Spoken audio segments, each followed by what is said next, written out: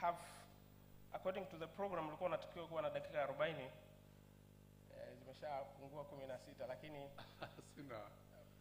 sina speech ndefu. Okay, sawa professor. Asante. Karibu sana. Yeah. First of all, good morning everyone. Yeah, first of all, I'd like to really thank the Lord who has made it possible for me and my wife and my colleague, Mark Mondosia, really I was employed by the University of Dar es Salaam in September 1971. It's about 52 years ago. I was here when the faculty started. To be able to be here 50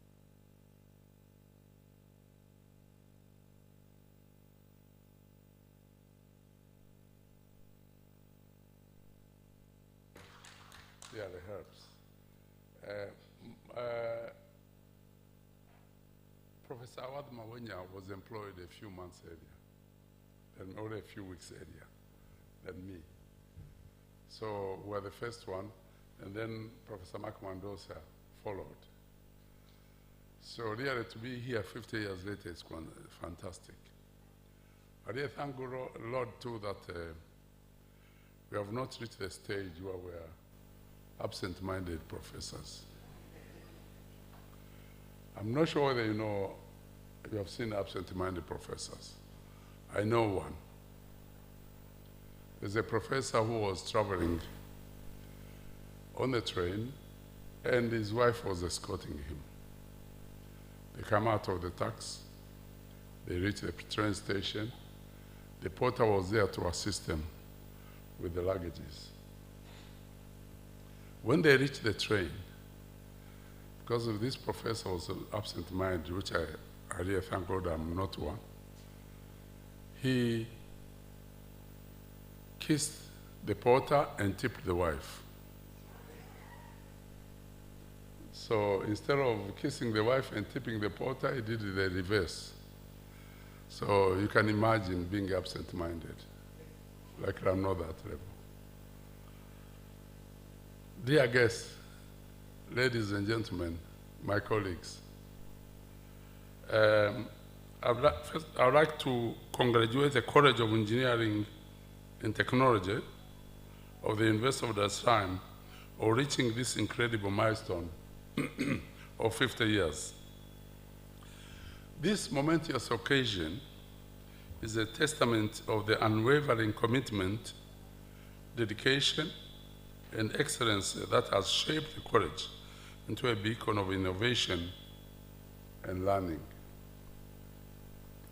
Over the past half a century, the college has nurtured countless bright minds who have gone on to contribute to the Tanzania's development and beyond. From pioneering research to groundbreaking technological advancement, the College of Engineering and Technology has consistently pushed the boundaries of knowledge and played a pivotal role in shaping the future.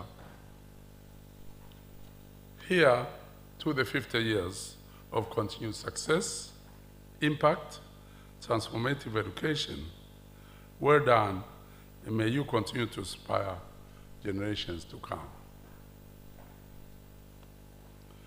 Secondly, it's my honor to address you today on the topic of role of engineers in building the Africa we want. Engineers are the backbone of any society, and Africa is no exception. They are the ones who design, plan, and execute the infrastructure projects that makes our lives easier and more comfortable. But more importantly, engineers are the ones who help build a better future for Africa and its people. Africa is a continent of great promise and potential. But it also faces numerous challenges, such as inadequate infrastructure, poverty, and lack of access to education and healthcare. These challenges can be overcome by the right investments in infrastructure, technology, and human capital. And this is where the engineers come in. Engineers play a crucial role in building the infrastructure that Africa needs to thrive. From roads and bridges to airports and seaports, engineers are responsible for designing and constructing the critical infrastructure that allows people and goods to move around the continent with ease. They also design and build the water and sanitation system that provide clean water to communities, as well as energy systems that power our homes and businesses. But engineering is not just about building things. Engineers are also responsible for creating innovative solutions to the problems that Africa faces. They develop new technologies that can improve the quality of life for people on the continent. For example, engineers are working on renewable energy, innovation to improve agricultural productivity, as well as medical technology, such as telemedicine, to improve standards of healthcare in Africa. Given the critical role of engineering in society, it's essential that engineers be trained through programs that equip them not only with technical knowledge, but also with social skills. This means that the curricula should include industrial attachment and entrepreneurship training to enable engineering students to acquire skills such as project management, critical thinking, as well as capacity to work in multidisciplinary teams, solving multifaceted problems. Institutions responsible should ensure that engineering programs are adequately supported in terms of facilities and resources so as to produce fit-for-purpose graduates. And this you have done very well, College of Engineering and Technology. It is also essential that engineering programs are quality assured by regulatory professional bodies.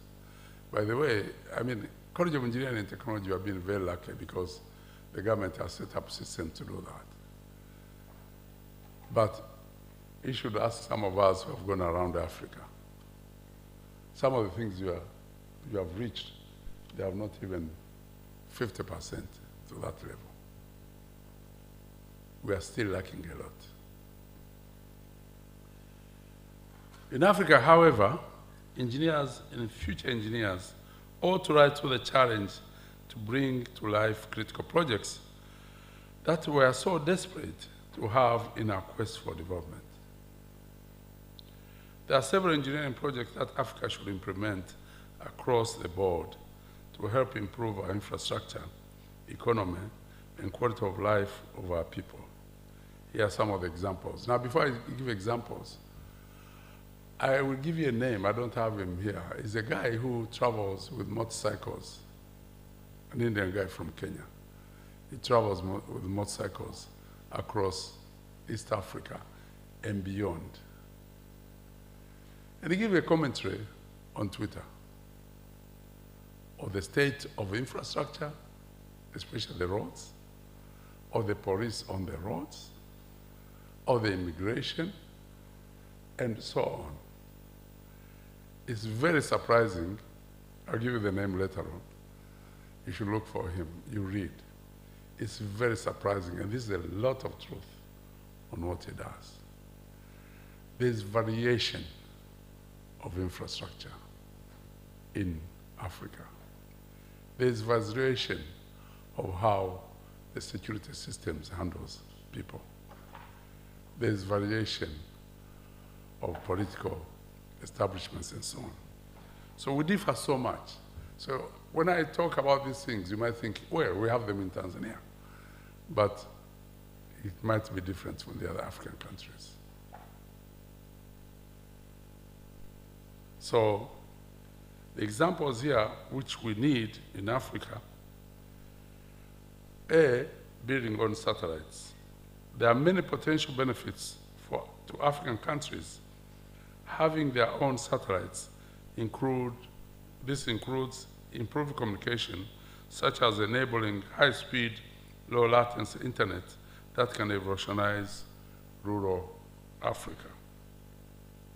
Remote sensing and mapping, which can be useful for planning infrastructure projects, managing natural resources, and responding to natural disasters, and weather forecasting, which can be used to monitor weather patterns and provide early warning of severe weather events in countries that are vulnerable to droughts, floods, and other extreme weather events. Recently, there was a lot of floods in western Rwanda and eastern Congo, and a lot of people were killed. Can we get something to give us something, early warning for such systems so that we can evacuate people? B, dam construction. Africa has many large rivers that could be harnessed for hydroelectric power generation and irrigation. Dams could be built to store water and generate electricity to power homes, build businesses, and industry. Typical example is our neighboring country, Congo. They have rivers which could supply energy throughout Africa and throughout Europe, but they are hardly tapped. That's a problem which we face. Mineral processing. Processing minerals locally can provide several benefits for African countries, including economic development, job creation, increased value addition to raw materials. I'm glad that Tanzania has started having an industry for adding value to some of these minerals. D, highway and bridges. Africa needs a better road network to support economic growth and connect our countries. Building highways and bridges across major rivers and valleys would help to improve transportation and promote trade. Then the next example, which applies to specifically countries like Rwanda, is tunneling through mountains to create highways can be a challenging and expensive engineering project, but it also provides immense benefits, such as improved transportation, as tunnels provide a direct and efficient route through mountainous terrain, improving transportation and reducing travel time. This, of course, can be expected to translate into economic development, as tunneling can facilitate economic development in regions that are otherwise isolated or hard to access. E, renewable energy. Africa has abundant renewable energy resources that can be harnessed to power generation. Projects that focusing on developing solar, wind, and geothermal could help to provide electricity in rural areas that currently lack them. F, affordable housing. Housing is a critical need in many parts of Africa. Projects that focus on building affordable and sustainable housing can help to improve the living conditions of many people. These are just a few examples of engineering projects that Africa could implement to help improve its infrastructure and economy. There are many other potential projects depending on the specific needs and challenges facing different African countries in the region. Ladies and gentlemen, In addition, engineers also play a key role in education and training. They help develop curricula and train the next generation of engineers who will continue to be the Africa we want. And this is what CoET is doing. This is critical because the future of Africa depends on the skills and knowledge of its people. Professor Mohammed yesterday told us that we need 4 times of engineers in the population in Tanzania than what we have now. So really, CoET has a long road to go, so much work to do. Speaking of skills development, there are several areas of capacity building in engineering that are crucial for Africa to achieve in developing its goals. Here are a few examples that the university I represent, Coventry University, can play a crucial role in advancing on the continent. That's where I represent a hub.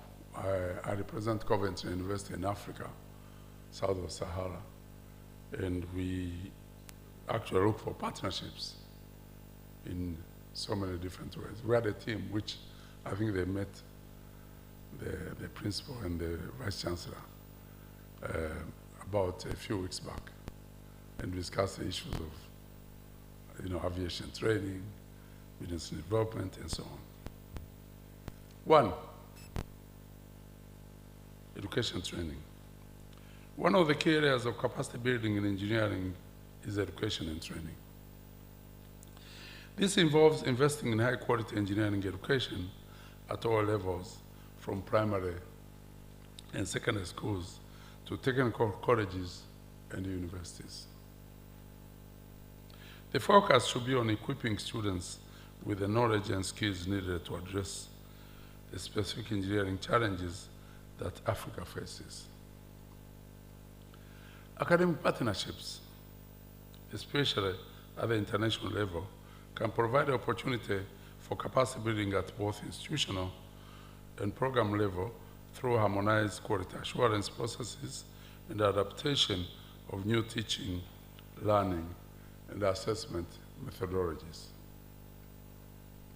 Furthermore, partnership can enable institutions such as University of Dar es Salaam to bridge the gaps or strengthen its existing provision through franchising of programs not currently offered locally. In March 2023, a team from Coventry University African Hub visited the University of Dar es Salaam, among others, and held fruitful discussions focused on 2 programs, aviation management and business studies. Our subsequent discussions with Air Tanzania on aviation management and CRDB on business studies revealed great local and regional demand for such programs. We look forward to a successful partnership development and collaboration in these areas. Student experience. Our talent team at Coventry University, composed of 100 dedicated staff, supports our students from first they seek to join the university up to 3 years after graduating. So we have a talent team of 100 people looking after the students before they come in, to advise them where to go, and they continue 3 years after they graduate.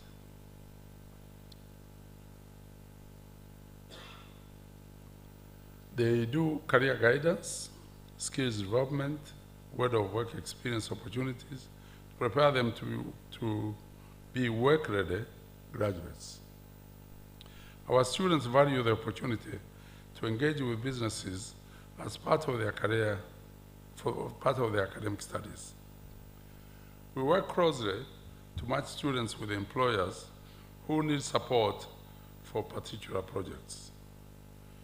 The most popular option for organizations wanting to recruit students for work experience are: 1, short-term internships; 2, virtual internships; 3, one-year sandwich placements; 4, graduate roles, that means jobs; 5, postgraduate placement on selected course areas.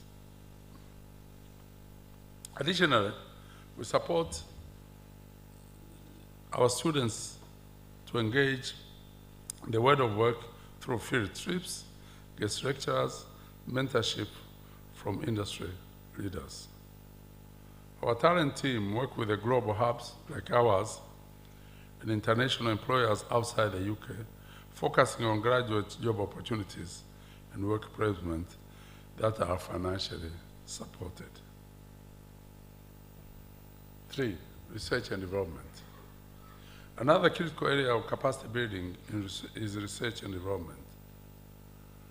This involves investing in cutting-edge research and development, which can help African engineers develop innovative solutions to the continent's most pressing challenges, such as renewable energy, sustainable agriculture, and clean water. 4, infrastructure and equipment. Adequate infrastructure and equipment are essential for capacity building in engineering. This includes modern laboratories, state-of-the-art equipment, and access to the high-speed internet and other communication technologies that can help African engineers stay connected and collaborate with our peers around the world. 5, collaboration networking. Collaboration networking are also crucial areas of capacity building in engineering.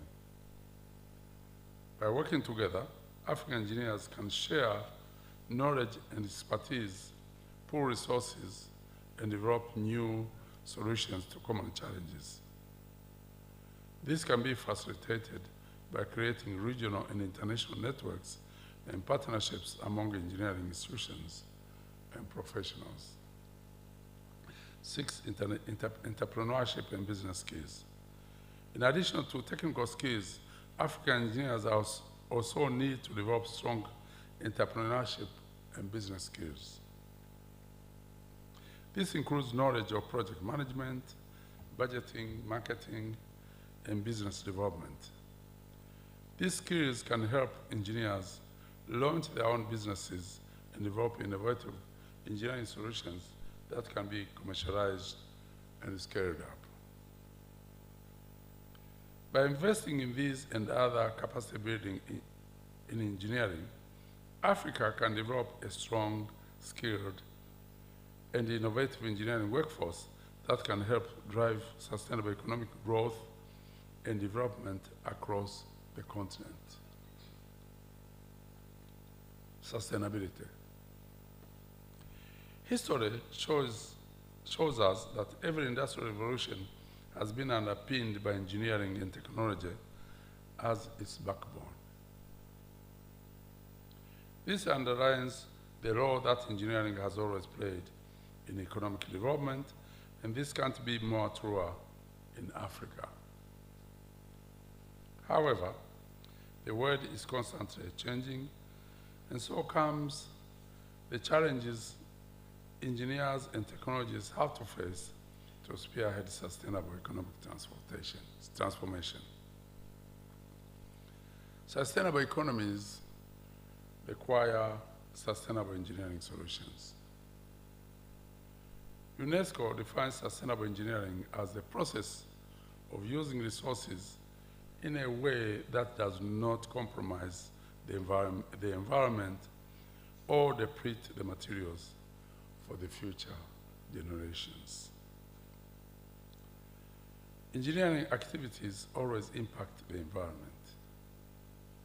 However, sustainability isn't just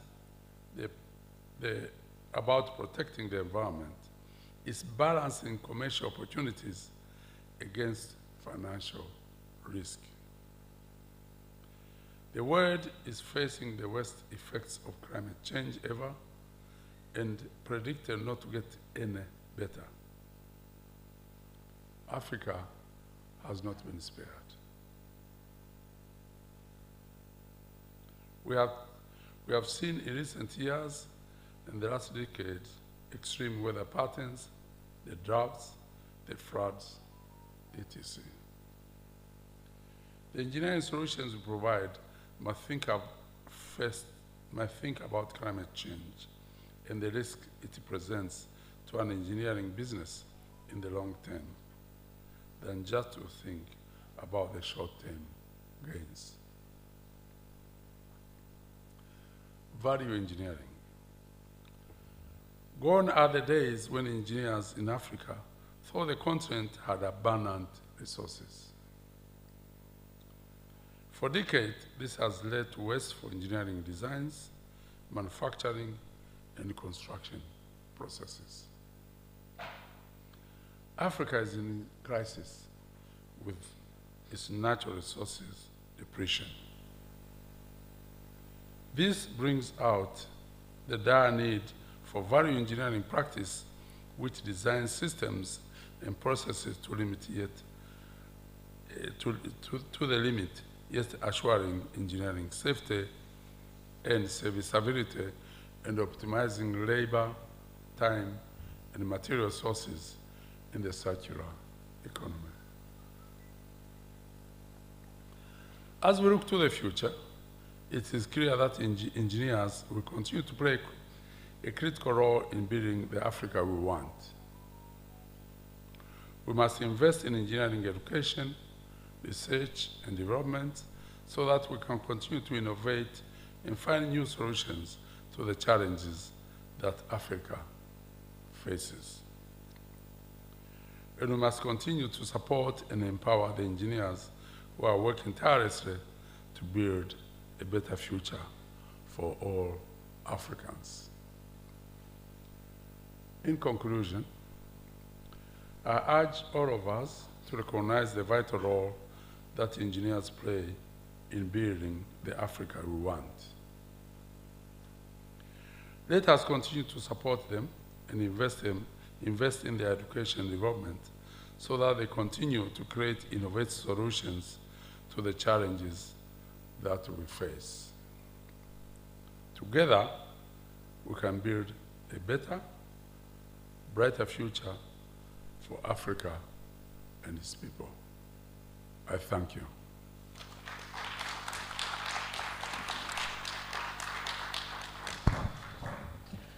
Makofi tena mengi kwa profesa.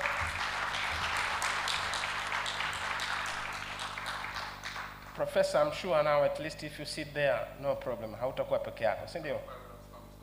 You need a support?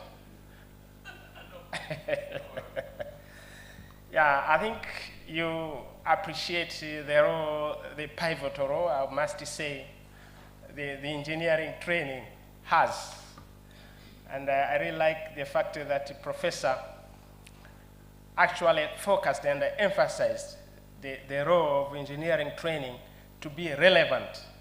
And the relevance in this particular case, the Africa we want. And I think that's the most important one. And I think we all know that in Africa we have this African Union Agenda 2063, the Africa we want, with a lot of challenges in Africa, like Professor mentioned. And therefore, engineering, or engineers for that matter, they have the pivotal role to address some of those challenges. We are now to get into the session of question and answers, the discussion rather for that matter. But before we do that, allow me, I do two things. One, I would like to recognize some of the people minds. Of course, yesterday they didn't have an opportunity of attending the opening session yesterday. In one way or the other, they contributed to where engineering is now. We have Professor Damas Mashauri. Professor, simama tafadhali. Yeah. Of course, Professor Rogabamba is mentioning about the contribution of engineering training in the region, and the professor was here. And at some point in time, he was in Namibia, where, of course, he contributed quite a lot in terms of engineering training. Another person whom I would like to recognize is Professor Samuel Ma.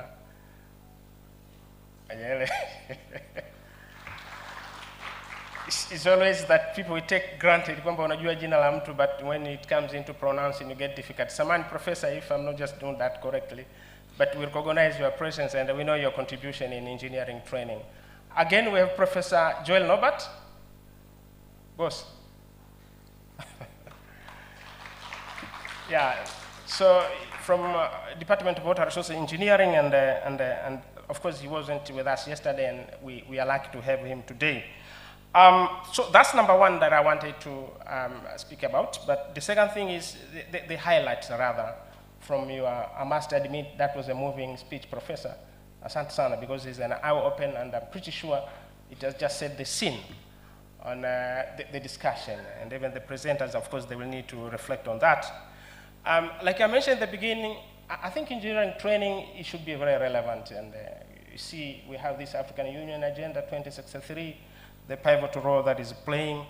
And us as engineers, guys, we have to be very proud, because what professors mentioned, engineering and engineers, the backbone for any society. I remember sometimes back the late Professor Lwambuka, alikuwa anasema, engineers ni Mungu wa pili. Mungu, the second God, the creators, because everything that you see, you have the minds, the energy, the hands, and the heart of engineers. Hata umutumo ili jengo because of engineers. Lakini Mungu ndio alikuwa kwanza. He created the earth and everything, the universe. So, but what you're saying, engineers, that's the backbone to the society. We have to be mindful that we have a pivotal role to play to make sure that the society is living in a better place. Professor mentioned some of the challenges in the continent where the engineering training can have a hand on that. The inadequacy of infrastructure, the poverty, and all that. But I think to sum up, I would just like to say is that Africa, with no exception with the rest of the world, we are currently experiencing the three planetary crises. You have the pollution, you have biodiversity loss, you have the climate change. In all these crises, definitely engineering, training, engineers have a pivotal role to play to make sure that we make the better place. And of course, Professor mentioned some of the engineering projects, examples of engineering projects where at least we can chip in the use of tools, remote sensing and all that for informing the decision, whatever we have. So I think this is a very critical role that engineers have. Now, mengine mengi ambayo umesikia, which I don't want to repeat. So this was the highlight for me. Kwa hiyo sasa ready to go for a discussion. The questions, if kama una swali, remarks, any contribution that I would like to pose to Professor, you are welcome. Ushers, I think kwa hiyo you will need to go around mnakimbiza pale and all that. Who is going to be the first to contribute? Sio lazima kumuuliza. I think the critical important thing is for us to see 50 years down the road. Sasa we are thinking of the coming 50 years. Given the fact that we are in the rapidly changing world, how would we want to see our engineers of tomorrow in such environment where the world is rapidly changing? We have the fourth industrial revolution, of course, which is disrupting each and everything. The kind of the graduates that we're producing, are they really fit for that? Well, these are some of the challenges and whether the training is really, we are doing it enough or not enough. Karibu. Mention your names for the benefit of the other participants about Kujui, and please go ahead with your contribution. Good morning, Prof. and members of the floor. My name is Menye David Manga, Engineer Menye David Manga. Thank you very much for a very informative presentation. I was attracted by the little story which you started of this motorcyclist. So I will gauge my rather comment, not a question, on this motorcyclist, but I will relate it with the other engineering activities which are going on in Africa. I'm a member of the Federation of African Engineering Organization, in which we annually meet to discuss challenges facing African engineers and Africa engineering. And what is coming out very, very clearly is that we lack, as African engineering, we lack systems, African systems and African standards, which we conform to, or which we should conform to. And that's why from your story, it's easy that the motorcyclist observed the differences as he moves from one country to another country of engineering systems, because we really don't have African systems and standards. And even accreditation systems, if you want to be accredited in any system, we find that we look out for either American systems or British systems or other European systems. We don't have African systems. And I think it's high time that we African engineers should start working together to create African systems which would contribute towards our development. So I think it's a comment rather. Probably I want your views on whether it is important to have African systems and standards which will be employed in, engineering development in Africa. Thank you very much.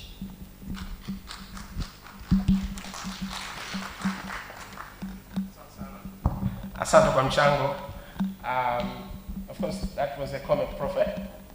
Maybe we will react, and then maybe we need to have two more, and then, okay. Sasa, we also need to do the gender balancing, yeah?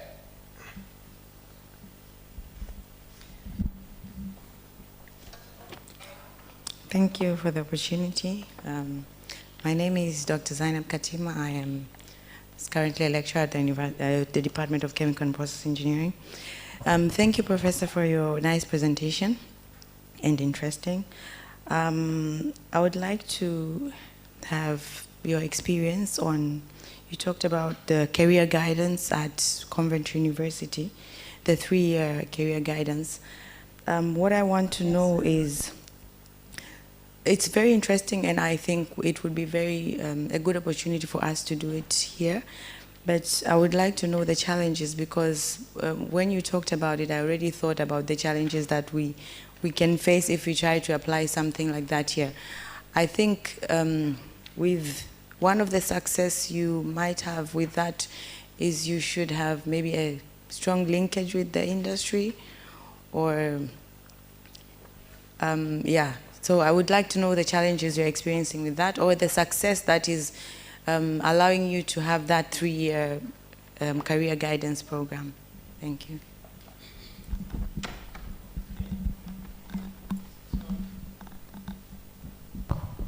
Sorry. I have the authority as moderator. I would like to hand in the mic, Professor Mark Mondosia. He wants to share with us very important information, the observation from Professor Lakabamba's presentation and his thoughts on the engineer. Professor Karibu.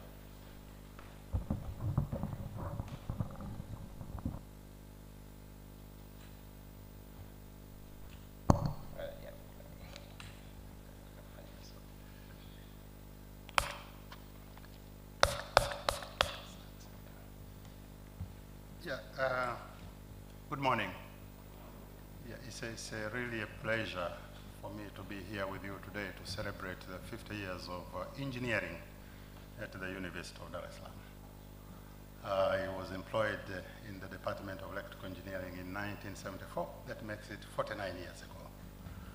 So I joined my colleague, friend, Professor Lakabamba, really to praise Almighty that a lot has gone under the water over the last 50 years to be here with you, and not to be an absent-minded professor, I think is something to praise the Lord, isn't it? Yeah, and typical of a teacher turned politician, I thought I should take an opportunity. You know, you don't lose an opportunity to talk, and the only opportunity is to ask to talk, to intervene when it's the right time. Otherwise, I would spend all the time and then leave the hall and then say, well, I wish I had said one or two things. And I also think that one or two of you will say, well, we haven't heard from a gray-haired person comment on Silas's, Professor Lwakabamba's presentation. Let me start by my experience with my EE 441 students in control systems engineering, 4th year, and also EE 341, I think, control engineering, 3rd year. I also taught fundamentals of electrical engineering to 1st year students, a class like this, where everybody came, civil, mechanical, process, and so it was very interesting. But I remember when I used to digress, when you see students are not listening, or you have spent 30 minutes of lecturing, then you say everybody is getting tired, then I digress. I change the topic. And one of the things I used to tell my students is that you must read widely. Engineering is about society. It may be about solution of an engineering problem, but the context is a society. You know why I said that? It's because we used to have an argument with my students that we are engineers. Our interest is mathematics. That's our language or communication. And the rest are penguins. I said you must read penguin books because the society is about penguin. It's not about mathematics. That's one. But second, I said you'll be engineers, trainee engineers, and then engineers. You'll end up being managers. You'll not communicate with your staff as a manager using mathematics. You have to communicate using language, the language that they'll understand what you're communicating. Now, if language is important, then communication is important. As an engineer, you must communicate. You must learn how to communicate. Communication is not about penguins. No, it's about the use of penguins to communicate. So we used to have this kind of discussion all the time with my students when I digress, particularly the last 15 minutes of a lecture. I never used to lecture. The last 15 minutes is just to talk to the students. But one interesting thing is during this digression, one of my students in during the 4th year, yeah, it was EE 441. And we were discussing about what next after getting into the world as an engineer, as an electrical engineer for that matter. So I told them that don't think that you leave the University of Dar es Salaam and you'll be employed directly. I said the future is not like that. I said in future you really will have to struggle to get employed. And I said one thing you can do is employ yourselves. We are teaching you here engineering. It's not engineering about getting employed. It's engineering to engineer your own employment. And we, as usual, we had the discussion, but sir, this and that. One day, I was sitting at a bar in somewhere near Bahari Beach when I used to take a cold beer for a drink. I was with my colleagues. I think Professor Luhanga was there. And then, as usual, we sit colleagues on the same table. Yeah? Then somebody said, the young girl came and said, you just brought drinks, a lot of drinks for about 5, 6 of us. And said, this round has been paid for by that young man on the counter. Then I looked at him, I couldn't recognize him. And then he said, I told the young girl, can you call him? And he called the young man. The young man came and said, Professor, I'm your student at Electrical Engineering Control Systems, 4th year, Department of Electrical Engineering. I said, who are you? He told me his name. I'm sorry I've forgotten the name. I wish I took the name, but the problem maybe among the group here. And he said, you taught me electrical engineering, and as usual, as a teacher, you're proud. The only pride of being a teacher is kupata shikamo na kuambiwa kwamba ulikuwa mwalimu wangu. Basi. It's fantastic. And then he added, he said, you know, towards the end of the lecture, one of the lectures, we were discussing, it was about the usual way you used to digress, to keep us, you know, alive, to keep us lively in a class. So he said, you told us that you are teaching us not to get employed, but to create employment as well. So he said, that stuck to my head. And when I graduated, I didn't ask for employment, TANESCO, ministry, or whatever.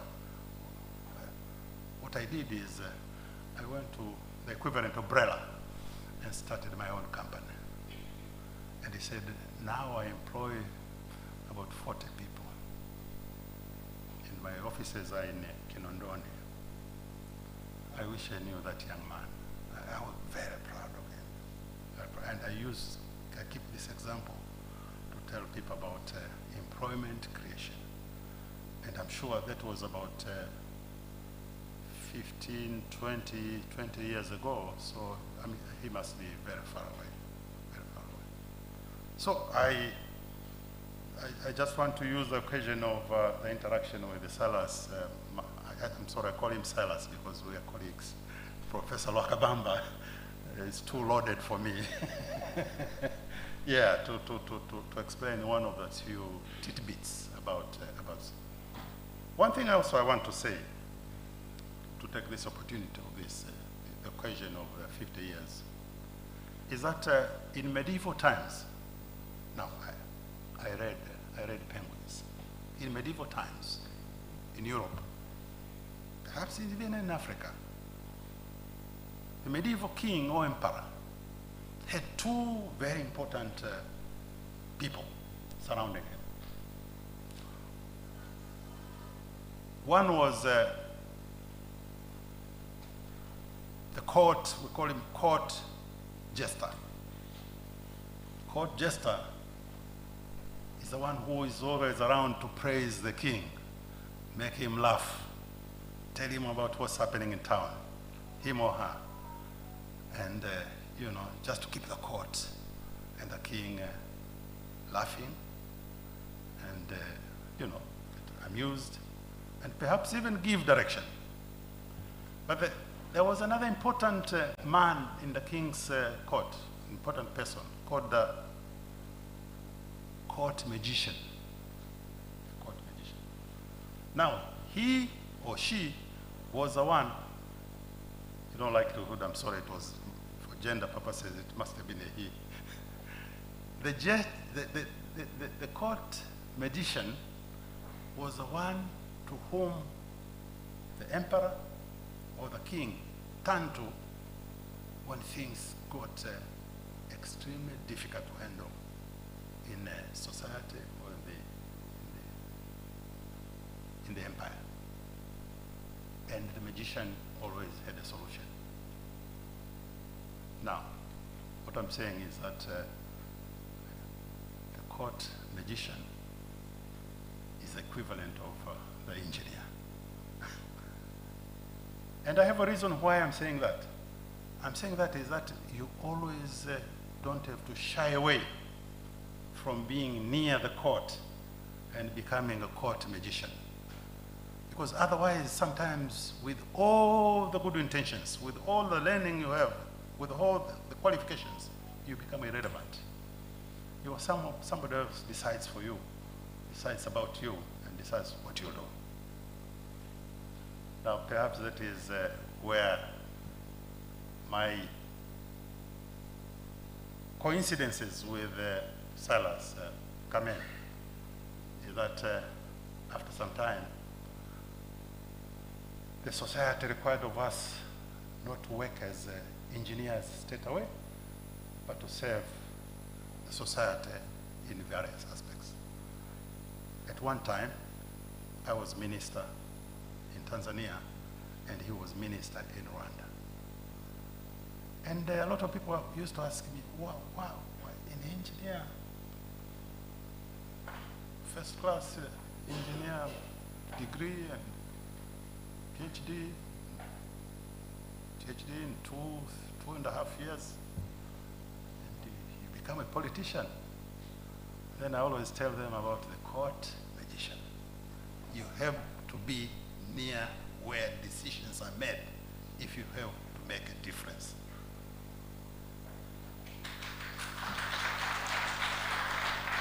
Don't shy away, don't shy away, don't shy away.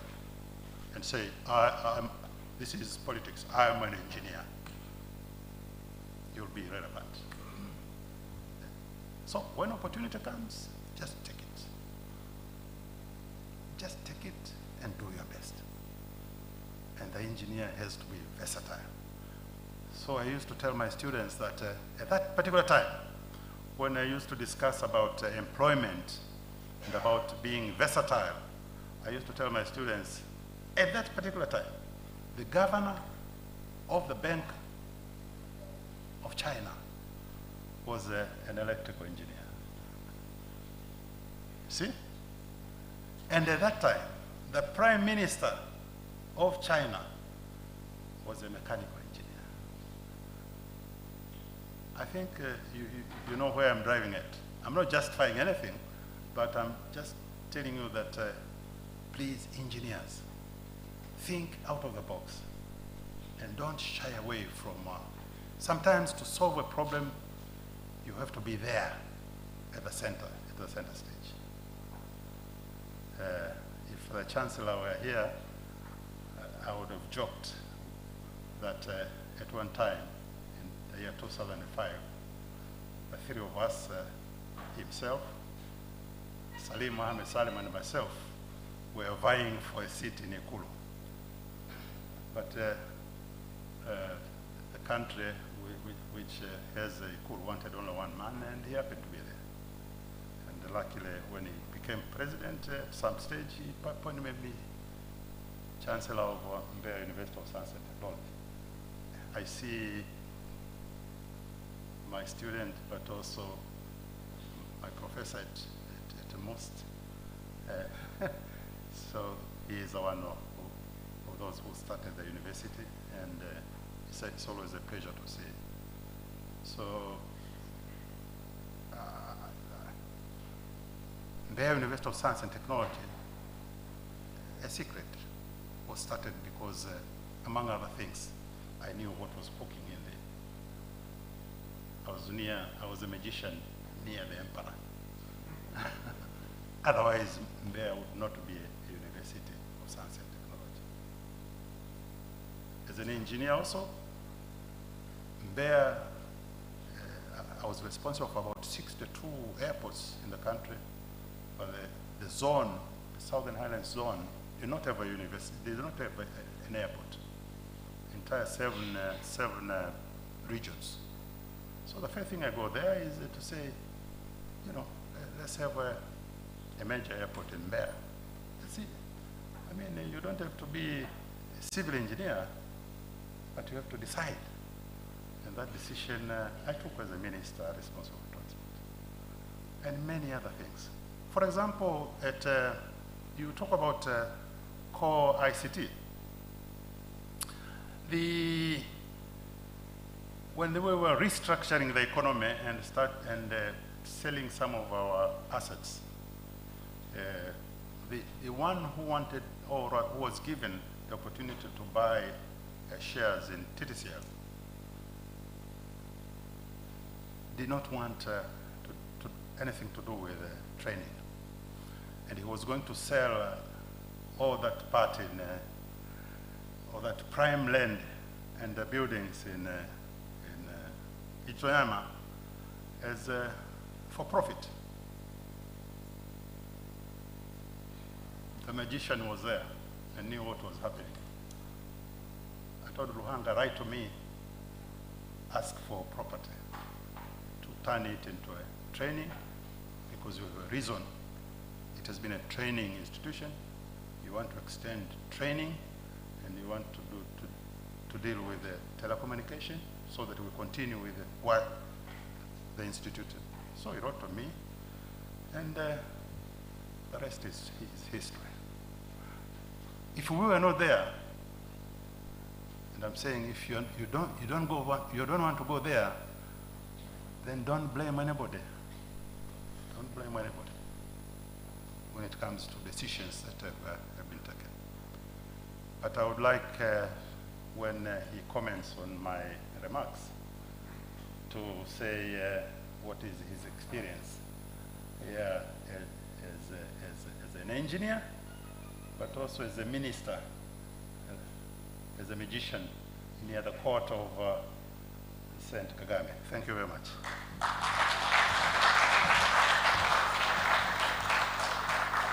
Makofi tena. So nikianza kuongea tena, I wouldn't just paint a very good picture. Professor ameeleza mwenyewe and his contribution and everything. So Professor Silas, you will need to have time to comment his observations and what I have just mentioned. Like in engineers, some of the few points. Where are the engineering students? Wanafunzi? Mko? Hebu simameni kidogo. Engineering students, we are using this occasion to inspire you and motivate, to challenge you, to irritate you, and to annoy you at any point in time. Mesikia Professor Masema, read widely. So now, you mnasoma kweli widely? Do you read widely? No, you don't. But I think this is the challenge. And this is what Professor Silas Lokbamba mentioned. The next generation of engineers, you ought to rise to the occasion. Sawa? The world out there is very, very harsh, and therefore you need to rise to the occasion. Kwa hiyo, read widely. Know how to communicate. Sawa? And be versatile. Versatility is very important. Na wengine, nyie kaeni. Sisi tuliobaki, Professor mentioned, let's go closer to where the decisions are being made, yeah? Sindio? Let's reposition ourselves. Let's tap the low-hanging fruits. Ukiwaambia usikatai, sindio? Okay? Okay, and then. So it's only that I was just trying to summarize.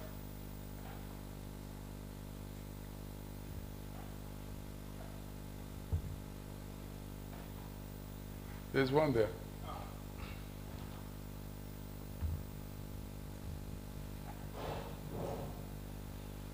So I think these are the takeaways that I was able to pick from Professor Mark Mondoza's observations on how is it that things are supposed to be. For your Professor, maybe you need to have time at least to comment on some of the observations. Ila, Professor, before that, Professor. Okay. Yeah, we're going to say one. I want us to take the very last round of contributions. Oh, okay. And then by then you wrap up all together because you're running out of time. No problem. No. Naomba nipate contributions ya watu watano. If really burning, sema kwamba isikushusha hapa kwa nao unaungua. Professor Mashauri and something really burning here. Do you have anything burning to contribute? Kuna moja, the next one? A student, still. I think two. Yeah, wawili wanatosha. Wawili wanatosha for contribution.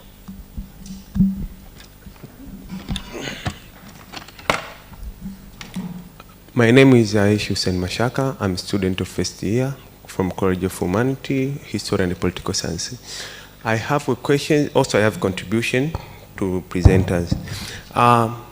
Miongoni mwa community zangu kuna kitu ambacho toka nimefika hapa ninafanya researches mbalimbali kuhusu masuala ya college ndaki ya science CoET, but I see differences because of ilipaswa University of Dar es Salaam iwe Center for Research and Innovation, yani tafiti zote na innovations zifanyike pale, lakini matokeo yake na hisi kinachofanyika na mahitaji ya sasa hivi hayafanani. Kwa mfano ukiangalia katika issues ya civil engineers, we have competition now in the international engineers, especially in Tanzania.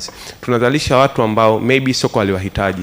Je, tukiangalia karakana zetu tunazozitumia na aina vifaa tunavyovitumia sasa kuwafundishia wanafunzi wetu, je, vinaendana na mahitaji ya sasa hivi ya soko la dunia? Swali la pili, tukiangalia I think 2 weeks or 3 weeks ago palikuwa pana maonesho ya 8 ya innovation. Nilijaribu kufanya survey sana kule, lakini many of researches and innovations zilikuwa zinafanyika kule haziendani na mahitaji ya sasa hivi ya dunia tulionayo. 3 years ago University of Nairobi walilaunch satellite. Sasa hii kazi kwa University of Dar es Salaam, je, University of Dar es Salaam especially CoET wana malengo gani ya muda mrefu ya maendeleo ya chuo hichi na Tanzania kwa ujumla ku compete with other countries in the world?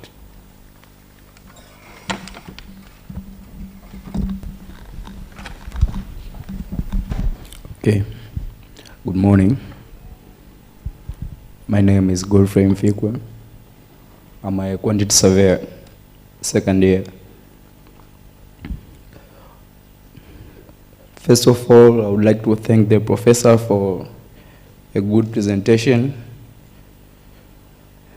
And without wasting time, let me give my contribution or question, or I would also like to have more clarification on this. Professor, you have presented about engineering projects that are important to improve our Africa. One of the areas that you have passed through was having satellites, which will facilitate communication. As we know, our neighbors, Kenya, have launched their satellite like 2 months ago. Also Uganda have done, I think in 2021.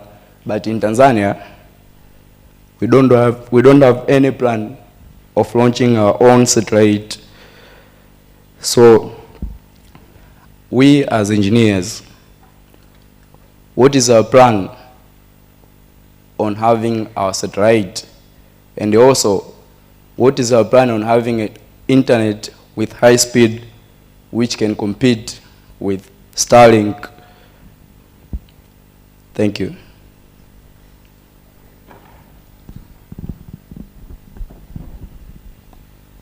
Thank you very much for all the contributions. Professor, it's your time.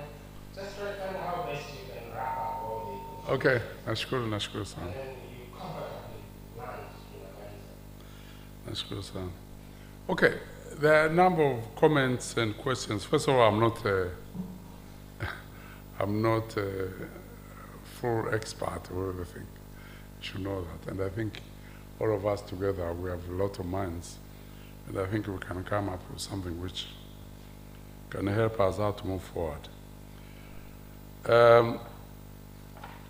Engineer Mwenye Manga, talking about standards.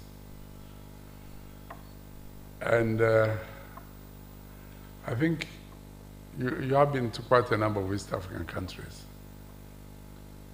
And when I was a minister, one day I went on leave in Tanzania, on Rwanda. And I was called back by the Prime Minister to go and negotiate a project with the Chinese. They are providing a grant. And the grant was for a certain road leading to a hospital in Kigali, near where I live. The cost of the road it was a narrow road,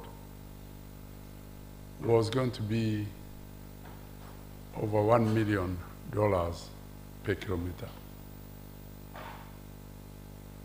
The Minister of Finance, my colleague, refused. And this was a grant, and the Chinese obviously were bringing their own contractors, Chinese contractors. Whereas, at the same time, I was handling as the Minister of Infrastructure because I was covering energy, water, wastewater, transportation, housing, weather. I think it was about like 5 ministries in Tanzania or Kenya put together into one ministry. And I was handling 250 projects. And I had to know them, because when I go to cabinet, the president can ask you any questions. And you know, in Rwanda, you don't take even, you can't take your iPad, you can't take whatever. You find all the papers on the table in a computer system. And it's not connected to internet, you can't search. So you really have to remember. It was I remember one of my colleagues used to, a lady, a friend of my wife, and she was my former student, and then became a minister with me. And she used to go to church. She was the one in charge of energy, but she used to go to church the day before cabinet, so that she doesn't get embarrassed in cabinet. So we have this project where the Chinese want to use over $1 million per kilometer, and the complicated road through mountains costs around $600,000 or $700,000 per kilometer. This total diversion. There are a number of reasons why it is so. But that road was going to be the most expensive road by the Chinese we have ever had in Rwanda. And we had to really negotiate very hard, and the Minister of Finance had refused to allow it. It was a grant. But his logic was, if we allow it, you know, all our other projects in Rwanda now, they will use that as a standard. And it's going to be a problem. Now, Engineer Manga knows very well, we are together in Nigeria. We're working on projects used to talk about DIN standards, British standards, American standards, French standards. We had no other, for us, we didn't have our own standards.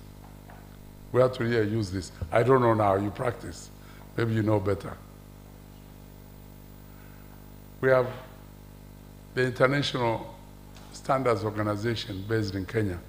I don't know what it does. African standards. Up to now, they have not developed those. So what can we do? How do the other people do it?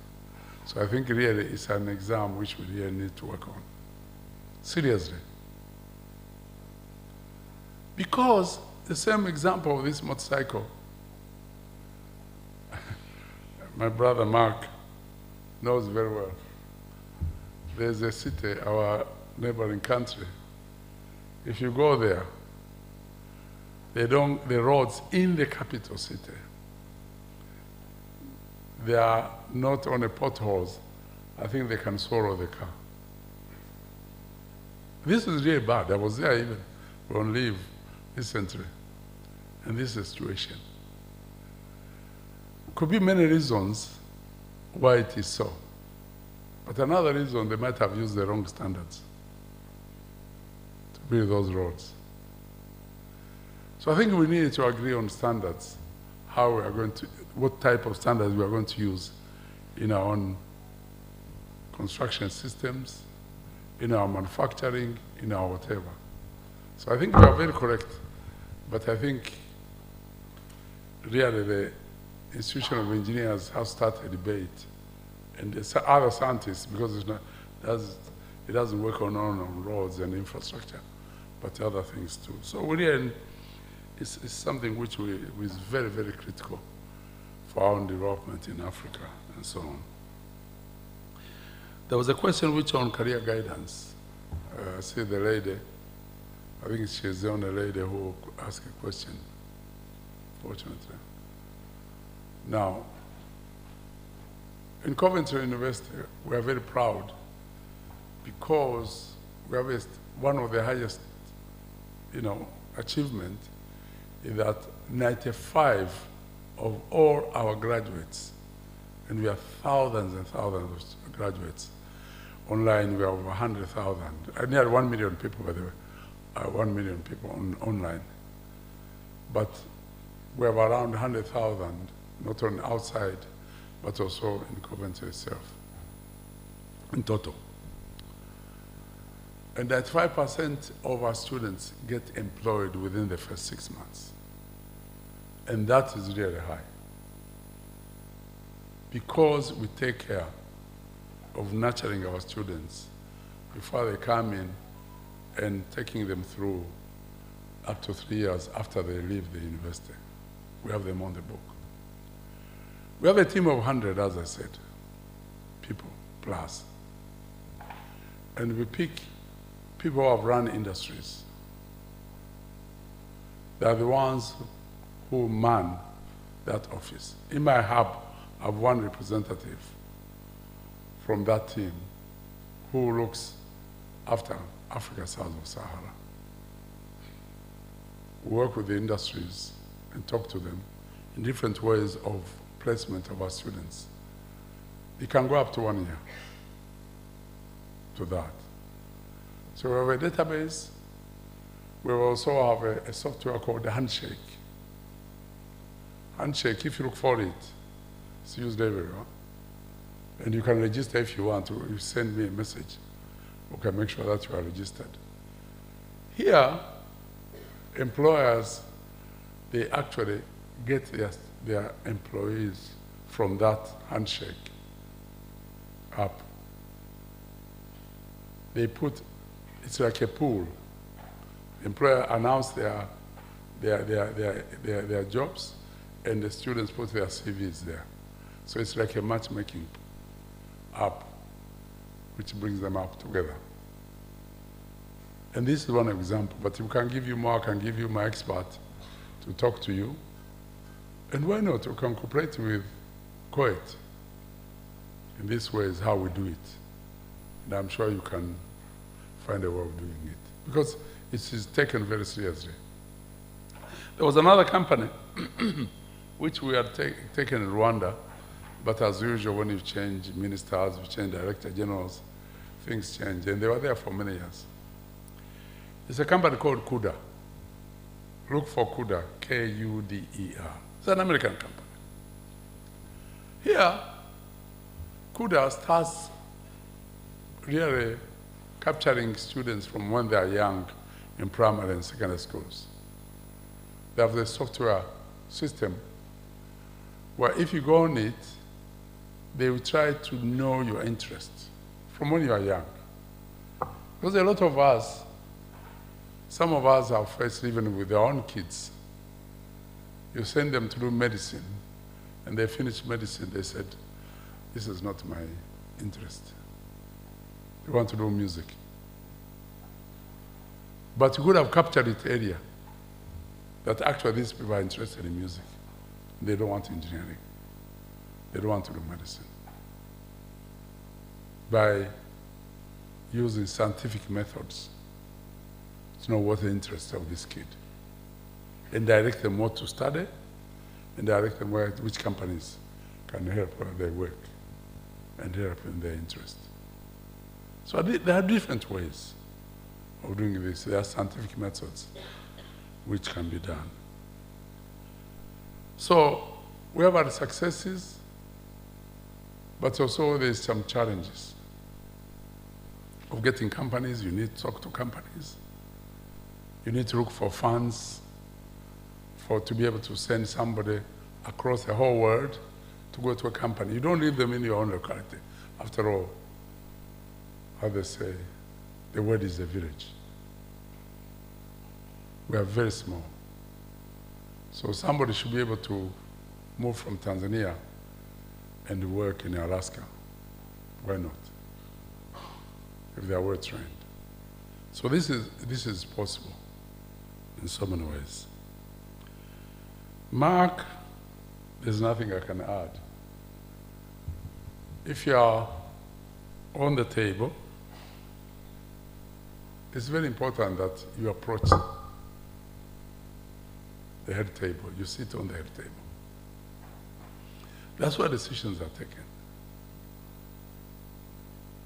In my positions which I've had, by the way, some of us took a different route from some of you which are involved. For some reason, it was by coincidence that when I was recruited by the Faculty of Engineering, we were only two, me and Mawenya. And he was in civil engineering, I was in mechanical engineering.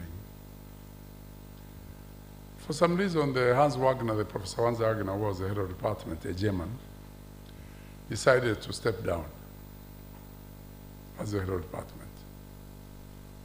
Me, I was in my mid-20s and was asked to head the department. Whether it was not because of experience, definitely. There was some politics. They decided to make me head of department. In my 20s, I was scared.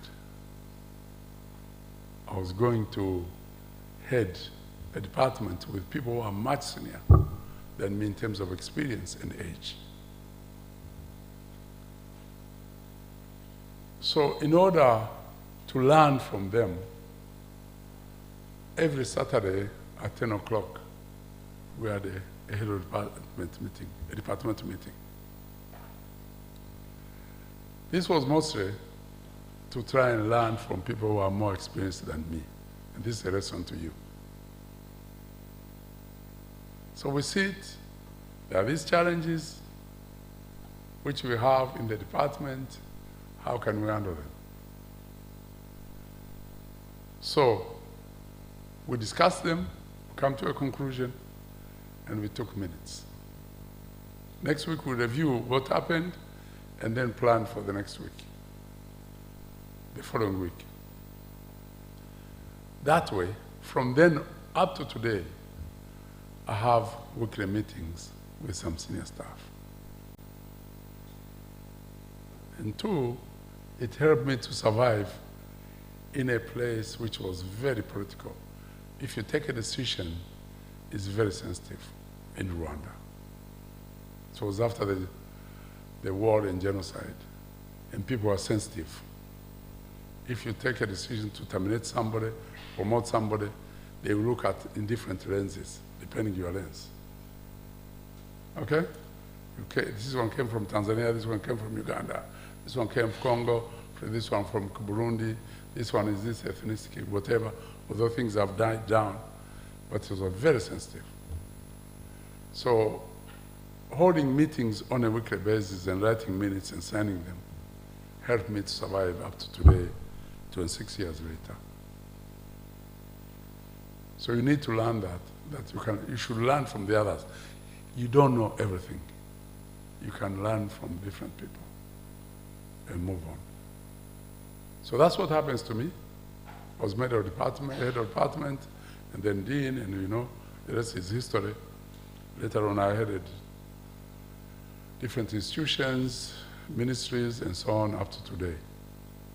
But I learned from when I was young that you needed to listen to the others and agree together a common decision. Sometimes, obviously, the buck stops on you. You have to take a decision on your own, but you have to listen to the others after that.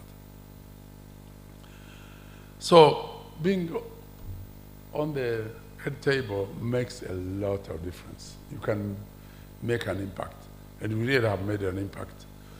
Personally, I believe that we have made quite a number of impact on people's lives and also on the country in general and the region. So that's very important what Mark said. There was a question of our equipment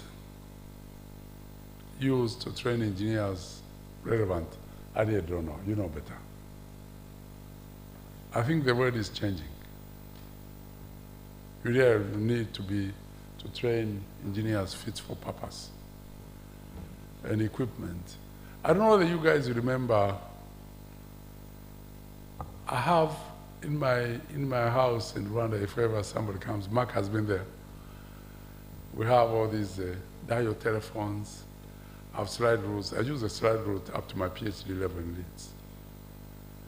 We have the shaving machine, all sorts of old things which used to have in my old days. Pasi ya mkaa, sijui bado inatumika. Lakini nayo wazungu wakija na waonyesha wanashangaa. Koroboi. Ngine tulisomea kwenye koroboi. Na mafuta ya taa. So I have all those things. When we are doing engineering, I know they still have these long wind tunnels for testing it. When I went to Leeds, we had a computer which occupied literally the whole of this library. And we were using tapes and cards to do our, computing, of the projects. And we would send it because despite occupying this building, it was not powerful enough. My phone is more powerful than what they were. So we will send it to Manchester, 40 kilometers away, miles away, and they'll bring it back after 2 weeks. There's one mistake, you correct it, and it will be sent back. So those equipment is not relevant now. You have to keep up with the times. So I really don't know. Now, equipment are getting smaller and smaller. Some of them are computer-based. So really, you have to adjust accordingly. So I don't know what they are doing at the moment here. Research innovation done is not, university is not relevant. Well, I think again we have to move with the times. I'm sure what they are doing here from what Mwamira showed here, they are very impressive. Very impressive. I mean, Tanzania has done very well, especially in training of engineers, research and development, and so on. So, times forces you to change. So whatever necessary, really you have to do that. Finally, the issue of satellites. I like to keep up with technology. And my wife is mad with me because I buy things from Amazon like anything. And the other day I bought a satellite from Starlink, from this Elon Musk, because I've to put it in my house. Rwanda has accepted Elon Musk's offer, so we have Starlinks, and we connect rural schools which didn't have access to internet. They're using them. The way they advertised it, low latency and all these things, then I put it there. Unfortunately, every 3 or 4 minutes, there's a gap. You know why? Because they didn't expect Africa to take up Starlink offers. But now countries like Rwanda, Nigerians, and I think South Africa or something, they have started taking up the offers. Unfortunately, we don't have enough satellites above Africa. We have to wait for the one coming from Asia, passes after a few minutes, and another one coming from Europe, passes over Africa, and you get to these gaps of transmission. And that affected it. So now they want me to pay this month, every month. I pay direct to them, it's cheap. I think I'll tell them to delay it, because till they put enough satellites over Africa. Otherwise we won't use it. So I'd rather use the normal network systems which we are using. Pardon? Yes. So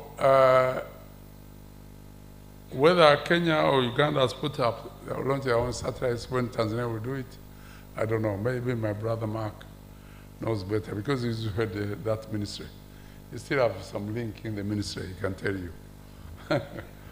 Some of this. But it's upon engineers to do these things, to really try to put up some satellites of some sort. It's not necessary to be a communication satellite. It can be something which will monitor agriculture, whatever, or water, and so on. Or transmission of Simba against Yanga. I think that would help. That would be more attractive. You know, kama kuna mpira wa Simba na Yanga, kuna satellite tayari. Wewe hata kijino utaipata tu. So I don't know. You know, maybe I don't know what we can do on this one. Thank you so much.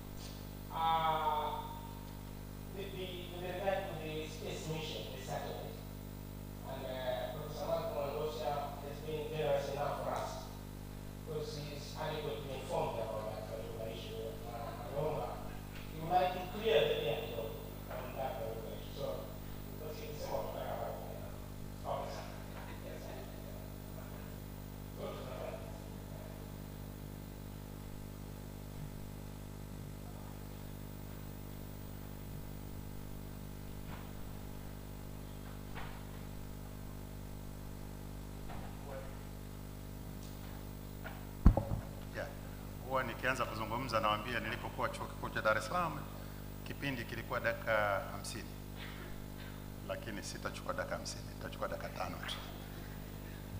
Sasa you provoked very good questions about satellite. Yeah, most people now go to India to launch satellites because they're cheap. It's cheap to launch satellites.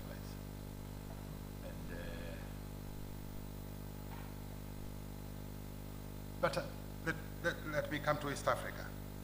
On, I think it was on November 9th, I was reading, that's why I say we must read widely. I read an article and it was headed Uganda, the headline was Uganda successfully launches its first satellite. Yeah. So that just tells you something, you know, inakuchokoza, uwezi ukakaa kimya. Sio kitu ambacho unasema nitakiweka pembeni. Sasa baada ya kusoma hapo unafanya nini? So what I did, I wrote a note after reading that to the court magician, name withheld. I said, Mheshimiwa, nilishauri kuhusu swala hili miaka 10 iliyopita. Hakuna aliyesikiliza. Wenzetu ndio wanaenda hivyo. And the court magician wrote back and said, sisi tumeanza mchakato. Timu inafanya kazi, inalifanyia kazi jambo hili. Sasa sikuishia hapo, nikafuatilia hiyo timu ni timu gani na wanafanya nini. Nikakuta kwamba wenzenu au wenzetu wa Dar es Salaam Institute of Technology, they're at the center of this activity in Tanzania. It's the ministry responsible for information technology has assigned the Dar es Salaam Institute of Technology to be the focal point the development of a satellite or satellites in Tanzania.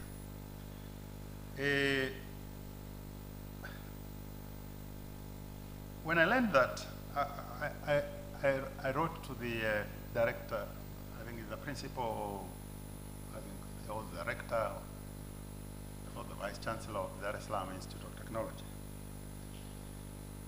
And that's why I say you always have to provoke and find out and make sure that the court magicians know if you're not there. So when I got to know that it was DIT, by the way, DIT is the former Dar es Salaam Technical College. Yeah, and I think I was in the second batch of those. There was an experiment there to get students to study pure maths, applied maths and physics for their A-level. It was at Dar es Salaam Technical College and Kibaha. So the best students in the country went to do this. The expectation was that they would join engineering.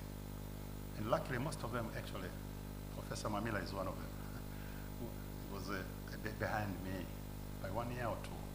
So we passed through that. So Dar es Salaam Institute is also close to me. Yeah, because I did my A-levels there. So I wrote to the principal about what is it that they're doing. And I'll just read, because it's relevant, it answers your questions. He said, asante sana prof, kwa kuendelea kutuhamasisha. Bahati nzuri tumeshaandaa budget mwaka wa fedha 2023-2024 kwa ajili ya kuanza kujenga uwezo wa space technologies kwa lengo la kujiandaa kurusha satellite. Aidha, Wizara ya Mawasiliano wametuomba rasmi tuanzishe idara ya space technologies. Tumetembelewa na wataalamu mbalimbali toka nchi mbalimbali kutoka Urusi, ambao baadhi yao wameshiriki kurusha satellite na wameshafika space station. Kwa hiyo na kuahidi DIT itatimiza wajibu wake iliyopewa na nchi yetu. That's why it answers the question, two questions about what's happening. Kwa niliona nitumie wakati huu kuwa na uelewa wa pamoja. Lakini la muhimu hapa ni nini? Madam, nimeshawaambia, please take it up. College of Engineering and Technology na CoICT, link up na watu wa nani. It's a national issue. Link up na watu wa DIT. Work together. Kabisa. Ni kuongeza nguvu, uwezo, ili tufanye kitu kwa pamoja, ili tuweze tukarusha satellite kama ambavyo Rwanda nadhani, Kenya, Uganda wamefanya, Nigeria, Ghana. Tusichelewe. Lakini kama nilivyosema, lazima mkisoma msikae kimya, watafuteni hao court magicians, wachokoze kila wakati, watakujibu at the end of the day. Kwa nami nilipata majibu nikawa satisfied. Kwa hiyo nitafuatilia kuona wanaendelea namna gani. Ameshaniletea concept note for space technologies in Tanzania, which I'll share with Professor Mwenyewe, and take it up na principal kwa sababu ile sio siri yao tu, hapana, hiyo ni inchi, and they work together, the brains are here, work together at the University of Dar es Salaam. Kwa kuishia tu, my role sasa nimestaafu, lakini ni mwenyekiti wa Energy and Water Utilities Regulatory Authority. Yeah, bahati nzuri nilianzisha utilities nyingi nilipokuwa court magician. Yeah, kwa hiyo nimepewa sasa kuwa mwenyekiti wa chuo. Ningependa kutumia muda wangu uliobaki kuanzisha ushirikiano na Chuo Kikuu cha Dar es Salaam katika mafunzo ya regulatory affairs. Yeah. I'm not sure which itakuwaje, lakini I can see Dar es Salaam Business School, College of Engineering and Technology. Tunaweza tukashirikiana ili kuanzisha mafunzo katika sasa hivi ni is a big issue, regulation, regulatory economics, regulatory affairs na nini. And sema sasa tunaanzia wapi? Read my book, I've written about it. Yeah, kwa hiyo nitaka niseme hivyo, na ninaye hapa mwenzangu ambaye ni tuko pamoja. Mwihava, are you here? Yeah, Ngosi Mwihava is a member of the board of EURA. Tuko pamoja. Ngosi Mwihava, engineer Mwihava, is a graduate of Faculty of Engineering. Kwa hiyo mwanafunzi wetu. Sasa tuko pamoja. Na sisi tumezeeka mpaka amestaafu. Yeah, lakini anamesikiliza kwa sababu maana yake will take up the issue with our colleagues kuhusu ushirikiano. Kuna mambo mengi. Tuna uwezo hata wa kusponsor wanafunzi. Labda masters or PhD. Yeah, we can do that. Lakini on specific issues ambazo tutakubaliana ambazo zitakuwa na manufaa kwa regulator na vile vile kwa chuo kikuu. Nichomeke hayo. Kama mwanasiasa ukipata muda unachomeka. Asanteni. Makofi mengi sana. And I think this is the beauty of some of this fora. Unajua hizi opportunity was patikani. Sasa unaona mambo yamechokozwa. Profesa Mwenyewiwa. Professor, milango yamefunguka. EURA, they are open for us. The doors, the windows. So we need to take a step ahead. Again, I think there's a need for us to collaborate. CoICT, DIT, ili kusynergize. That's very important. Again, the secret, the CoET magician. Ni nani huyo? We need to see how we go about that. Sawa? Lazima tumwangalie CoET magician pale. Tusimuona yule kidogo anakuwa na changamoto. So I think now this concludes the very first part of the session. Kwa hiyo sasa hivi tutakuwa tunaenda ku break for tea, coffee. Of course, also trying to make sure that we get fresh air, kule nje, re-energize. And this session was meant to set the scene. Hapa ilikuwa natengeneza tu. And I can assure you, the next sessions, jana nilikuwa nawasiliana na mtu mmoja anasema, CoET on fire. Mambo yatapamba moto vibaya. Kwa hiyo need to make sure that you get the tea, coffee, and then come back on time. I must admit that we have not done well in terms of time management for reasons, but I think it was very important. See this kind of the contributions that we are getting from the seniors, the superiors, the wealth of experience about tumepata, and more importantly, that opportunity thing. EURA, they are open for us. Kwa hiyo we need to make sure that, so mwanzoni, this is a low-hanging fruit. There's no way where you can shy away from it. Kwa hiyo lazima tuendelee. Tunaenda kwenye break, but before we disperse for break, the speakers for the next session, they are requested to meet with the moderator, Professor Mfinanga, anaomba kutana nao pale. The following, kuna Chedi, Engineer Chedi, I'm sorry, kuna Dr. Prosper, na kuna Engineer Margaret Munyagi. I think they need to clear their house kidogo before the next session. Kwa hiyo tutakutana pale a few minutes, and then you go into there. Ushers, please make sure that mharakishe hii kitu. If you can get 10 at most 15 minutes, tumalize kila kitu, we come back so that we can manage on time. Baada ya kusema hayo, tujipigie makofi tena. Now you are all invited for coffee tea break. Karibuni sana.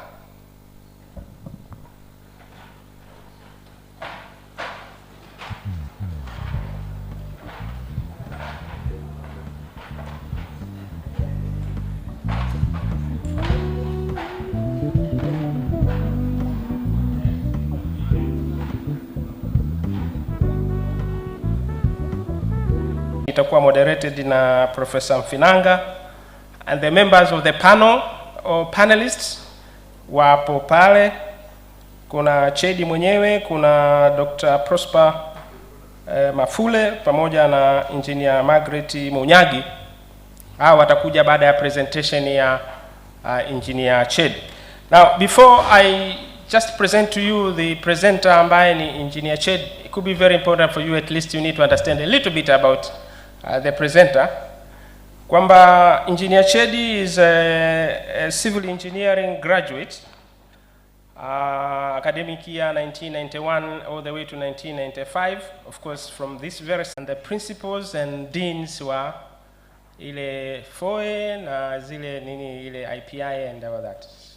Kwa hiyo former deans, directors pamoja na principals, join kuna group photo kwa mara moja, and then baada pale tutaendelea kuendelea na presentation.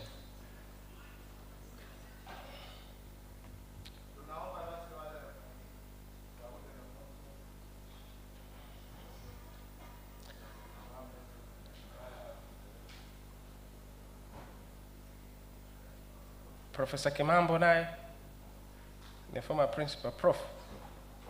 Kia bwana. Kwenye auto. Yeah. It's a group photo. This is a memory moment. Yeah. And the good thing is that you're not upset-minded. Bado.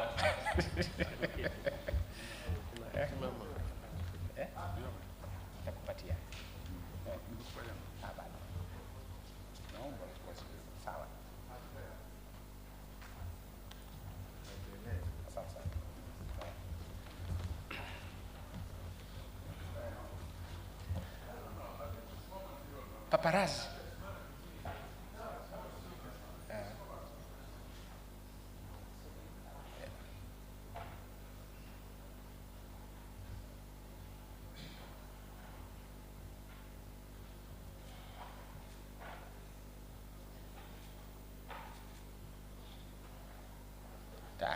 Okay, asante sana. So let's pick up. I was just trying to provide a short. We're just providing a short intro to Engineer Chedi. He had his master's degree in project management from University of University of Botswana. He has quite a lot of, has the wealth of experience, hands-on, practical, in a number of projects in the country. And at some point in time, he was involved in the employment with the National Construction Council of the country.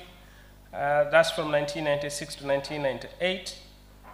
And also, he was seconded to Nor Consult in the supervision of construction of the road project, Himo Moshi Arusha. Very competent and skilled in design and supervision of a number of projects, very strategic engineering projects, the airports, roads, bridges, buildings, etc. In addition, he possesses world-class project management skills and competence, including contract administration. Nadhani mlimsikia jana that they are organizing a FIDIC conference, and maybe you can just talk a little bit about that, Nani Chedi. You had some participants who didn't have an opportunity of attending yesterday, and then this could be an opportunity at least to air that. Lakini is a member and he serves in a number of boards. Currently, he sits in the our ERB, board member of Engineer Registration Board, and he is the president of Association of Consulting Engineers Tanzania, ASET. Alafu vilevile ni member of Institution of Engineers Tanzania, IT. He also the member of Project Management Institute, PMI, and also the member of Agile Alliance. Moreover, Chedi is a founder and a director of a consulting engineering firm, Unitech, Civil Consultants Limited, and the office for this firm is based in Dar es Salaam. And I think ambayo inaitwa Unitech is one of the sponsors for this event. Kwa hiyo tumpigie makofi sana Engineer Chedi. the mere fact that he is the product of former CoET, naona we are honored to have the future.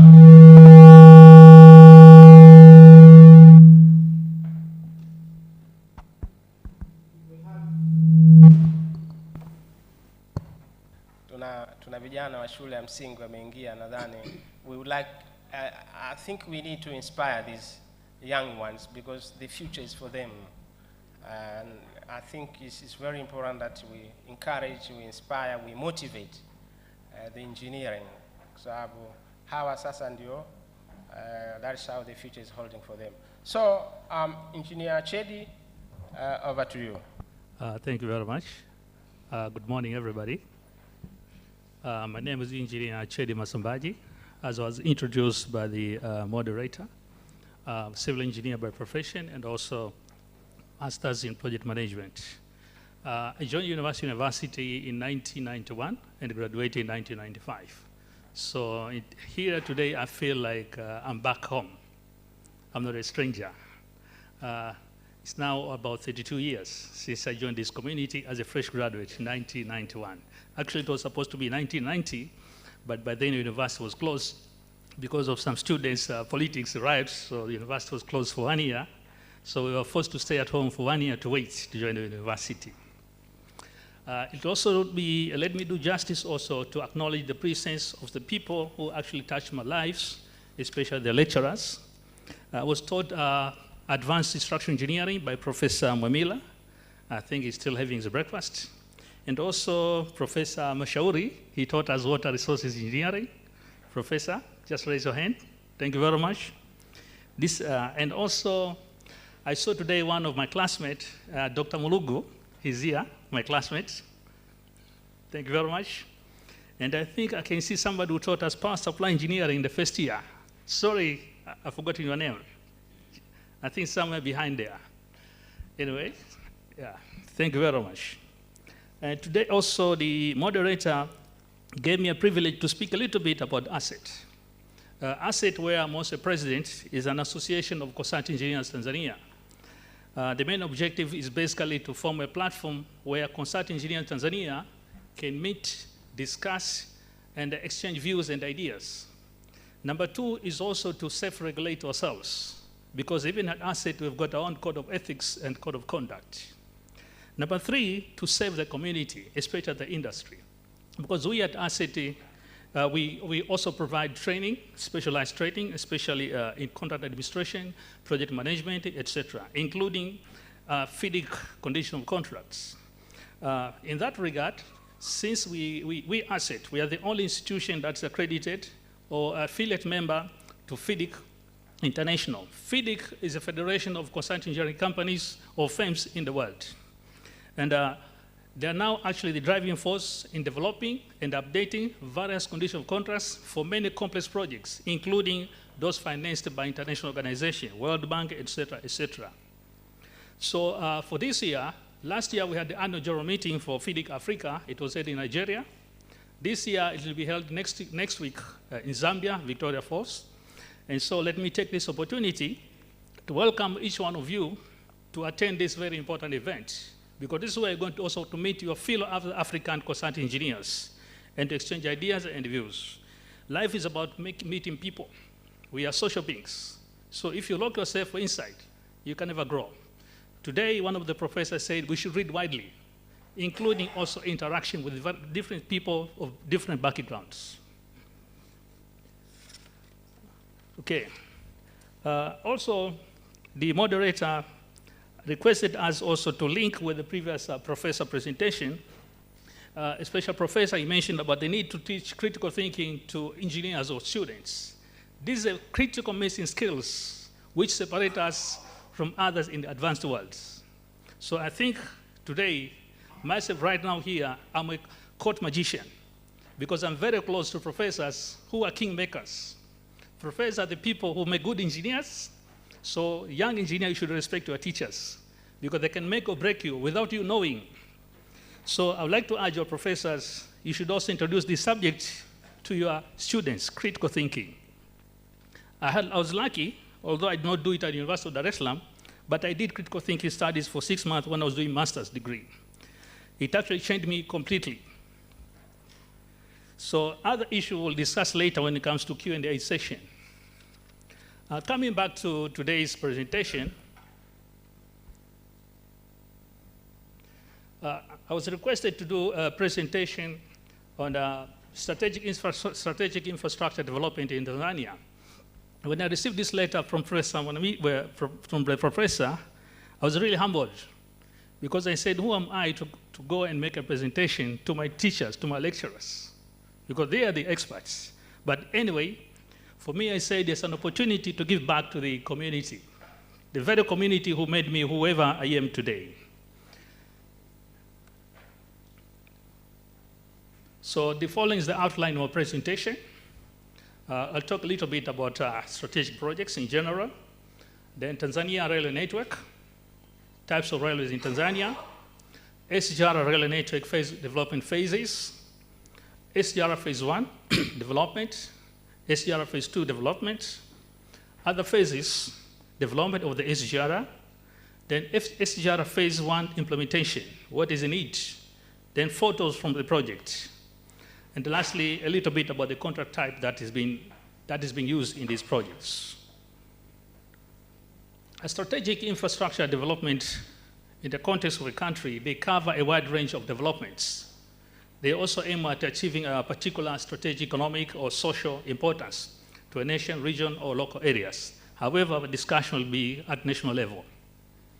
The objectives basically is to develop, to have development plans for an area, development plans for an entity or local areas, as I said a few minutes ago. However, when you talk of strategic projects, they're divided into various categories. The first one, I'll just share with you a few, is energy infrastructure. When we talk about energy infrastructure strategic projects, it can be thermal power stations, can be crude oil pipeline, like you see what we have, East African crude oil pipeline. The crude oil refinery can also be natural gas pipeline or natural gas processing facility, like the one that's going to happen to be constructed somewhere in Lindi. Hydroelectric power installation, like Stigler. For example, Stigler is not meant only for refugee, but for the whole country, and in addition, possibility for exporting. And then wind farms, say with a capacity of at least 100 megawatts. You can see the size also of the project I just mentioned. They have got far-reaching effects. And also another category is transport infrastructure. For example, kind of roads, bridges, airports, railways, to which I'm going to discuss more in detail later, harbor or port installations. If you look at this by nature, the objective is to betterment of the people's lives through provision of proper infrastructure. So for us, engineer, we have huge obligation. Whenever we fulfill obligations or duties, if we fail, we should know that we are failing the government to achieve the strategic objectives, be it a good road, airport, railway, etc., etc. Number 3, environmental infrastructure category. That's the third category. For example, cities' wastewater treatment plant or landfills for treatment of wastes. Dams can be maybe to mitigate flood, to control floods, or for irrigation, or also for generation of electricity. Water channels for irrigation or public consumption. Water transmission lines, for example, I think there are some projects on the drawing board, some implemented partially, to transmit water from Lake Victoria to Shinyanga, Tabora, and also I'm sure in the near future to Dodoma, etc. Also health infrastructure, such as specialized healthcare facility. For example, Muhimbili, initially it was to cater for the whole country. Thank you. These days we have got more specialized health centers or hospitals.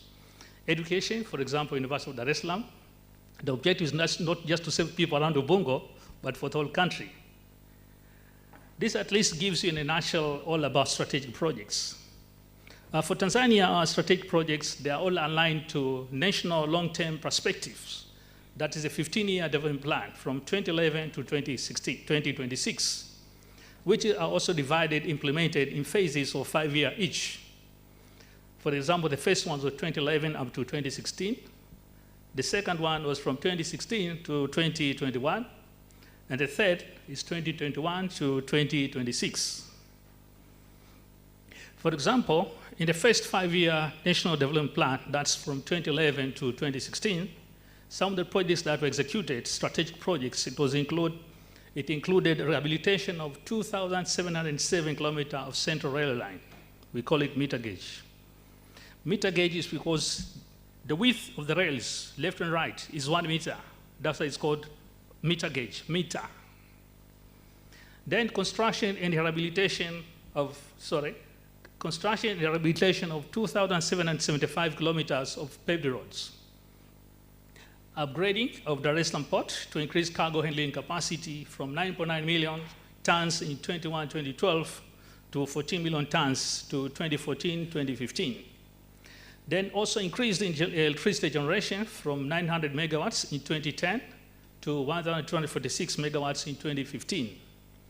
And also increased the rate of food sufficiency ratio from 104% to 125% through increased agricultural production. The last of these phases of National Development Plan implementation, the long term, I've just combined the second and the third for a very good reason, which is from 2016 to 2026. This also includes implementation of the construction of the Central Corridor Standard Gauge Rail Line, which I'm going to discuss further with more details. Also, Julius Nyerere hydropower, that has a capacity to produce 2 gigawatts.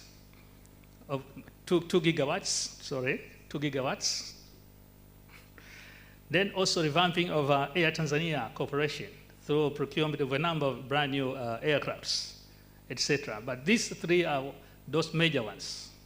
However, my discussion will dwell more on the SGR, Standard Gauge Rail Line construction. What you see there is a Tanzania railway network. This rail network is divided into about 4 zones. The first one being the central line, which is from Dar es Salaam to Kigoma. Another one is Northern Railway, which is Tanga, Moshi to Arusha. So I just use the acronyms. I hope you can follow. Then we have Southern Railway, Mtwara to Mbamba Bay. This is, it's actually, I was also involved in our company. We were involved into a feasibility study and the preparation of tender documents for these projects. It's a 1,000 kilometer.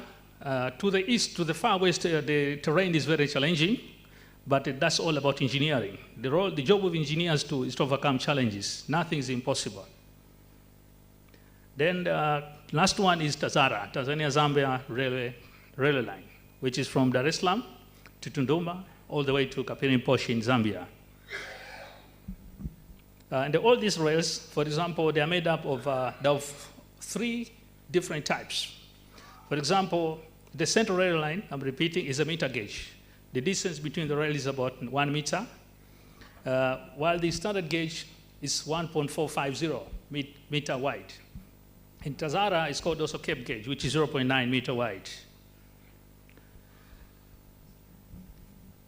Now, for Tanzania, as a country, the direction that we are taking, we have adopted the standard gauge railway, or SGR, as a standard of all new railways to be constructed in Tanzania.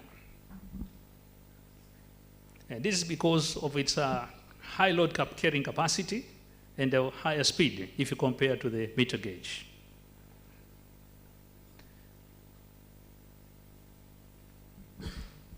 Now, implementation of development of standard gauge rail projects. This is done in in phases. There are 2 major phases, or we can say 3.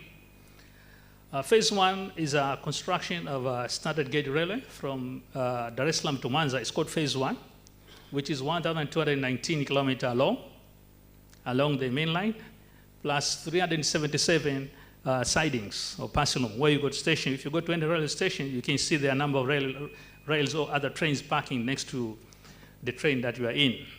All of those are called known as sidings. Some also can find the remote areas. They are called passing loops. It's to allow passing of the trains that are moving into different directions.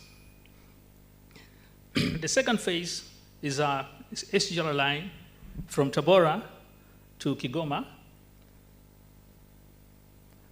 The other one is Uvinza to Msongati. Then the other one is Kaliua Mpanda up to Karema Port, which is on the shores of Lake Tanganyika. And also the last one is Isaka to Kigali. In total length of this, if you combine also the sidings, is 1,685 for phase 2. And others, we call other phases, for example, Mtwara to Mbamba Bay, and also Tanga, Arusha, Musoma. This will be constructed using the model PPP, that is public-private partnership, where the investor will come, will look at the viability of the project, invest their money, operate. Say after some period, say 20 or 30 years, return back to the owner.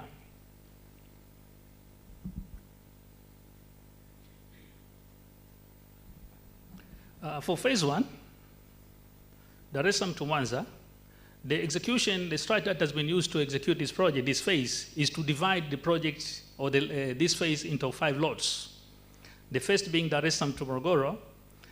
Total length of the main line is 205 plus sidings 95. That's why you get the number 300 kilometer. Then the second lot is from Morogoro to Makutopora. Total length along the main line is about 335 kilometer. The rest is sidings and loops. If you add the two, you get about 422. You can see the length and be able to appreciate the complexity of the project. Then lot 3, Makutopora to Tabora, that's 368 kilometer, including siding and loops. But along the main line is about 295 kilometer. Then lot 4, Tabora to Isaka, is 165 kilometer. But the main line length is 129 kilometer. The rest is siding and loops. And the last slot is Isaka to Mwanza, with a total length of 341 kilometer. And the length of the main line is about 245 kilometer. The rest is siding and loops. You can see I've tried to differentiate with the colors from Dar es Salaam. Phase 1 is, is marked by red line. Phase 2 by looks like blue or cyan. Then lot 3 is green.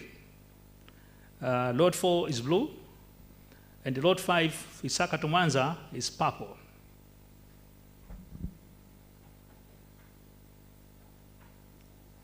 Phase 2. Phase 2 total length is 1,685. And this is divided into main 3 or 4 lots. The first lot is Tabora to Kigoma. Construction, I'm sure it has started now. Lot 2 is Uvinza Msongati, Gitega, with 282 kilometer. And the lot 3, Kaliua Mpanda to Karema, which is on the shores of Lake Tanganyika, with 317 kilometer. And the last one is Isaka Kigali. All these projects, we can see they are not yet, construction has not yet started, with the exception of Tabora to Kigoma, which is now, we can say, is a big opportunity for engineers to take part or participate in the execution. So we can say for young engineers, the future is bright if you're prepared. Because they say chance favors the prepared mind. I think today, one of the participants was asking the professor about opportunities for engineers, or whether their skills, their skill that is not enough for the market.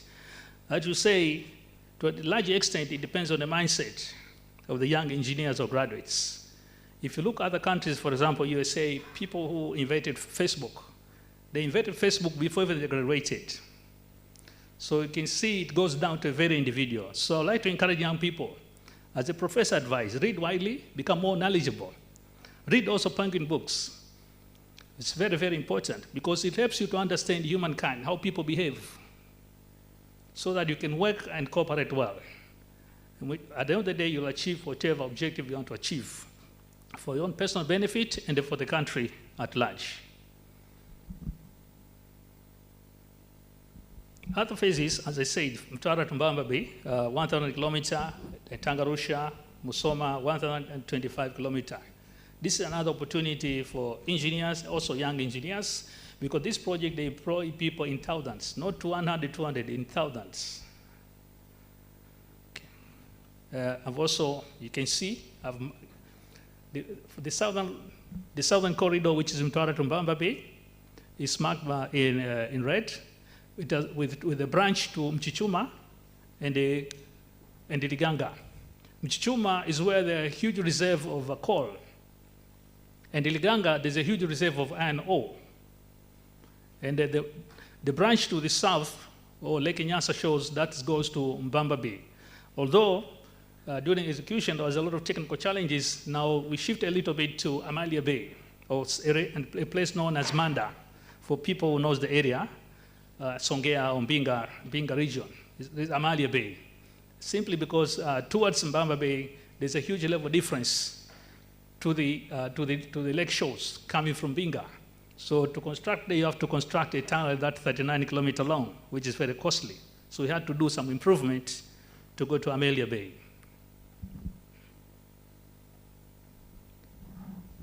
SGR Phase 1, that is Mtumanza. General design standards.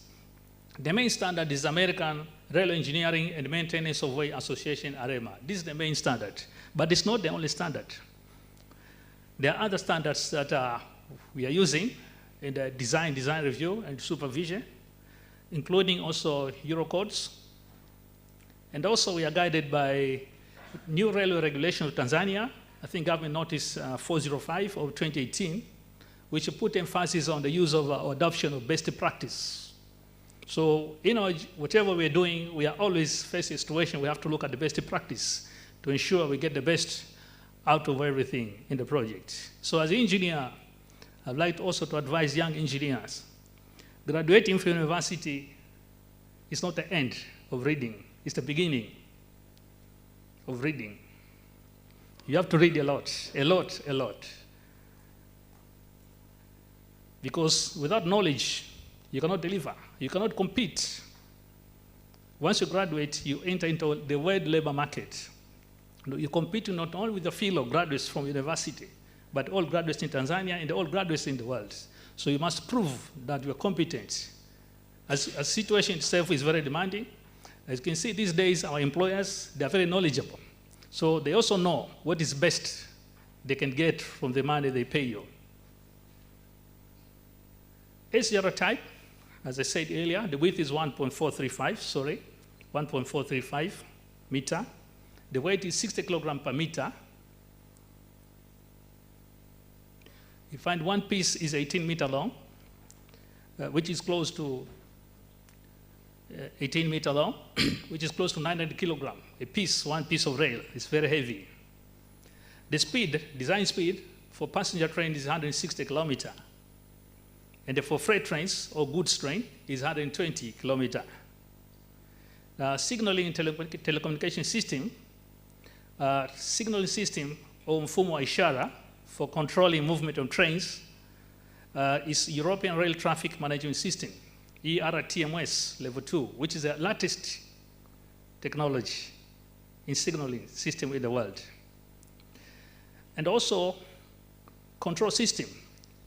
The system that is being used is European Train Control System.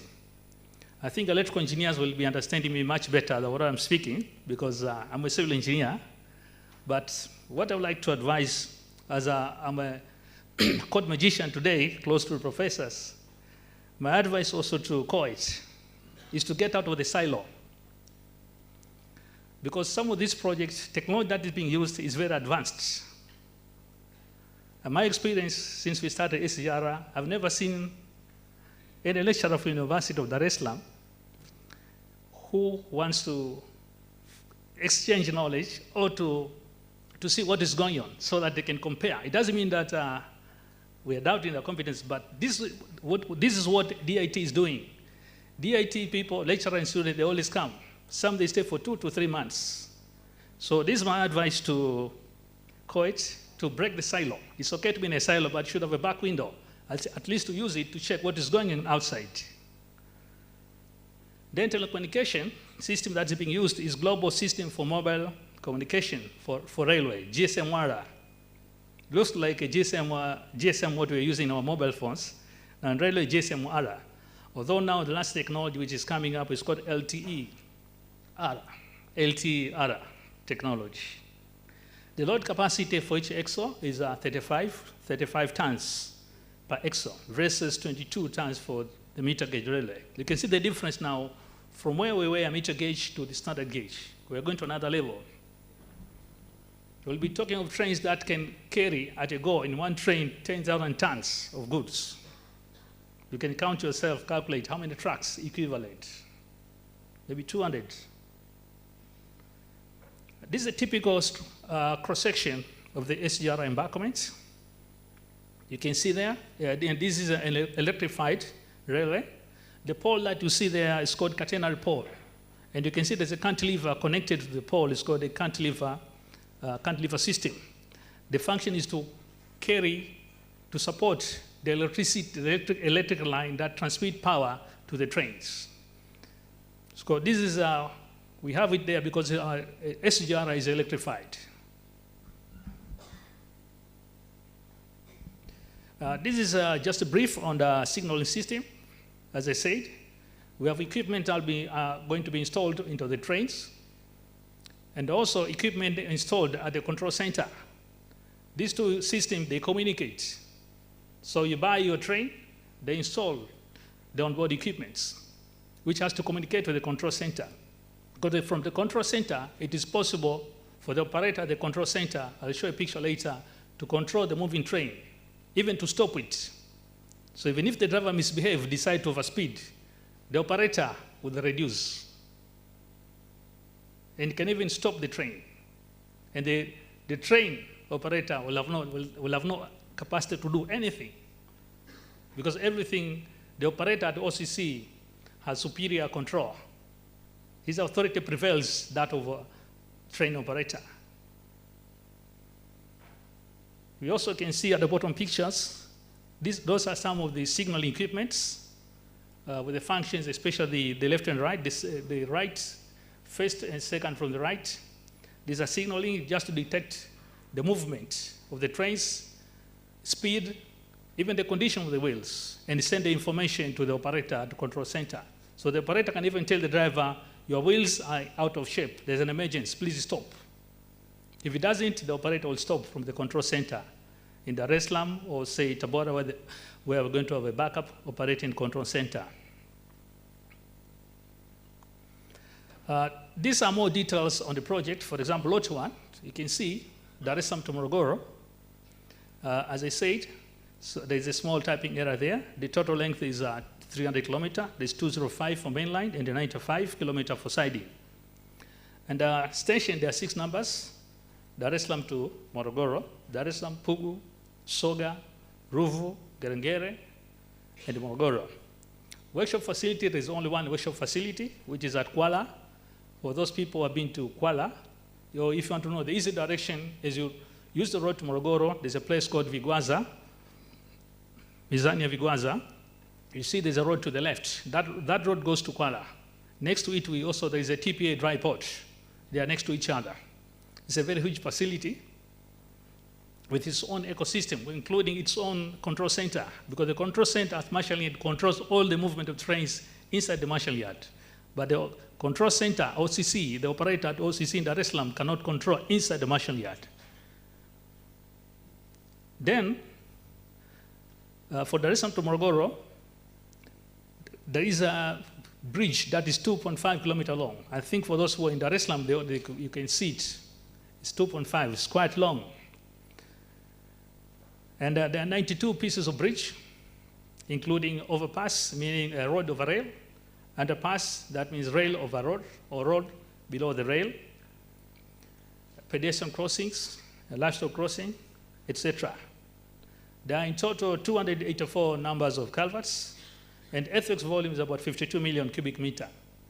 So you can appreciate to see the volume of work involved to reach Morogoro. But thanks to God, most of it is completed. We are almost at 99% completion. For Morogoro to Makutupora, that is load 2, the main line is 333 kilometers with the sidings. There are 8 number stations, which is Mkata, Kilosa. Kilosa is a medium station. Kidete, Gulwe, Igandu, Dodoma. Dodoma is a major station, just like Dar es Salaam. at about 13,000 square meter, each station. Bahi, Makutupora. The main concept also that has been adopted in the design and the construction of these major stations in medium, for example, Dar es Salaam, Morogoro, and Dodoma, is to make them like small living cities. What does it mean? That people will be going to the station not just to board the train, or not to board the train. Some people will be going there to do shopping. Some people will also go to the station to do banking, to get bank services. Because this is best also for the authority, TRC, to generate money. Other countries, for example, South Korea or Japan, they generate revenues up to $5–6 million every month from the station, not from which has got nothing to do with the traveling. So we as an engineer, when we should always think about out the box. What can we do from this same facility? It's not all about engineering. I'm repeating again, I'm quoting again, the professor emphasized, please read the Penguin books. That means other literature books for you to understand what can you do to get the best out of whatever you want to do. So at the end of the day, we expect, already, for example, there is some station, we were told by the employee TRC, all the commercial areas, I think almost now 80% already occupied, before even the station has been operated. I'm sure likewise Morogoro is some progress. Dodoma, it will be the same. You will also see, I'll talk a little bit when we reach Mwanza. Also for Morogoro to Makutupora, we constructed tunnels, 4 tunnels. Total length of tunnels is 2.7 kilometers. That was another piece of engineering. It was very interesting because I could say for those who are doing foundation engineering or geotechnical, that was a masterpiece, geotechnical engineering work. Then bridges and overpass, or you can say bridges total is 171.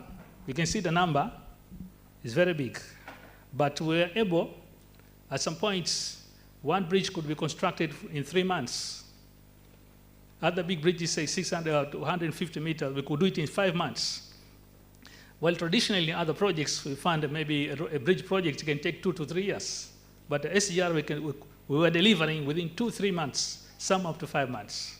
For the 2.5 viaduct in Dar es Salaam, the bridge, we did it in 2 years, exactly 2 years, 2.5 kilometers. You can do the numbers per month, how many meters? Then culverts from Morogoro to Makutupora, there are 634, all of them completed. All of them completed. Earthworks, 67 million cubic meter. If you want to appreciate the volume of earthworks or how much work was involved, take 67 million, divide by 1,000. Then you can get the number of excavator days you need to accomplish this work. Divide by 1,000. That is 67,000 excavator days, or 67,000 excavators. Then from Makutupora to Tabora, which is 294 kilometers along the main line, there are 7 stations, Manyoni, Itigi, Tura, Malongwe, Goeko, Igalula, and Tabora. Tabora is a major station. There are no viaducts, no tunnels. Bridges total, there are 108 pieces, culverts about 284, earthworks approximately 72 million cubic meter. And most of the alignment from Makutupora to Tabora, with the exception of Makutupora to Manyoni, where there's escapement, the rest, most of it is on field, embankment, with very few cuts. While from Makutupora to Dodoma, Morogoro to Makutupora, the very challenging section was from Kilosa to Gulwe, because of those mountains. For people who travel by using the central line, you could appreciate. And we understand why is it very, very challenging. It's because that area is actually between the mountain, it's in the valley. Apparently, I can give a little bit interesting history. Why was meter gauge constructed within the valley, along the valley? It was done, I think, around 1895 to 1905. That's when the central line meter gauge rail was constructed. The colonial government by then they were following the slave caravan route the route that was used to transport the slaves from upcountry to the coastline, Bagamoyo, etc. And why did they use that route? Simply because they were going places where they were following the route where they can get water and food to eat and wash. So when the German came to construct the meter gauge railway, they followed the same road because it was easy also to transport goods. But we didn't follow. We tried to avoid it by moving the SGR to the higher grounds.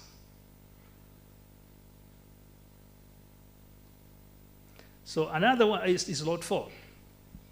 Lot 4, Tabora, that's Tabora to Isaka. The length is 130 kilometers. There are 3 stations. This is a small stretch of all the lots, which is Zubuka, Impala, and Bukene. Maintenance facilities, they'll be constructed, the Marshall Yard, somewhere close to Tabora. There are about 58 bridges, with the main bridges only about 8 bridges.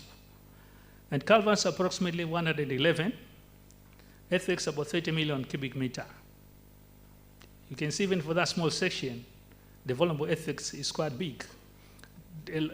Earthworks in SGR is very simply because the parameter specification for design and operation of SGR, they are very strict, especially the slope. Because slope is maximum 1.6%. You can't go beyond that.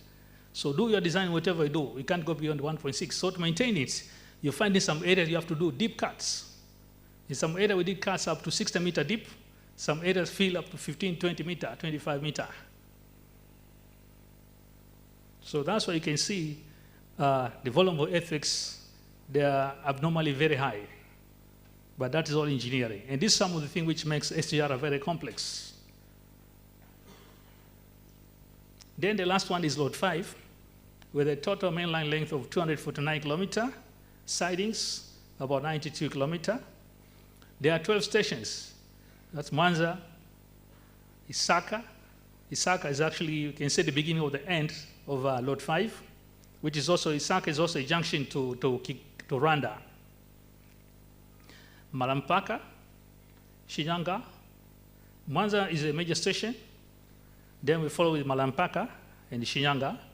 Then Fela, these are medium station. Seke, a small station. Bukwimba, Malia, Mantare, Lohumbo, Bukene, and the Mwanza South. This Mwanza South is a dry port. There's also Mwanza North Port. It's called Mwanza North Port and the Mwanza South Port. These are port facilities. Mwanza South is where train can also board into the ship and transport it to Uganda by ship. Once they reach Uganda, they also continue with the journey because there's another rail is going to be constructed, the standard gauge. Maybe in future up to Sudan. This is what is the vision.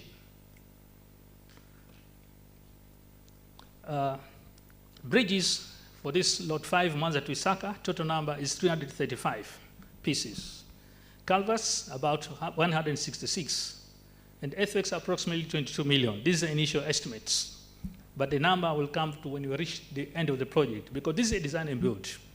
Because in the design and build, you're allowed to start design, at the same time construction follows through, which is different to where traditional employers design, where you finish the design, then you look for the contractor. That one takes time.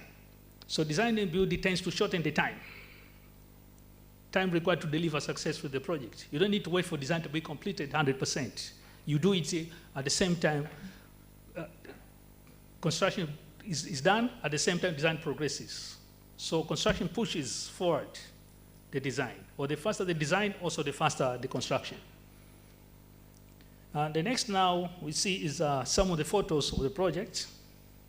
This is Dar es Salaam station, the famous Tanzanite. We call it Tanzanite because the impression comes from Tanzanite. This is an inspiration of this.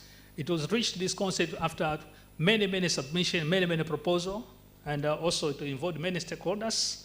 Then finally they achieved this one because they wanted to get something very beautiful, which is also a landmark to Tanzania, and it showed the true nature that Dar es Salaam is a business hub. Luckily now, Dar es Salaam, at the same Dar es Salaam station, to the left of this one building you can see, but not, this picture is an old photo. Right now you can see there's a BRT bus stop constructed. BRT, bus rapid transit. This is to integrate the two modes of transport. That means you can come from Europe by plane. You take a BRT from airport, because even inside the airport, they're going to construct, Tianos will construct very soon a BRT terminal. You take a bus from the airport, you come to Dar es Salaam station by BRT, Mondokasi, then you board the train, you go straight to Mwanza, or Kigoma, or Tabora, or wherever you want to go. This is what's called integration of modes of transport. I think some people have been to other developed countries, they have the same experience, that the modes of transport are integrated. They speak to each other. So I think we successfully managed to integrate the two modes of transport. That means road and the railway modes of transport. From this image, you can see, I don't know if you can see here, this is a viaduct which is 2.5 kilometer. I don't know if you,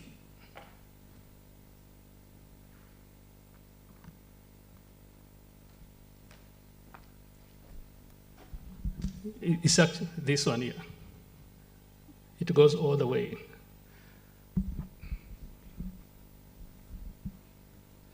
That's 2.5 kilometer long bridge.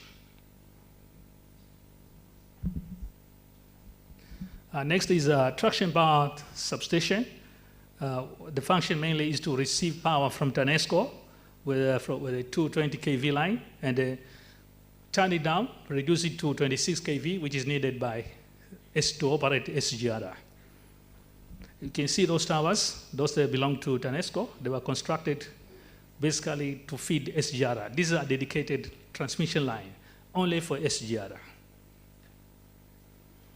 What you see there is a road over rail bridge at Morogoro. We call it overpass 193, or because it's at kilometer 193. It's an acronym or nomenclature we decided to use, the change. This is Morogoro station sidings. As you approach Morogoro, you can see sidings. That means other lines which are adjacent to the main line can use for passing, also for parking or for shunting. What you see there, it's a operation and control center.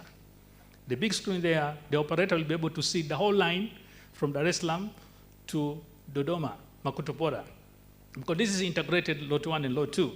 So the operator can see and control the train, any train moving between Dar es Salaam and Makutupora, which is 533 meters away, because Dar es Salaam station is kilometer 0, and Makutupora is 533. So the operator can control and can see even the speed, anything, even the condition of the wheel. They can monitor and make a decision. And behind, you can see at the bottom, there are 2 rows of computer. The front ones are the operators. The back one, these are the senior, who supports also the operators at the control center. And there are other adjacent rooms where it's called power SCADA for controlling power supply. Here, they're controlling the operation of the trains. But all of them are centralized in the same area of the station. And that is Morogoro station. Sorry, this is an old photo, but that is this. Well, right now, all the external works have been completed. The inspiration from Morogoro station is Arc Mountains. You know, the mountain in Morogoro, Lugoro Mountain, is part of what is called Arc Mountains, East Arc Mountains. And that is tunnel excavation. The method they are using is the new Austrian tunnel method. It's very simple technology, very, very simple. But it was doing wonders. It's called New Austrian Tunneling Method. And that's a picture of a completed tunnel, as you can see. That's a bridge, 480 meters long, across the mighty Mkondoa River. This is the river I was telling that is between Kilosa up to, it goes all the way up to Gulwe. It runs parallel with the line for about almost 100 kilometers. And during heavy rains, it creates havocs. Okay. And that is the Dodoma station, the 3D rendering of the Dodoma station. This is how it's going to look like. The inspiration comes from the rock, because just behind it there are rocky mountains. That is Tabora. It's called Unyanyembe, Tabora station. That is Mwanza SGR station. This is another masterpiece. It's a very good artwork by the architects who designed. They came with many, many different proposals, and this was selected by the clients. It is also going to, there'll be many shop commercial areas where people can rent. Also, people can go and buy items, relax, restaurants, etc., etc. So there'll be funds also generated from other people, not only passengers. Even me and you, if we feel like, let me go and have a coffee at Mwanza Station, because it's nice, and it's next to the lake. It's actually by the lake. Yeah, that is a Fela, it's called Fela Station. You can see it's another very nice design, simple but very beautiful. And the other one is, this is Shinyanga Station. The inspiration comes from the shape of diamond, but the color, this is natural, called natural earth colors. Yeah, I think my colleagues, thank you very much. I've reached the end of my presentation. I wish you all the best.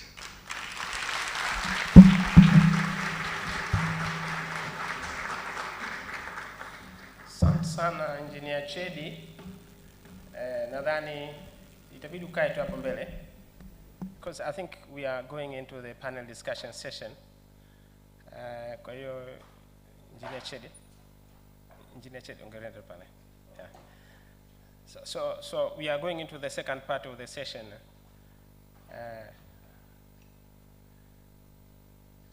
Lakini vitu viwili. Engineer Chedi is also a court magician. Yeah. So DIT wanaenda kule wameshakuwa attached. Sasa sisi kidogo naona tutajikaa vizuri. Nani wako tayari kwenda kule ukaa miezi mitatu kwenye ile transfer engineering? Chedi mimi mmoja hapo. Nataka ni. Yeah. Mwingine nani? Jamani, I think Chedi has just indicated that we need to break the silos. Dr. Kerus naye, unataka kwenda kule? Kule, tuenda mimi na wewe? Okay, tutaenda. So, yeah, but I think the time will come for comment. We are moving into the second part of the session, and this is a panel discussion. And the panel discussion session is going to be ably moderated by Professor Finanga, ambaye nataka nisome tu introduction yake kidogo, alafu yeye atapata opportunity ya kuwaita other panelists wawili na atawa introduce. I don't think if I need to have much introduction, Professor Finanga, because I see everybody anamtambua. Najidhani tunamjua kama ni former DVZ, planning, finance and administration. I think that's something that we know about him. And over the last 8 years, it could be that some of you guys hawajui ana specialize kwenye area gani. Of course, he's a civil engineering graduate of 1986 mpaka kuja 1991 from University of Dar es Salaam. Alafu baadaye amemaliza masters yake ya degree in civil engineering from Miyazaki University in Japan. Baadaye ameweza kumaliza PhD yake Japan,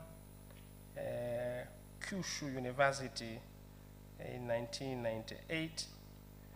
Yeah, he is a civil engineer, especially yuko kwenye transportation, and that is where now he does most of the things in line with the university mission, teaching, research, and the consultancy. In research engineering, he does the design, supervision of various projects. His research area ni kwenye transportation, but of the late, the focus is on the public transport. Vile vile professor, he had held various positions. Amekuwa ni member of the Tanzania Transportation Technology Transfer. He's also Center Advisory Board, akawa mwenyekiti of Dar es Salaam Rapid Transport Agency, mwendo kasi, na vile vile ni board member wa IT. That's Professor Finanga. A big clap for him as he works his way up here, Prof. So I understand that some of you participants might have some questions or comment presentation at Chedi. I strongly request you keep down your remarks Baadaye kutakuwa na panel discussion, and then Professor is going to handle that. Professor, over to you. Good afternoon. Thank you, Director of Ceremony. May I call two additional panelists, Engineer Margaret Munyagi and Engineer Dr. Prosper Mafole. Can you come in front for the panel discussion?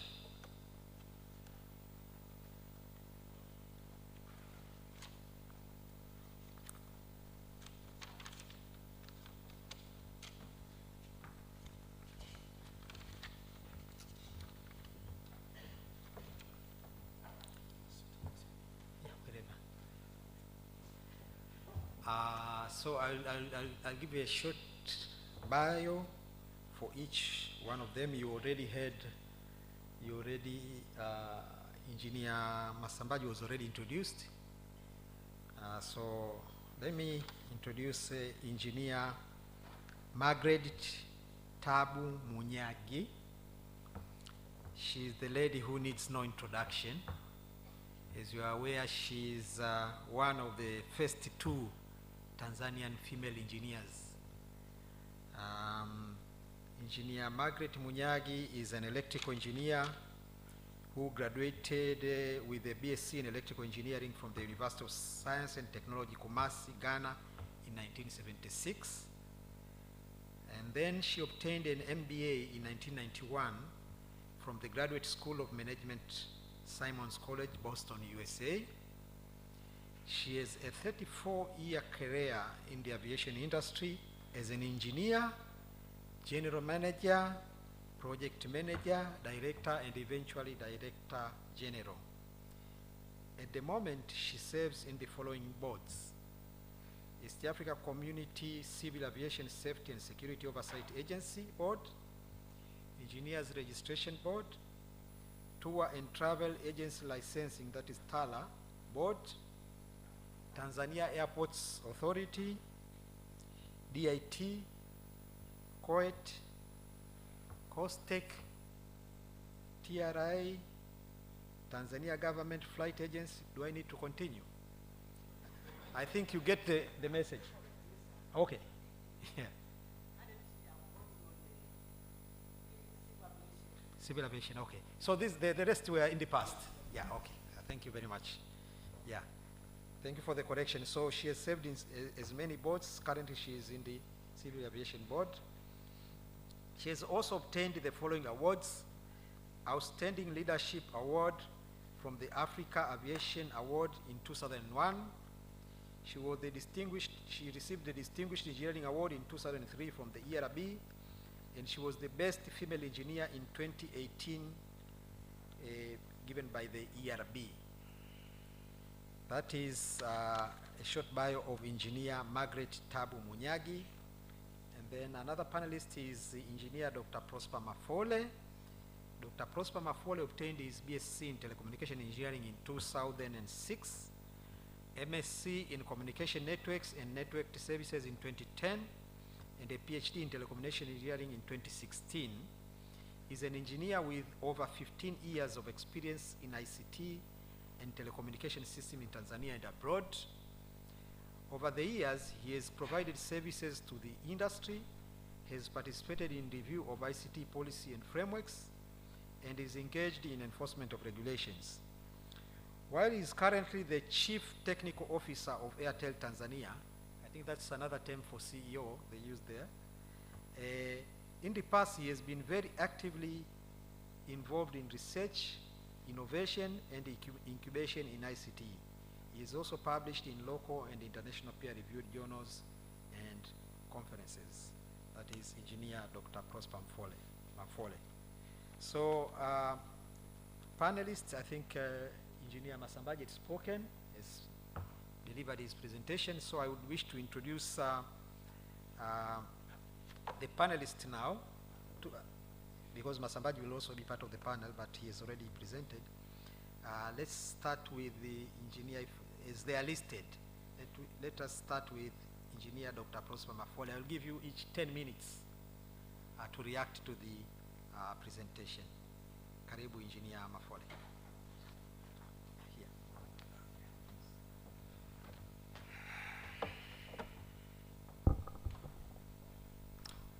Thank you very much, Professor Finanga. Ladies and gentlemen, good afternoon. Yes, as I've been introduced, I'm a product of CoET.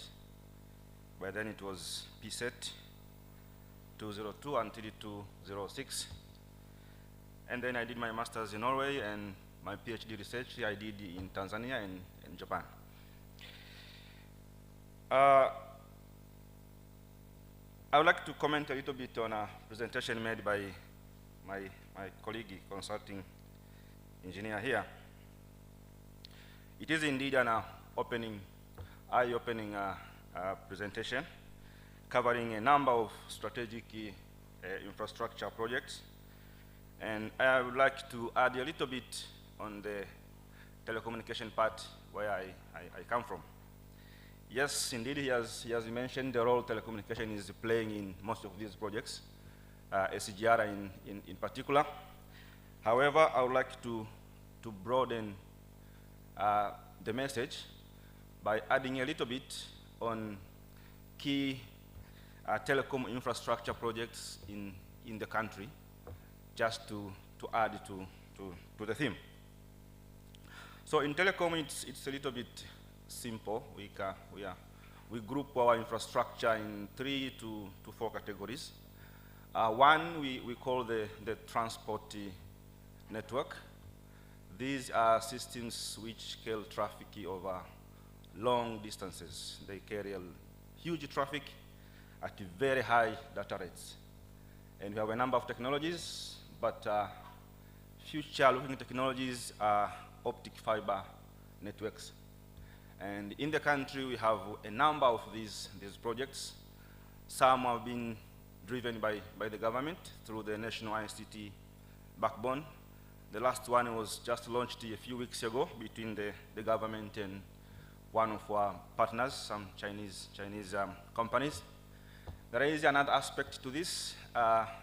Same infrastructure are being constructed and operated through a PPP between the government and telecom service providers. They also span across the country, north to south, east to west. And another category of telecom infrastructure, we call these data centers. Data centers is where we keep our servers, where we keep our switches, where we keep our routers. What all these do is to store information, to process large volumes of data, and make sure users can access this information quickly. So there are a number of data centers in the country, some completed, some upcoming, both some owned by the government and some owned by the private sector. One such example is the one that is owned by the government, sitting at Kijitonyama. All telecom companies have their own data centers. We have a number of new players in this area of data centers coming in the country. Some will launch their services as early as the end of this year. So we have these upcoming projects, and for some reason we don't give very much details, but they are there and they can be accessed. Another category of key infrastructure when it comes to telecoms. The first one I mentioned, the fiber could be within the country or between countries. But between countries, there is a challenge, and we prefer to use the submarine fiber cables. Now, when we use a submarine fiber cable and you want to enter the landmass, there has to be a place whereby this cable is terminated so that it is picked and enter the terrestrial area. So these points where we pick the submarine cable, we call them submarine cable landing stations.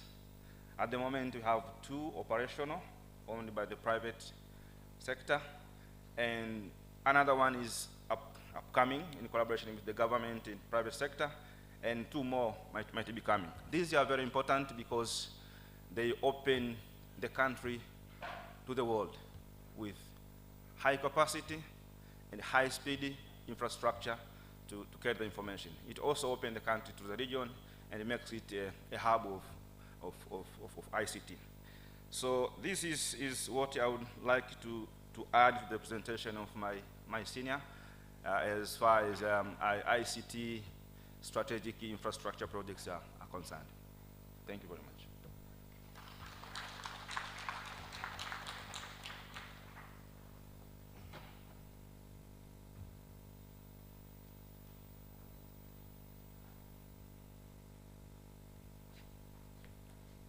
Good afternoon, everyone.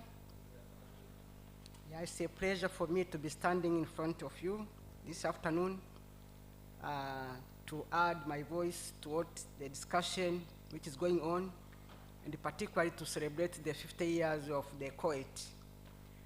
Unfortunately, I missed CoET by only 1 year. CoET started in 1973, while I joined my university in Ghana in 1972. So you have to excuse me for that.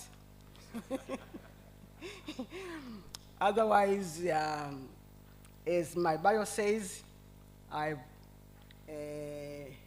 been in the aviation sector for my entire lifetime of 34 years. That was our old way of doing things. We didn't move from one place to the other. So, but I've really managed also to work with the engineers, some of you present here. As my bio says, I was on the CoET board for some time. I worked on the DIT, the COSTEC, so I'm really very much with the engineers. But for today, just to add to what the presenter here talked about, strategic infrastructure, in my case also, I will just focus on what's going on in the aviation sector. I know things are going on, the SGR and all that, but with regard to the aviation, as the presenter talked about also, we have really development going on. For example, in the aircraft, we have Air Tanzania, and it is in the national plan of improving Air Tanzania to provide services within the country and also outside. And the government has really used a lot of money to equip Air Tanzania with new aircraft, both for the passengers and also for cargo. So there is the opportunity there for students really to aspire in aviation. And really, I'm requesting that the CoET do much more to link with aviation. There is still a lack there.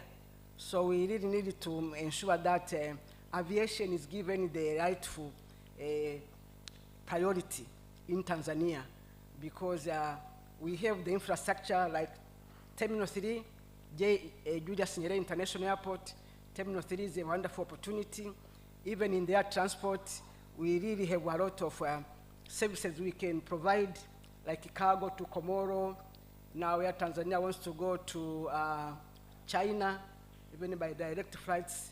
So there's a lot of opportunity in that area. So we really need to see how we can link and ensure that this side part of transportation is given the rightful role. When you come to the airports, I've talked about Julius Nyerere International Airport, but we are also aware that in Dodoma, that's the capital of Tanzania, we are coming up with a new airport at Msalato. That's another opportunity. It's a huge development, and definitely is going to provide a lot of economic and social condition to Tanzania. So let's wait for that. Let's keep following there. But we also know that we have Chato Airport in the last 2-3 years. It was a new airport constructed in the Lake Zone. It's an opportunity also to ensure that it provides its role in the development of the infrastructure in Tanzania. When I come to training, that's why I say maybe CoET can do a little bit more. I know that the NIT does provide training in aviation, and I think they are providing pilot training and aircraft maintenance engineering training in that place. But specifically also at the airport, the Julius Nyerere International Airport, We have the Civil Aviation Training Center. They provide specific training for the air traffic controllers and the aviation engineers. So, but definitely a lot needs to be done in that area. Otherwise, in the air transport itself also, with the new technology, we now have drones, these pilotless aircraft doing agricultural spraying of big farms. So it's an area also which needs to be looked at and see what more can be done in that area. But I know that already some firms have started using the drone mechanism to irrigate their farms, and they are finding a lot of advantage in doing so instead of using the manual way of spraying. So otherwise, definitely there is still a lot of improvement. There is still a lot of room for engineering to continue to provide their services in aviation. So for me, for now, I will end there and wait for any comments with regard to this topic. Thank you very much. It's a pleasure.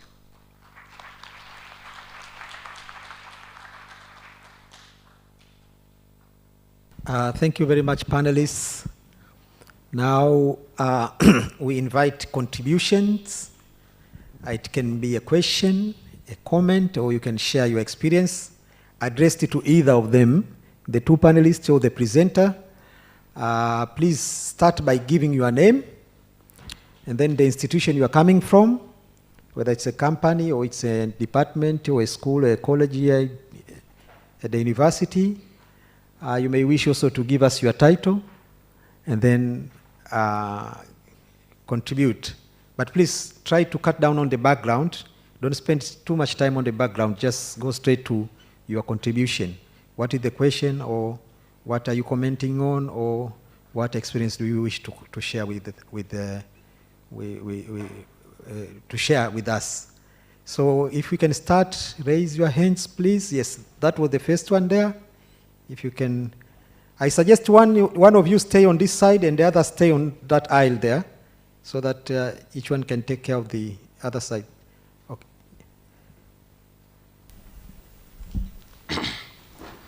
Thank you. I am Engineer Binemungu, working from Tan Roads. I have just 2 notes to comment, especially on the one engineer, the presenter spoke with a very raw note that most of I think you meant the lecturers and the people working at the university do not get the taste of what is going outside in the market, especially on the projects. That's why you suggested at least to have 3 months to the projects. But to me, I think they have to be teaching and also working on projects. That will make them the best lecturers in the world. That's what we are really missing from them. They remain on the theory part. The taste of the market changes every day. The second one, I want to comment on Engineer Miyagi. I also come from, I have been working on the aviation sector for at least now almost 8 years. We are very few. And at the university, we do not learn much about the aviation sector. I don't know if that has been included in their syllabus now, but in the market, we rely on very few experts available, especially on project management, but in terms of pavement and general terms on aviation sector, actually in Tanzania, I think we lack most.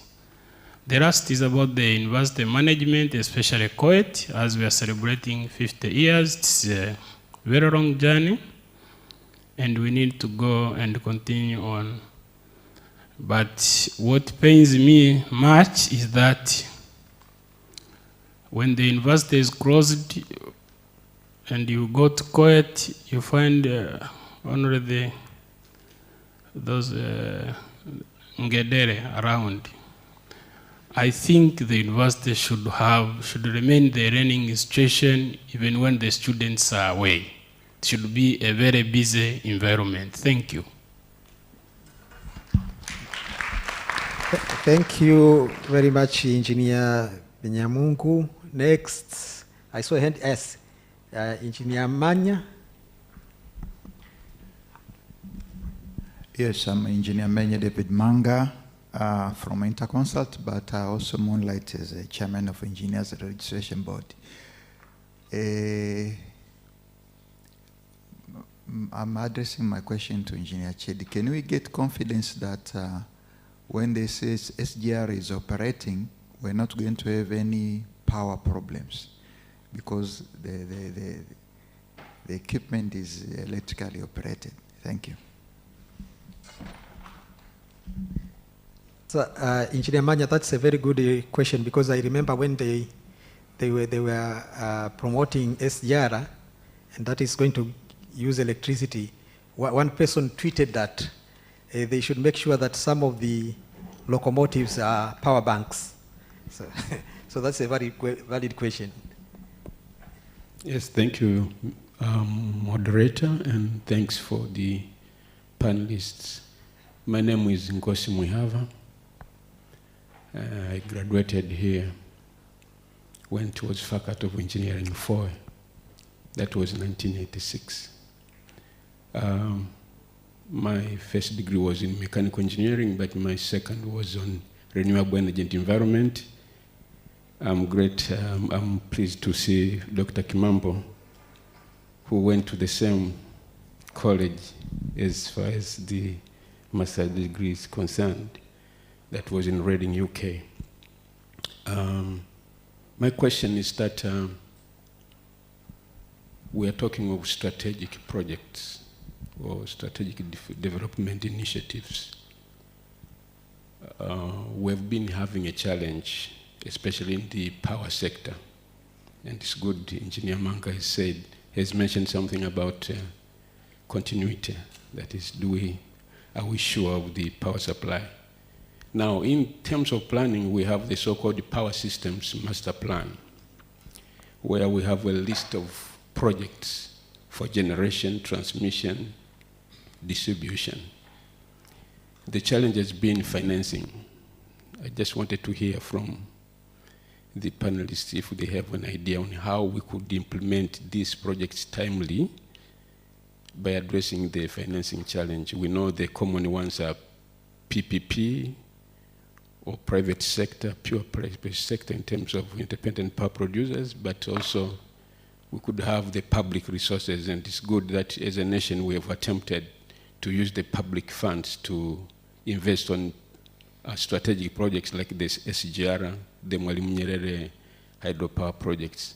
So I just wanted to hear if we have any idea on how we could implement strategic projects on time so that we achieve our vision to become an industrialized country. Thank you very much. By the way, I am in the board of directors of the Energy and Water Utilities Regulatory Authority. Thank you. In front here, Engineer Professor Kimambo. Can you give the mic to Engineer Professor Kimambo? Thank you, moderator. I'm also a product of FOE, graduated in 1984 together with Engineer Manga. I think partly my comment has been covered by Engineer Mwihava. As he introduced himself, we have gone through the same path. But really what I wanted to add in the presentation of infrastructure development, I think energy being part of it, there is a lot of potential or future projects that we expect in this country, especially in the area of renewable energy. Professor Kabamba in the morning mentioned this as one of the areas, potential areas, where we as a country, but also specifically as CoET, we can put a lot of emphasis and ensure that we are well prepared to get involved in this area. I'll give just examples. For example, we have geothermal energy, which up to now has not been utilized at all. I was in Mbeya and Songwe last week. We visited the potential sites. I know the government is doing a lot. We have formed a company under TANESCO, subsidiary company, TGDC, who are working really hard. They've just procured a drilling rig, which is now in Mbeya, and soon drilling will start. So we expect in the next few years we'll start having power generated from all the other sources, renewable energy sources. Only yesterday, I heard from the news of a project in Zanzibar to generate, I think, more than 100 megawatts of solar power. So there's a lot coming in this area, and we as CoET, I think we have done a lot of effort to position ourselves in a position that we can contribute in this area. We have now a master program in renewable energy, which has been running for more than 12 years. We also have a master program in oil and gas technology, which is running. This is the 6th year. So we have a lot of potential, and we are really prepared. I give a challenge to all the young engineers, especially those who have not yet done their masters, to come and join these programs so that you can be marketable in the upcoming projects which we expect to see in the next few years. Thank you very much. Thank you very much, Professor Kimambo. Contribution from ladies? A preference to ladies? Yes.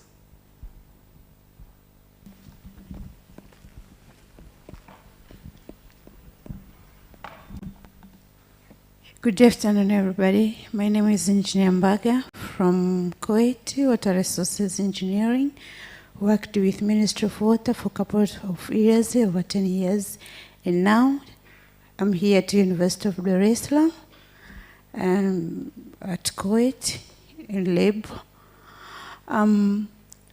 My contributions or advice is gathering or putting together all resources and intellectual knowledge everywhere in order to excel in our country. Like I'm interested with a Madam Engineer, a presenter, talking about irrigation in an advanced way, using a drone. And I look at our nation, a lot of budget set aside, and I look towards also curriculum review in our university. Now it's time that we come together, all these angles, market, we join all things together and come up with something, training in our university, to open up market and create also market for our graduates. Thank you. Thank you very much, Engineer Dr. Kiaruzi in front here. Can you give the mic to Dr. Kiaruzi?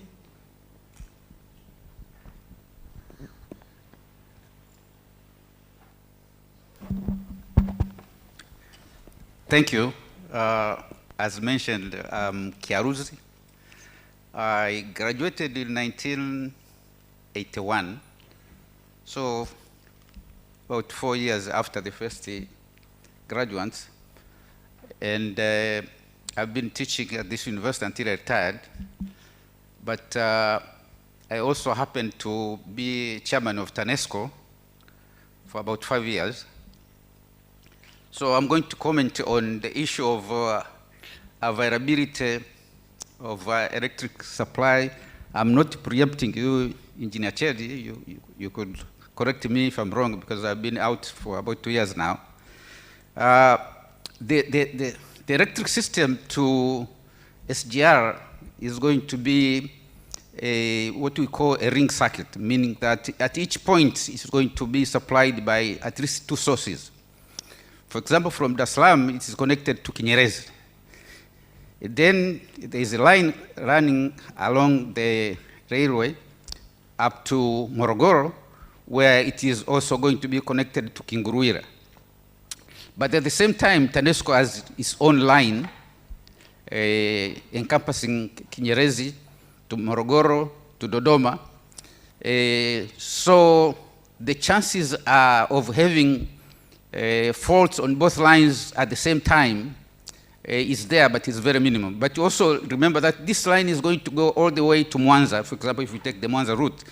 And at every point, there is an input. So I will let Engineer Chedi explain more. But as far as I'm concerned, electricity is not going to be a major issue for our line. So that is my first contribution from my experience as a chairman of TANESCO board. But I would also like to know from Engineer Chedi, when you are talking about this SGR being a major strategic project, and I think its main purpose is going to be to ferry cargo and passengers. Now, correct me if I'm wrong, when I look at the Dar es Salaam terminal, I don't see the branch going to the port, because the cargo, most of the cargo is going to be either ferrying it from the port, Dar es Salaam port, to upcountry, or bringing something from upcountry to Dar es Salaam port. So I'd like you to comment whether it's my eyes which are getting older that I don't see it, or it is not yet done. And finally, I saw different designs for each station, at least the ones you've shown. Don't you think that is more expensive than if we had chosen a standard design, so that wherever you go, when you see that building, say railway station, you see the building railway station, and in so doing, you reduce the cost of design. I'm sure the architects will throw stones on me. They would like to have so many. So with those few words, Engineer Chedi, probably at some point you could answer that. Thank you. Thank you very much. One last contribution. There's a lady there. Before we allow them to respond, we are running short of time, so we would wish to cut some time also and catch up. Yes, Karim. Good afternoon. My name is Engineer Marietta. I have a question for Engineer Chedi about the SGR. I don't know if you can talk to us about local content and how the project is supporting SIP students or graduate students in gaining knowledge of this strategic project. Thank you.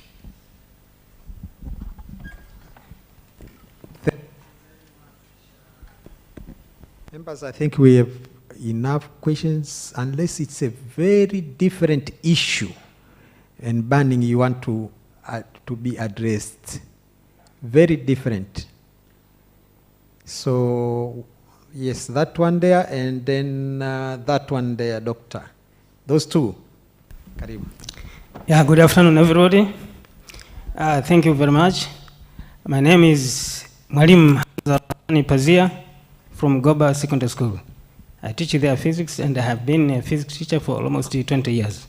I thank you, the University of Dar es Salaam, especially the CoET, for inviting teachers from secondary schools and some of our students. Of course, employment is a problem in this country, and for our being here, our students have seen there is a room, especially as aviation has been mentioned, they see the way forward. I thank you very much. Next to it, I have, is it a question or something like that? I was impressed by what you said, the controllers, as far as SGR is concerned. It has been reported, not officially please, should not be quoted differently, that the railway we have, they used it to stop the train somewhere between where there is no station, and they do unload some luggages, especially the petroleum products. Now, can please the presenter tell us that one of the roles of those controllers will be not just to observe that the SGR train is moving or make it stop or reduce the speed when it is required, but also to make it move if possible. If should I say the driver of the train? I don't know. If the driver decide to stop the train where there is no station, please. Sorry if I have disturbed you. Thank you very much. Thank you. The last one.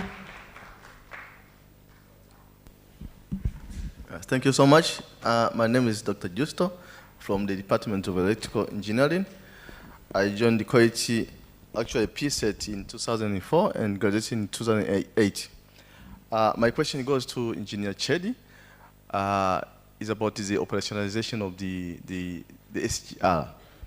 I don't know which arrangement are you having with the local company or manufacturers to make sure that when this starts to operate, the supply of spare parts will be reliable. Not like, okay, now it is down, then you need to have maybe the new technology from different country and you still have to wait for like a month and then not operating. That one is about the supply of the spare parts. Next is about the aviation industry. We know that when the cabin is down, we have to take it to another country. For example, maybe in let's say in Holland, and then it takes there for 2 months, and then you're like, okay, conducting the maintenance. And then, so is there any arrangement also to make sure that the local companies or local engineering firms are also engaged in making sure that these projects are also being saved by the local companies? Thank you.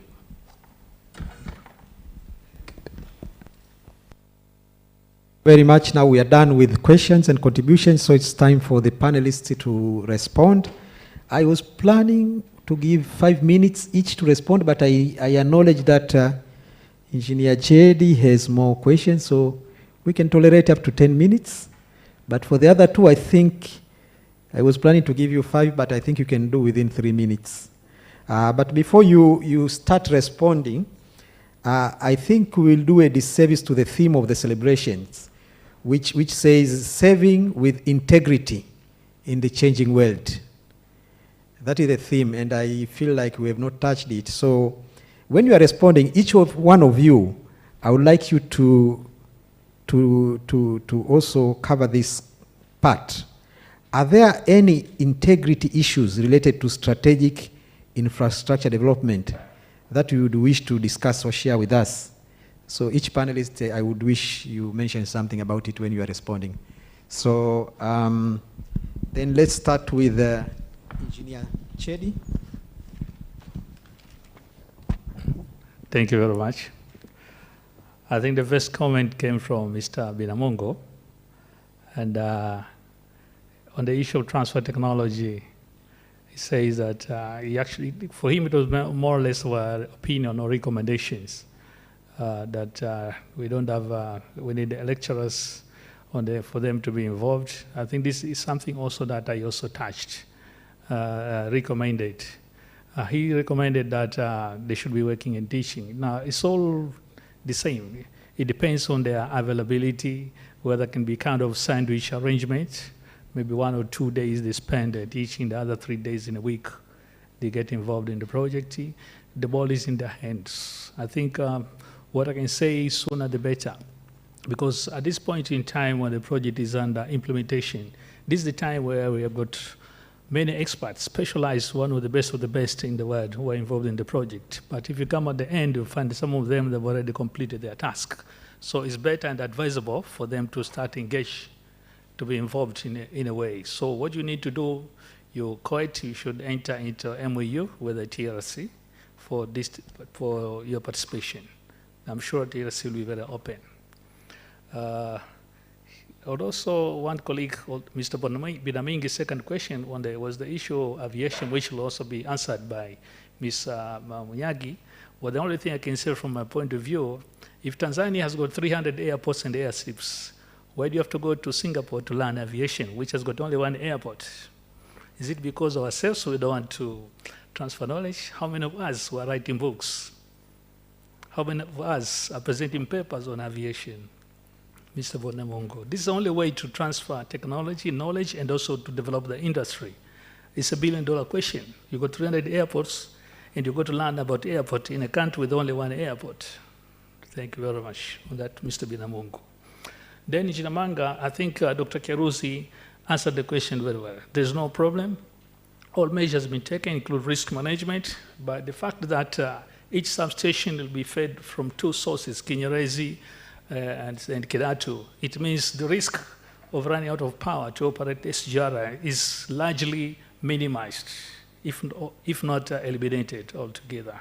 And at the same time, this power network is connected to national grids. So there's always a way TANESCO, because this TANESCO will be supplying power and to ensure there's always power to SGR.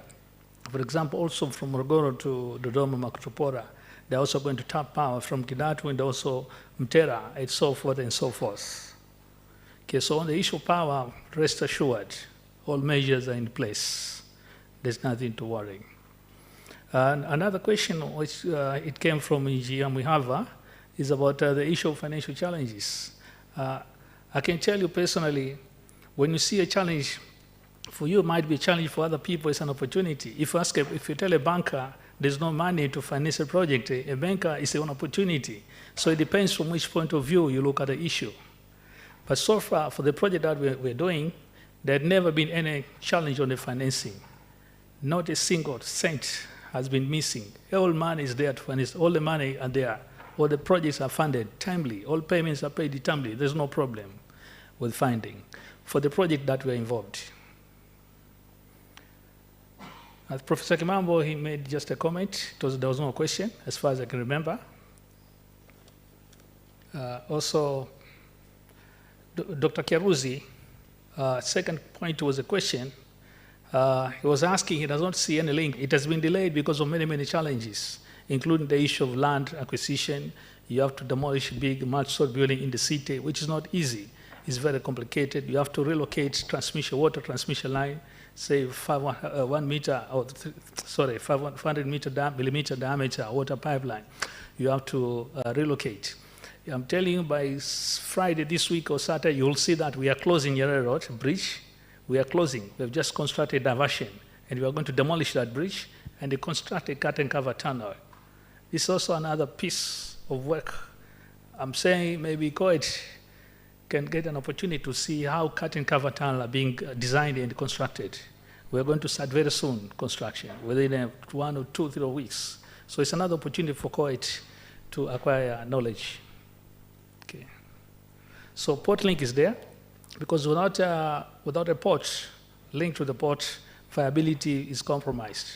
And one of the big sources of the SGR is transportation of freights from the port. That's what the bulk of the cargo. As I can tell you, feasibility comes because we're expecting up to 70 million tons per year. That's the capacity. So construction of the line to the port is coming. Yeah, it's not a plan, it's actually, we are doing it right now. Your last question from Dr. Kerusi, why stations are not typical? It might be cheaper in terms of design. I think for the approach that, or the strategy that has been adopted to deliver this SGR, design and build, the responsibility on the design is on the contractor. So there's no saving if you say you change the design or you don't change. There's no saving. The only thing you stand to gain, you take advantage of innovation, because each load comes with their own innovation. They come with a unique, but the requirements, they are all harmonized. But the architectural concept design, you see, is different, and it's also nice. Imagine you're traveling by train from Dar es Salaam to Mwanza. You see the same type of building all the way. It becomes very monotonous and kind of boring. But if you come to see, for example, Dar es Salaam with Tanzanite, after 20 kilometers, you're at Pugu. You see something different. Okay, I think if you've been to Soga Station, the aspiration comes from a head of a woman with a headgear. That's what you see on top is much wider. That's inspiration. And that's the same concept that's been adopted for small stations from Dar es Salaam to Magdalena. Okay, so when you reach Dodoma or Kilosa, if you look on plan, it's K. K stands for Kilosa. So it kind of becomes this more refreshing. You don't get bored when you're traveling. Yeah, but if you see the same building all the way to Mwanza, indeed, it can be very, very boring. Okay. Imagine at the same time, don't forget that this train station, they're also sort of a living city. And that means they also serve not only passengers, but also commercial. Okay, you'll see, I'm sure, banks, you'll see small shops, you'll see ATMs, etc.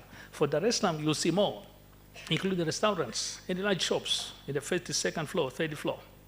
So these stations will not be boring, will be a very exciting place to visit, not just to travel, but also to do shopping and refresh, and meeting point with the friends, etc., etc. People are going to make history, because people, they meet in strange places. It will include now stations. Okay. Then number 7 from Engineer Marietta, the issue of SIP. Yes, we are taking many, many SIP students. So we have more obligation to support SIP students. We take as many as we can. Yeah, that's not, it's not a problem at all. On the issue of local content, it's not something we can decide or not. It's because it's in the policy. So local content is observed and is also embedded in the contract. So it's a really inherent part of the contract execution. Contractually, say 80% of all the 80% of all workforce is Tanzanian citizens, all of them. The rest is foreigners. So the issue of local content, as much as we can. The only thing I can say is for young engineers, please prepare yourself for big issues.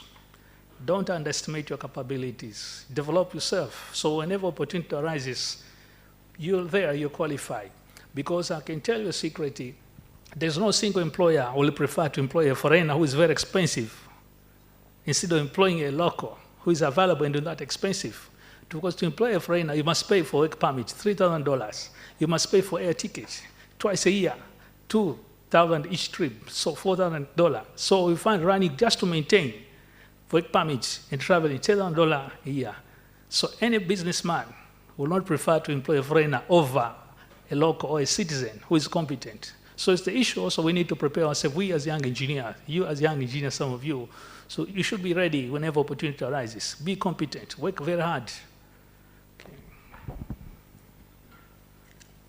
Okay. Then another question was, Mr. Mwalimu, sorry, I forgot to pick your name, just remember your title, Mwalimu. The issue about controller.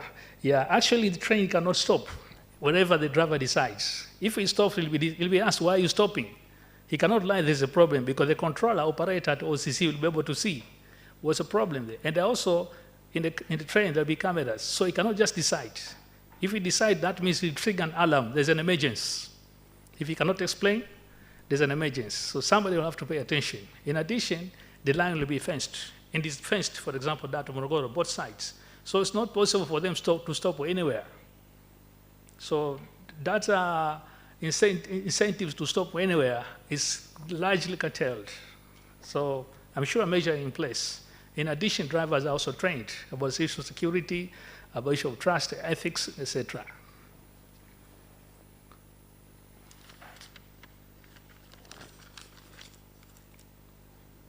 The issue of spare parts availability, a question from the doctor.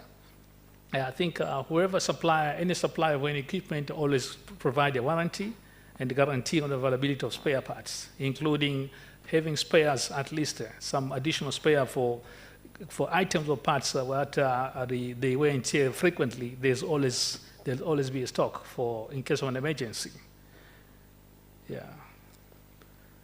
Okay. Yeah, and Professor Mfinanga, he raised the issue that the issue of integrity was not captured in the strategic project. I think so far in the presentation and from whatever I was involved, the issue of integrity is out of questions. Of course, for strategic project, these are projects of national interest. If somebody say, for example, maybe you're constructing a railway from Dar es Salaam to Mwanza for personal interest, it's impossible. Because not one person is going to use the train. For us, the project that we involved, so there's no doubt, there's no worry at all. Integrity is 100% observed. I think from my side, I've answered every question that's related to my presentation. Thank you very much. Thank you. Thank you, Engineer Chedi. You have only spent 11 minutes. Very good for so many questions. Now next, can you pass the mic to Engineer Mafole?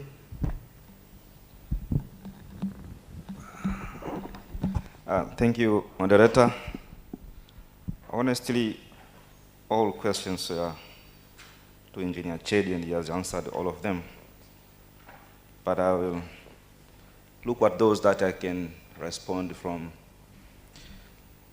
the industry where I come from, because some of the questions cut across, so I will make some comments, even at least in passing. See, in the telecom industry, there has been a paradigm shift over the years. When these companies were moving to this country, everything was done by that company. They will build the towers, they will put all the infrastructure in place, they will employ the engineers, all the units, HR, finance, and everything, and run the operation as one organization. But over the years, there has been a huge paradigm shift to the point that at the moment, most telecom companies and ISPs, they mainly sell particular services, voice, data, or internet. And a big part of the infra is being given to other companies. Right now, the towers you see, they are owned by some other companies. We are renting space, and so on and so on. What am I trying to say? I'm trying to say focusing on the core business makes us focus on how to wisely spend the CapEx and how to minimize the operational expenses. Now, in minimizing the operational expenses, I see an opportunity between universities, in particular CoET, and these other companies, in terms of bringing in alternative sources of power. And solar power has a huge potential, and I think something can be done between CoET and these companies in terms of supply of the systems and to respond to Dr. Justo in terms of spares. Another concern was raised by a lady at the back with regards to SIP, and I will combine it with local content. Yes, we adhere to the requirements of local content. And in the projects I've spoken about while I was standing there, I can cite one particular example. Out of the 60 subcontractors, 4 of them were local companies building huge communication infrastructure for this country. So this one is being observed, and it will continue to be so, because we have seen there is no compromise in terms of quality as compared to using other content. And for SIP, I know it is happening. I am personally doing at my organization in terms of internship. We take a few students for internship, and I would like also to use this forum to give feedback to CoET. Last time we picked some from a sister college, CoIST, and some from CoET. They have done a very, very good job, and now all of them have been snatched by other companies because, you know, internship and somebody's future. So it is happening, and it will continue. It will continue to happen. There was something also raised on trains stopping at some points. I would like to answer this generally from a technology point of view. Mwalimu pale nyuma, teknolojia inatuwezesha kuwa na visibility, kuona system zetu kutoka popote pale duniani. Ukitaka, kuna teknolojia kukuwezesha wewe kuangalia nyumba yako masaa 24 nini kinaendelea pale.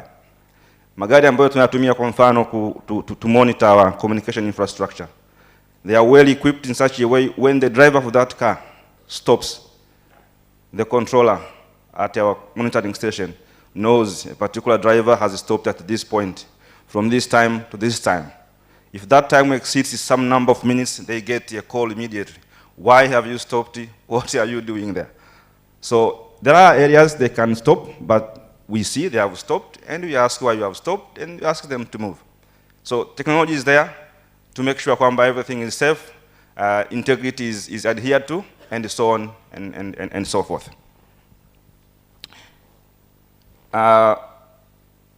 Last piece on any integrity issues related to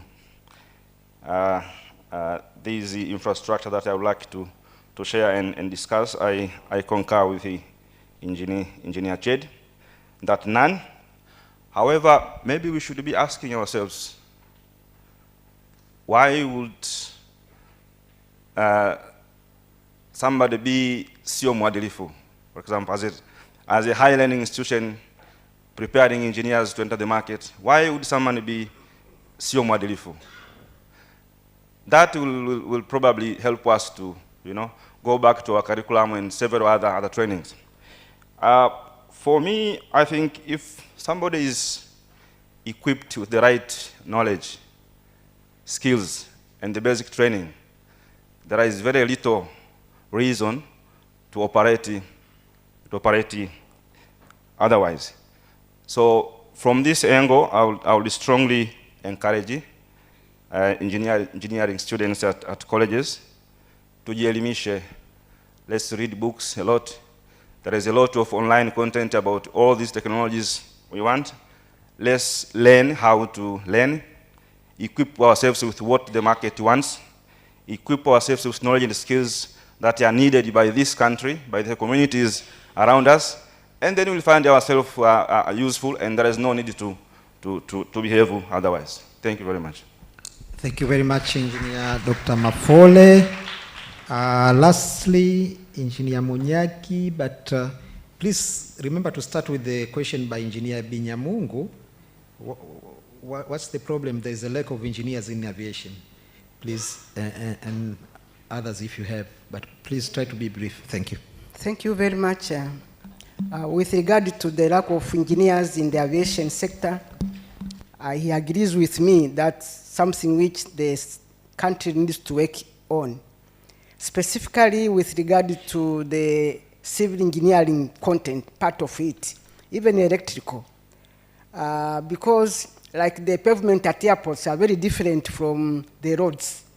So that needs to be captured in the curriculum, that a runway is very different in terms of the strength compared to the road. And that, if that is taken care of, I think a lot can be done. So like tiny roads, you are given the mandate to look at the airports. I've been retired for 13 years, but I think they found it a bit difficult to enter into that sector because they are used to roads which are very different from runways. So what we are saying, that's an opportunity which the curriculum needs to look into it and prepare engineers really to work with the airports, particularly with regard to the pavements. When I come to Engineer Mbaga, I think she also agrees with me that that's an opportunity which needs to be taken up with regard to the use of aviation in agriculture. I said the drones have come in, so really the CoET should look into that side of how they can work together to come up with the engineers.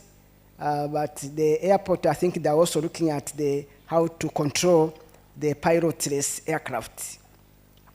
When I come to Mwalimu, yes, I think the schools should take advantage of making study tours at the airport. What I realized when I was working there, that not many people know what's going on at the airports. And if you take a tour of the students at the airport, and particularly if you insist that they also go to the control tower to see what's going on, I've realized the students become interested, very much interested. Like in a couple of years after I encouraged the tour to the airport, some students came back and now they are pursuing training in aviation. Some of them have taken the aircraft maintenance engineering, some have gone into air traffic controllers. So it's important that the schools, you take up that initiative take your students to make study tours at the airport. And I'm sure that you will find that a number of students are very interested in what's going on down there. Lastly, with regard to maintenance of aircraft in Holland, where they capture our aircraft at ransom,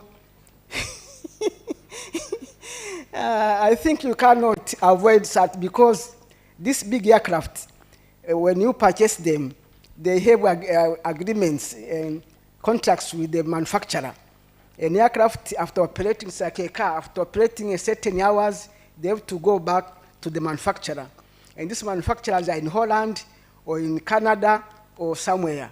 So our people now, they can do maintenance, but not on that aircraft. They can do the small maintenance repairs here. But when it comes to a major repair, they have to go to the manufacturer, and currently manufacturers are in Holland or Canada or UK, and you cannot avoid that. Thank you very much. With regard to integrity, I think they've ably answered that. Thank you. Thank you. Thank you very much. Thank you very much, Engineer Munyagi. I think the panelists have done justice to the session, but there was one question from Engineer Binyamungu which was not asked, which was not responded. It's with regard to why there are ngederes when at CoET, it saddens him when students goes for holiday, instead of being vibrant and doing, it's the time to do a lot. So unfortunately that question can't be answered because the person you directed to is not here. I'm not saying the principal anyway, but I'm just reporting he's not here. So that question can't be answered. So members, panelists, we thank you very much, and the presenter for your dedication to engineering education and CoET, and for your time. Thank you very much. Participants, can you join me in a round of applause to the panelists? Now, I return the session to the Director of Ceremony. Thank you. Thank you very much, Professor Finanga, and I really like the spirit. I always just discuss this with the Professor Mashauri. We have what called Japanese efficiency, and that's really attests to what you have been able to conduct the session. Naomba tuwapigie tena makofi.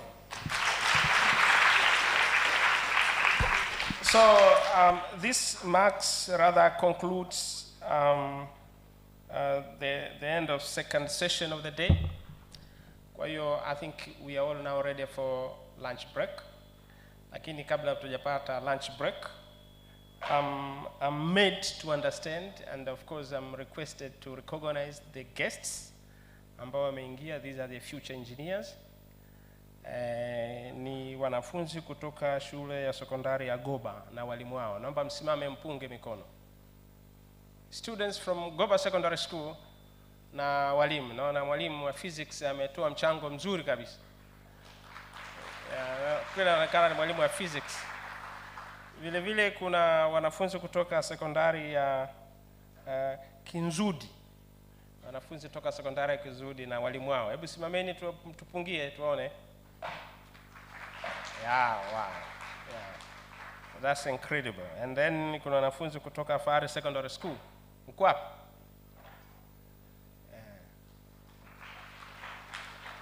Asanteni sana, asanteni sana. Yeah. We have to live very much with the spirit. Wacheni watoto wadogo msiwazuie, sawa? Maana ufalme wa mbinguni ni wao. Yeah, sasa tumefika mwisho wa second session. We still have got one more session to go, and that is going to be held after lunch. Hii ni session on the innovations and sustainable development. Of course, Dr. Pendo should be moderating the session, but I think before that, kutakuwa na some. Dr. Pendo, I think you would like to meet with me and the panelists so that we can clear the house. After lunch. Yeah, after lunch. So, yeah, and I think we have not just done bad in terms of time. Where we have half an hour, tukienda kula half an hour. Ushers, please. The efficiency. However, I would like to explain on how is it that the third session is going to be conducted. So this is not going to be much different from the previous session. We will start with the presentation from Engineer Emmanuel Biririza. In a way, he's going to set the scene for the presentation, or rather for the session. After that, we are going to have a panel discussion with the 3 panelists, including himself, Dr. Emmanuel Chao. May I recognize Dr. Chao? Is he around? Yes. Mzee karibia ukaa huko. So tukienda kanisani ukikaa kule nyuma inabidi unasogezwa mbele. Kwa hiyo sasa nakusogeza mbele hapa katikati. And then of course we have a very able, very experienced in innovation issues, Dr. Emmanuel Manasse. Upo nadhani umeingia sasa hivi. Yeah. So baada hiyo and then Dr. Pendo is the one that is going to do the moderation, but first of all I need to make introduction for Engineer Biririza, and then after he's done with the presentation, then I will just leave the floor to Dr. Pendo to take over, including inviting the panelists and also for other logistics, including the introduction. Kwa hiyo, without further ado, it's afternoon, I know. Slowly the number is going to swell, no doubt about that. However, in the interest of time, let's just kick off or start the session. So is Engineer Emmanuel Michael Biririza. He's an electrical engineer and also an expert on the issue surrounding energy, the sustainable energy, energy efficiency, and the clean energy. And that spans experience of almost 20 years. He had worked on various aspects, including technical engineering design, policy programming, project innovating financing, and implementation for clean and sustainable energy. Kwa hiyo huyu Biririza is in the nexus for security, food, energy, and water security. Well, that leg of the security unattached. And I think before lunch break, the issue of SGR, people were concerned about the energy security for SGR. Maybe we are going to benefit quite a lot from him. And then vast experience working for a number of organizations, different levels, space, national, regional, international, including UN, United Nations organizations. Kuna UNIDO, kuna UNHCR, kuna UN Habitat, amefanya mpaka kwenye bank, African Development Bank, and also European Union Energy Initiative Partnership Dialogue Facilities, and also UNEP. Kuna nyingi sana hizo organization. I wouldn't just like to go and exhaust. Importantly is that he's a consultant on the issues of energy, and of course he has just recorded a number of achievements, including assisting African governments with creating enabling frameworks for crowding investments to archive a low carbon development path through adapting green technologies and practice. He's a green person from what I'm just reading here. He has been in charge several complex projects, programs, and initiatives in Tanzania, and of course in sub-Saharan Africa. He has also contributed in several academic and professional knowledge repositories. Engineer Michael, very proud alumnus of the then FOE, but of course now we know it's CoET, is an active professional member, practicing engineering community and other strategic society in the country and globally. And of course we have ERB na kuna Ukraine Recovery and Development of Infrastructure Working Group, the Global Expert Access and the Poverty Pillar Subcommittee for Global Covenant. Mengi paka kuchi. Maybe the very last thing ni kwamba kuna sehemu nilisoma you in the final stage of PhD sioni kwenye nani nyingine mwishoni huko. Yeah, so I think soon he's going to be a doctor. That's him, Engineer Biririza. All participants, let's have our hands together. As he walks, I find his way on the podium for the presentation.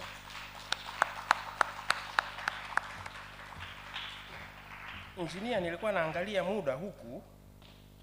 I just tried to see the time which has been allocated to you is, it was 40 minutes. I don't know how good you are going to manage time, but one thing which I'm sure about you, Nikwamba, you are very efficient.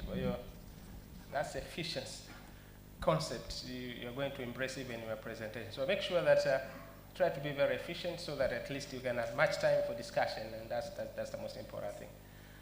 Baada ya kusema hapo, the ball iko kwako.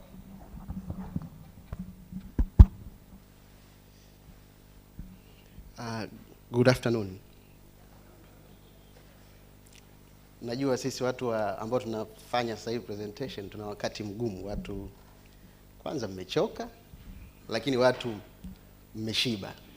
Kile chakula kilikuwa kizuri nadhani. Kwa hiyo nawaahidi sitakuwa na maneno mengi sana. Najua sisi engineers we are not trained to talk a lot. So you can count on me. So my name is Emmanuel, as the moderator, the master of ceremony has just said. At the moment, I'm serving as energy specialist at the United Nations Human Settlements Program, which is UN Habitat, which is based in Nairobi. I'm also based in Nairobi, at the headquarters of the UN Habitat.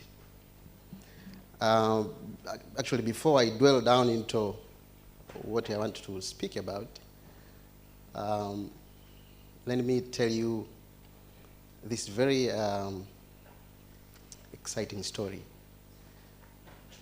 Na nitaongea kwa Kiswahili ili inoge. Unajua Kiswahili wakati mwingine kinanoga kuliko Kiingereza. No, hiyo story nataka kuwapa ni kwamba pale nilipo saizi kwa UN Habitat ilishawahi kuongozwa na mama Profesa Anna Tibaijuka kwa muda mrefu.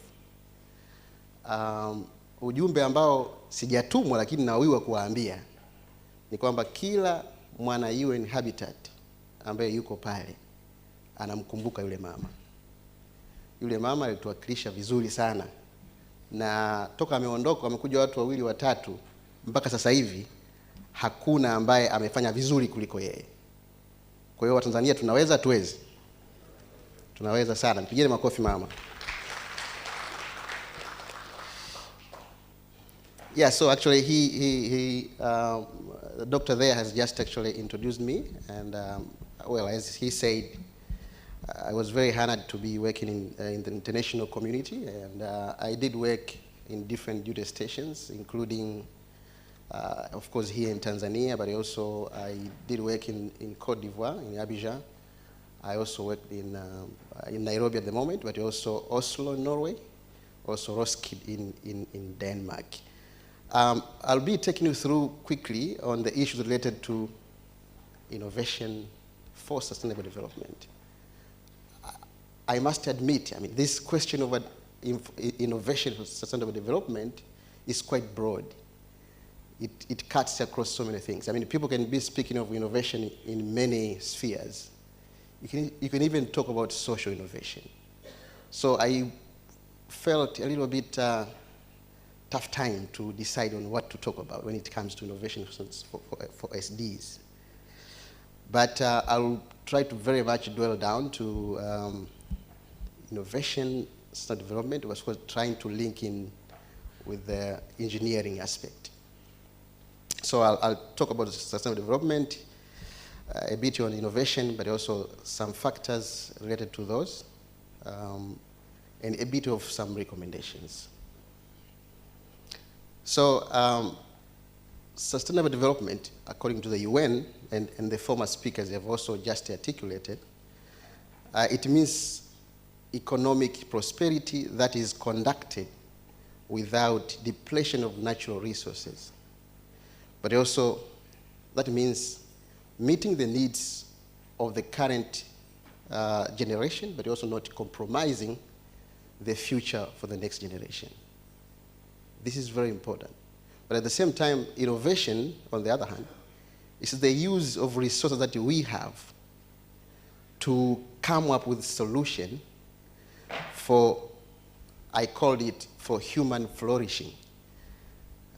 Innovation inapaswa kufanyika in such a way to reflect the needs na kuweza kufanya binadamu wa flourish, kwa maana ya maisha bora zaidi, kila kitu kiwe rahisi. Lakini of course nyuma yake kuna the sustainable development aspect. So there has to be, we have to find new ways, but also more efficient ways of using the resources when we talk about innovations. Things like reducing waste and pollution, creating sustainable products and services, but also the direct and indirect use of innovation. Those are indirect and direct use of innovations. And this can also help to improve the quality of life of the people, particularly those, of course, in developing countries like Tanzania. But also by creating sustainable products and services, innovation can help to address issues such as poverty, hunger, and access to basic services like clean water and, of course, energy, the famous subject that I like. But innovation is not just about, creating new products or services. Sio maana yake. Innovation sio lazima tu kuwa na product mpya au huduma mpya. It is also about finding new and more efficient ways of doing things. How do you do things? And this actually includes developing more sustainable production processes, reducing waste and emissions, and in the end, of course, promoting the circular economy. So that was a preamble for innovation and sustainable development, but I'll dwell down into specificity when it comes to sustainable development, but also innovation. Starting with the sustainable development, linking it with innovation, as I said, innovation plays a very significant role in the attributes of the sustainable development. And we talk of three things when we talk about sustainable development. We talk about the environment, we talk about social aspects, but also the economic aspect. So environmental sustainability, it addresses issues like climate change, air pollution, water scarcity, deforestation, and some of the significant environmental changes of our time that you know. But of course, social sustainability, it addresses the poverty, inequalities. Ukiangalia hata, of course, Tanzania tuna bahati, hatuna so much inequality. Lakini hata kule ninakofanyia kazi sasa hivi, kuna huge inequality. Sasa hiyo of course, inafanya sustainable development kuwa haina maana.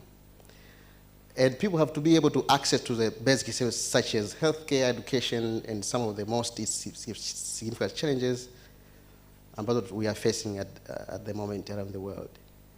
But economic sustainability is also at the heart of innovation, where we have to create new industries, jobs, and opportunities to drive economy and development.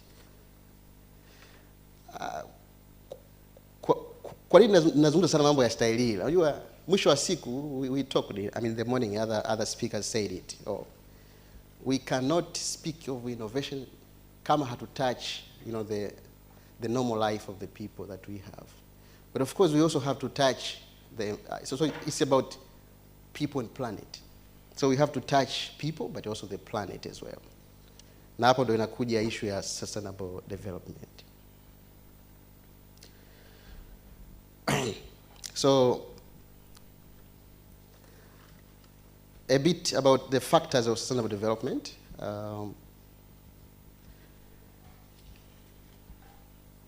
You can talk of so many factors, but I specifically did put R&D and D, not R&D. Of course, R&D, it's traditionally what people talk about. Lakini, speaking of engineering, we have to also add the design aspect into the innovation, into sustainable development. We do the research, we have to do the design, and then translate the design into specific development aspect. So innovation requires significant investment, which needs to be shared by all stakeholders, including the government, non-government organizations, development partners, the private sector, and the entire international community. So embracing this collaboration is very important. Working in silos will not help anyone, especially in leapfrogging, in achieving the innovation and attaining sustainable development. So collaboration within country, say among academic institutions like CoET, DIT, St. Joseph University, COSTECH, CEDO, you name them. This is very important. You know, you are, nimeshawahi kuwa consultant wa project developers hapa Tanzania ambao wanaenda kuinvest kwenye miradi ya nishati. Lakini watu wengi wamekuwa wanataka kufanya kazi, wanakuwa na umimi, mtu anataka kufanya kazi. Mfano nikizungumzia hydropower ambayo I was very fan of it. Mtu anasema this is my site. It does not help anyone. I mean, it remains his site or their site for ages. So nothing happens. So what I'm saying, the era of competition between CoET and DIT should, I think it's over. We have to think of how we can collaborate with these institutions. And we also have to have strategic international cooperation, such as study tours. Of course, I like reverse engineering. Things like what China has done when it comes to Tata, for example, Tata and Land Rover, those kind of things. Nilivyoenda kwa mara ya kwanza Ulaya miaka ya 2000 mwanzoni, leo iliniuma sana. Iliniuma kwa sababu kuna vitu ambavyo we can easily steal and do something at home. We have never done that. So it's a challenge to the engineering community, especially the University of Dar es Salaam CoET, to think twice how, to do the reverse engineering for the betterment of a country. But the conducive environment, working environment, conducive and enabling environment is very important, is paramount. We can struggle. Nimesikia asubuhi Professor Mwandosi amezungumza kuhusu, tusogee karibu na meza ambazo zinafanya maamuzi. Kama hakuna mazingira wezeshi, sisi wahandisi tutateseka sana. So the policies, regulations, and are very necessary when it comes to innovation and development. Of course, that should be supported by R&D. So a bit on innovation.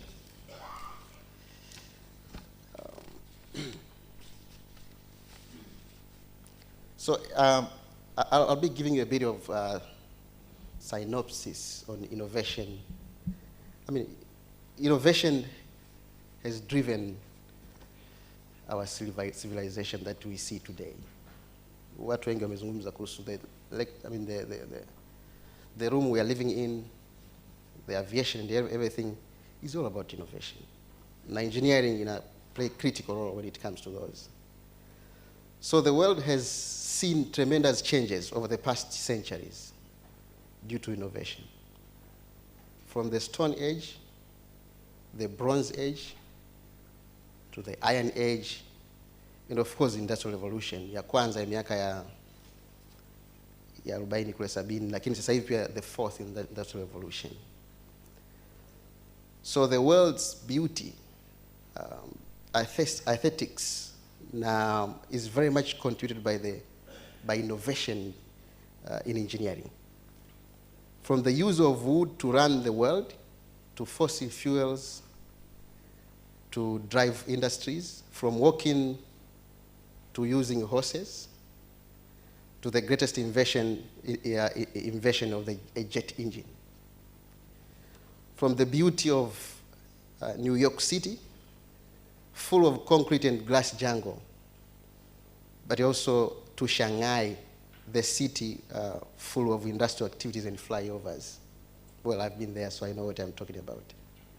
So to Beijing, the city, which is the symbol of what the administrative city could look like.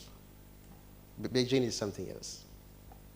So you name it. So engineering has shaped the world into the way our civilization looks like today. So innovation is the center of all of these transformations that we see. In Tanzania, well, to leapfrog in a way, yeah, we have also witnessed tremendous development in various sectors that have been supported by innovation. The exploitation of the natural gas has been revolutionary in supporting several development activities by using the low-cost energy for electricity, industries, and now for transport. We have seen this, CNG is happening with DIT, to also domestic applications. Kuna nyumba kadhaa zishaunganishwa na gas. In my lifetime,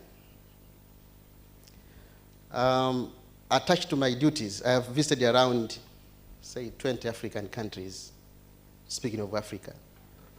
And I can proudly tell you, in sub-Saharan Africa, Tanzania is at the forefront when it comes to modern and innovative city mobility. So the BRT, for example, is really something else. Na watu wengi wanakopi kutoka kwetu. Those are innovations. Na engineering imo ndani mle. And now we have this electric powered, SGR, Standard Gauge Railways. Kuna maswali mengi kuhusu power systems and all that. I'm glad my teacher, Dr. Alex Kiaruz, respond vizuri kwenye hilo swali. Whatever we see in Dar es Salaam, all the values the city have, it carries, it's tunachokiona Dar es Salaam, watu ambao walikuwepo miaka ya 80 wameona Dar es Salaam ya wakati na sasa hivi kuna tofauti kubwa. So tusiwe wanyonge sana. This is my point. So anyhow, so what are the attributes to innovation? Well, I tried to borrow these from McKinsey analysis. Mimi pia kama alivyotuagiza Professor Mwandosia, wale ambao ile tulikuwa tunaita ungwini ule, mimi sasa hivi ninao sana. Ninaupitia sana kwa sababu nikuja kugundua bila ungwini engineering pia haiwezi kuexcel. Kwa hiyo najitahidi kusoma vitu vingi kupitia watu mbalimbali. Kwa hiyo innovation has to result from aspiration. What are you aspiring to do when it comes to innovation? And lazima iwe ina reflect a certain target. And we also have to choose. We can't just spend money on innovation without choosing exactly what we want. So the choices we have to make are very important. So we have to invest in coherent, time and risk balanced portfolios of initiatives with sufficient resources. And we can discover as well. Nimeona maeneo mengine kama Zambia na nimeona sehemu nyingine people are generating electricity from radio frequency. Impressive. So the discovery also plays critical part when it comes to innovation. It has to, be centered into differentiated innovation businesses. You have to look at the market and the technology that evolves at a particular time. And we can't get stuck into an innovation without, having something commercialized, sort of to say. So there has to be evolution. We have to think about creating new business models. But we need to have defensible and scalable profit sources. I mean, lazima uweze kudefense innovation yako ili iweze kuwa na sustainability in the end. And we need to achieve scale, definitely.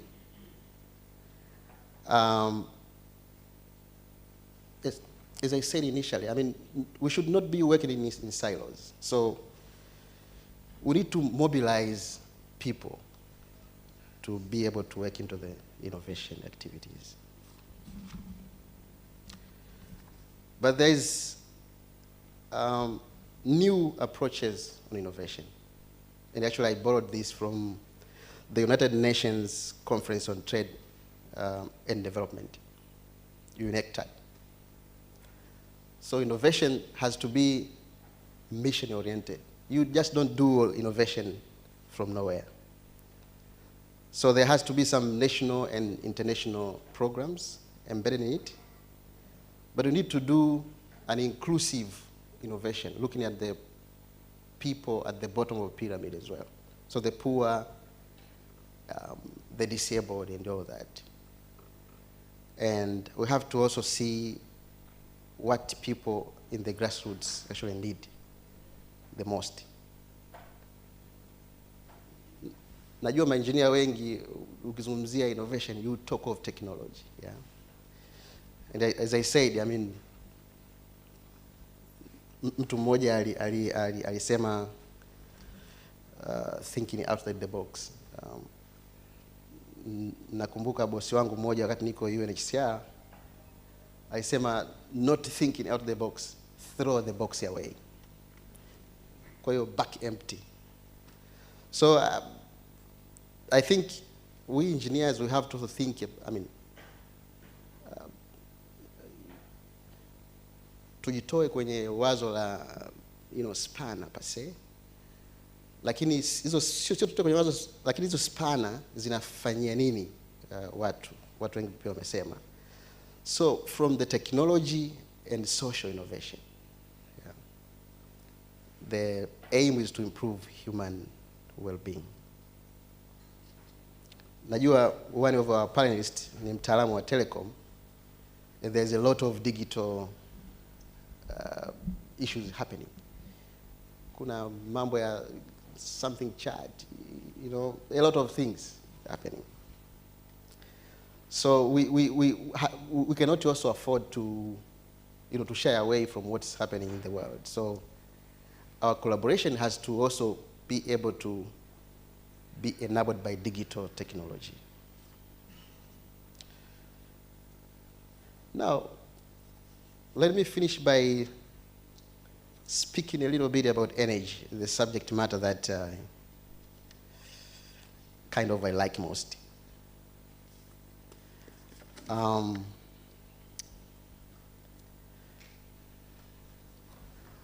There's been a lot of debate, when it comes to phasing out fossil fuels. Of course, I mean, there is no doubt fossil fuel is the major culprit when it comes to carbon concentration in the atmosphere.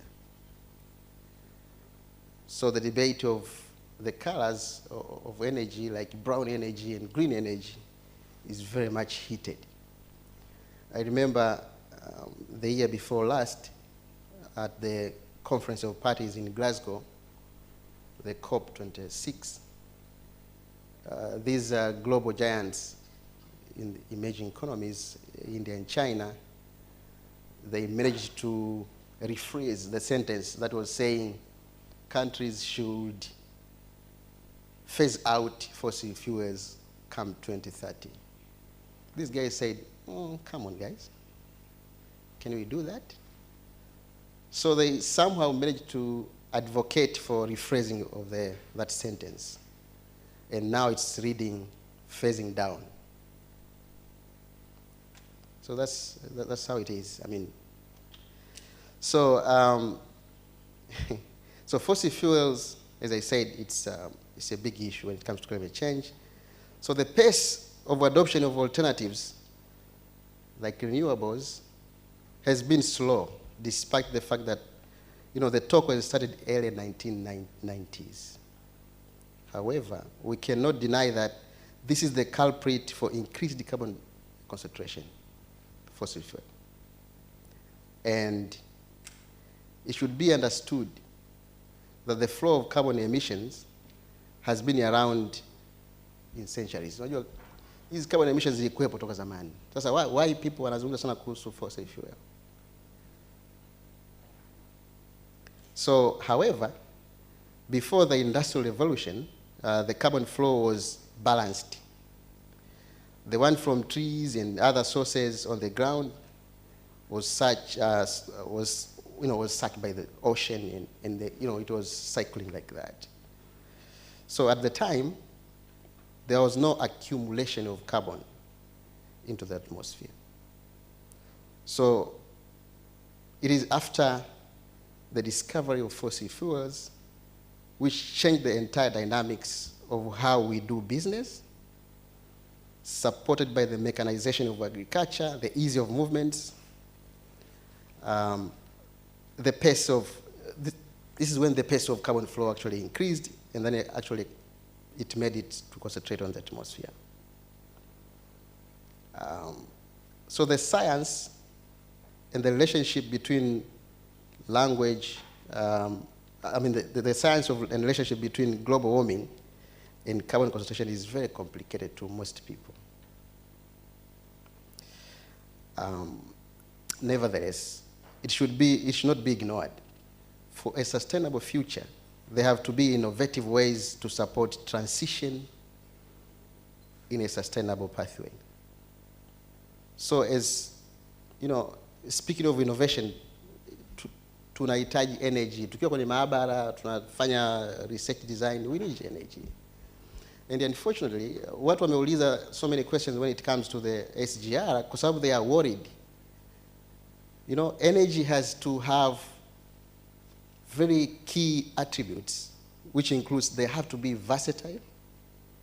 Versatile inaweza ikatumika kwa vitu vingi vingi bila limitations.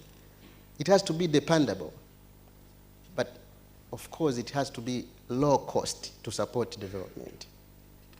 So the reliability is very important when it comes to energy. So this is a challenge we have, the engineering community. How do we help this country to leapfrog from dependence on fossil-based fuel solutions to clean solutions? Sina majibu ya haraka, lakini it's a challenge. Nawaachia pia watu wa CoET. You need to do a little bit of research, development, and of course, we have to help the country to be innovative. Well, many people are saying the Westerners were able to develop. Well, if you see these two slides. So this is the total energy supply by source back in 2016 from the International Energy Agency. You see coal, natural gas, and oil are the major supply of the primary energy in those countries which are developed, right? And the electricity part as well. At least we are represented by South Africa here. 90% of South African electricity comes from coal. Of course, now they are suffering. There's a lot of outages because the systems are very much dilapidated. So shall we go the same route? Watu wanaargue, wanasema kama wenzetu wameweza kupollute, why not us? But this is fallacious. Too wrong can never be right. Lakini, then how do we do that ili tusifanye the same thing? That's a big challenge, yeah? So we need to be innovative, yeah?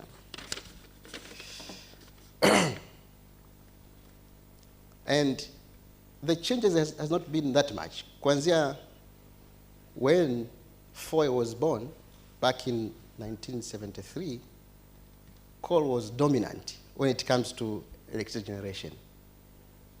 And as I speak, coal is still dominant when it comes to electricity generation. There's a big challenge here. And what we find analysis, if we want to have a sustainable future, we need to have the so-called net zero. We don't pollute.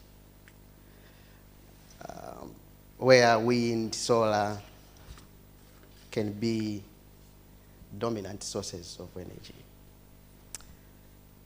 So for the world to operate sustainably, there has been a consistent call that fossil fuels need to be phased out of the mix. However, this is an unprecedented challenge, and the energy to support the economy and prosperity needs to have essential attributes that include the abundancy, flexibility, availability, affordability. Today, only fossil fuels meet these attributes. It will take deliberate efforts on innovation to be able to do away from fossil fuels. And of course, I can even argue, like, for us, it's even very important to also think about cleaning these fossil fuels rather than phasing them out. But that is costly. Yeah. So we need energy that can be able to drive heavy industries. Unajua kuna heat processes na nini, solar inaweza ka struggle with the current technology. So Africa, of course, cannot afford to abandon its resources as natural gas and labda hata coal. Lakini that need to be undertaken in a just situation. Just to environment, just to the people, and to its economy. So, but sustainability also means a sustainable environment. How do we balance the two? Energy sector contribute to 3/4 of global greenhouse gas emissions. This is complicated to decarbonize and shift. So unfortunately, renewables are diffuse, non-dispatchable, but for sustainability, they need to be included in the mix. So this is where our task comes in, innovation. How do we make sure that and this comes in, I mean, you can now think about smart grid. There's a lot of also cyber issues, cyber attack into the electricity grids. So the security from those we also have to think about when it comes to innovation. But very importantly, the low-cost storage systems, batteries, pumped storage. So the innovation is for advancing sustainability. We need energy storage systems, but also the so-called carbon capture and storage, more efficient irrigation systems, essential medicines, household water purification devices, and manufacturing processes that minimize waste and pollution. I'm done with the energy. So this thing is very interesting. I happen to be attached to CoET for some time, so I know the efforts that are undertaken there. And I can probably also say that I also brought, when I was with the UNIDO, I brought the Center for Small Hydropower Development at CoET. I hope it's still existing. So the innovations like these that solve our social issues, that tries to drive us away from dependence on importation of things that our economy cannot afford, is very much commended. But We need to take up a challenge. So the cost of some of the things are still on the high side and very complicated when it comes to electric vehicles. The batteries, of course, are the one. So there could be a possibility of exploring how we can develop, for example, kama tutaka tufanye innovation to solve local problems na showcase like we are solving issues, social issues. Mfano, kuna big compounds like UDOM, big compounds like Mtumba government city in Dodoma. Ukienda pale Mtumba, movements in there, they are very complicated. They are big compounds. Kama una gari au una nini, then you cannot move. So there could be a possibility of exploring how we can develop sustainable city concepts in Dodoma, for example. So introducing electric mobility concept for easy movements within the compounds. These could also be using decentralized energy and sustainable energy solutions for offices, applications, and electric vehicle charging facilities.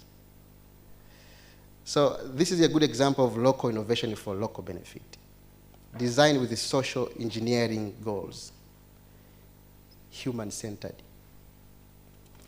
This will also incorporate high level of socialist modern cities while keeping environment benefits at the center of the design and innovation. These can include such innovations like biotechnology, robotics, artificial intelligence, and issues of semiconductors. We also have to balance between the software and hardware technologies.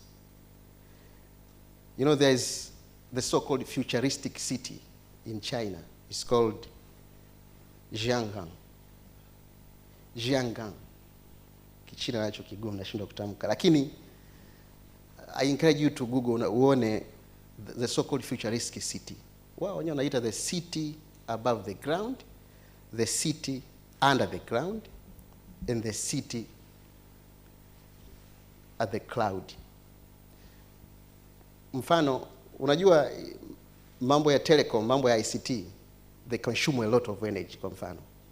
Lakini them wameamua kuhang karibu na water bodies, so they get to cool their servers and all that from the water body. So they use natural environment to sustain whatever they need.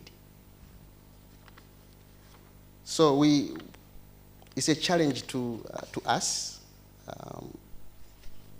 the engineering community, of course, CoET, to help out our country leapfrog to some innovative solutions for the social sustainability in our country. So for some recommendations, these are my recommendations. You can take them or you can challenge them if you want. So to be able to do innovation for sustainable development, we have to align policies with innovation initiatives. There has to be regulations, incentives, plans, strategies, and all that supports such kind of innovation. Unajua wanajiuliza, hivi hatuwezi create a special entity which deals with innovation. Do we have to do it in silos? So the nation can think about that, I think. Where people are very much dedicated into innovations and they are supported. Kwa sababu innovation sasa hivi inachukuliwa like kazi tu ya watu fulani, unajua. Lakini and that goes without saying. We also need to create some special funds to support these kind of things. I know CoET is struggling na gari yao na nini kwa sababu ya funds na mambo kama hayo. Lakini if there was a strategy to develop these kind of things with financing and bring some think tanks, tungekuwa mbali. We need to embrace reverse engineering. reverse engineering ni kudesa, lakini kudesa huku kuna maana. Wenzetu wote wanafanya hivi. What I'm saying, ndivyo na mara ya kwanza Ulaya nilisikitika kwa sababu kulikuwa na a lot of opportunity to do reverse engineering. Back then, miaka 20 kitu nilikuwa nimeenda mimi. 20 of course labda. Lakini sijaona watu wakiiba kitu kule wakileta huku. Kuna kitu, kuna shida hapo. So we have to ensure coherent strategy for the research and development and design as well. We need to have clear priorities. Short term, medium and long term goals. Ambazo zinakuwa backed up na policies na regulations. As I said, you need to dedicate, well, stable funding and policy support, including legal framework for intellectual property rights, product standards and all that, and coordinate between government and other stakeholders. Uzuri nipo pia kwenye masuala ya electric vehicles. Mambo mengi ambayo yanazungumziwa kama changamoto ni pamoja na registration of those cars, kwa sababu TRA imezoea kuregister by chassis number. Now you bring something that has got no chassis number. How do you register that? So we have to help out the government to strategically position themselves, you know, to consume some innovative products like what we have. CoET mtaamua, mtatengeneza kitu ambacho kinafanana na chassis number kwenye gari, it's up to you. Lakini we have to, I mean, people in the morning said it, we have to have a strong engagement with the industry. Muhimu sana. Now, we cannot just afford to do innovations without tracking, monitoring, and evaluating kama kweli tunalipro au tunapiga mark time. And there's nothing like picking winners or losers katika mambo innovation. It's like trial and errors. Wenzetu wa China wanafanya trial and errors, imewafanya sasa hivi wawe pale. Hawashindwi kitu sasa. Lakini we need money. We need policies, we need regulations.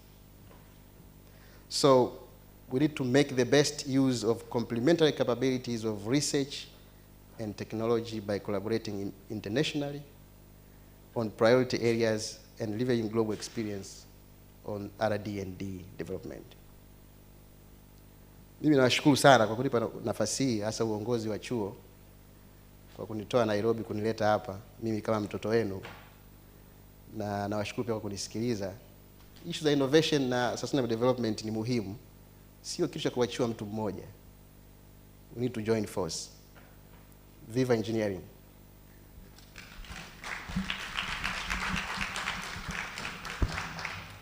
Viva engineering. Viva, viva. Yeah, makofi tena kwa engineer. So I think ameweza ku highlight some of the essentials when it comes into innovations. And kitu muhimu sana, I think there should be enabling environment framework. Lakini mimi nimependa sana ile the last bit of essentials ni tracking, monitoring, evaluation as the key. And I think there is where now we fall apart. Tunakuwa na mawazo mazuri, unaanzisha kitu, but you don't have this robust systems that make sure kwamba you just try to track, follow it up, see what is working and what is not working, where to improve and all that.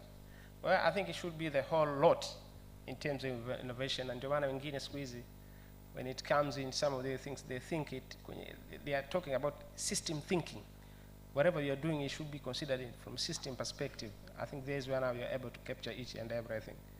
Well, nikushukuru sana engineer, and I'm pretty sure kwenye panel discussion, you might get a lot of comments, experience sharing and all that. So without further ado, so I would like to hand it to Dr. Pendo, so that you can invite your team.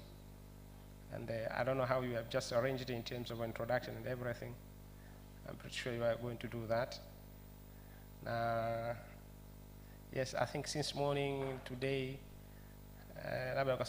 we are also considering the journey of engineering training where female back then were not just given that, but at least today we were able to consider the gender aspect in terms of directing the ceremonies. So, Dr. Pendo, let me just throw the ball to you so that you can pick up from there and continue. Over to you, Pendo.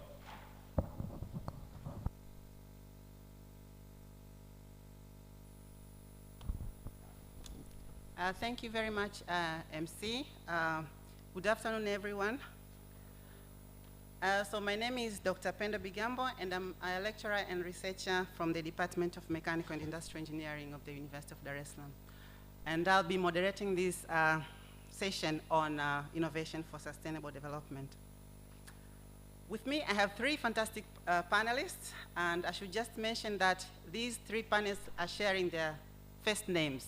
So don't be surprised when I call the first Emmanuel, the second Emmanuel, and the third Emmanuel. So the first Emmanuel, you have just heard from him. He has just opened the floor for us on his talk. Engineer Emmanuel Michael Biririza. May we please clap our hands for him? We also have Dr. Emmanuel Chao, a senior lecturer and an international business expert from Mzumbe University. Welcome, Dr. Chao.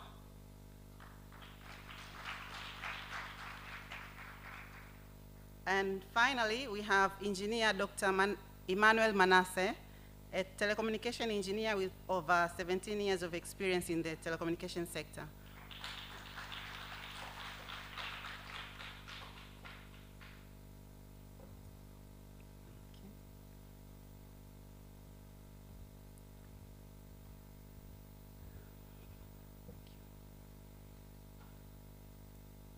So I think I'll just go straight to our discussion.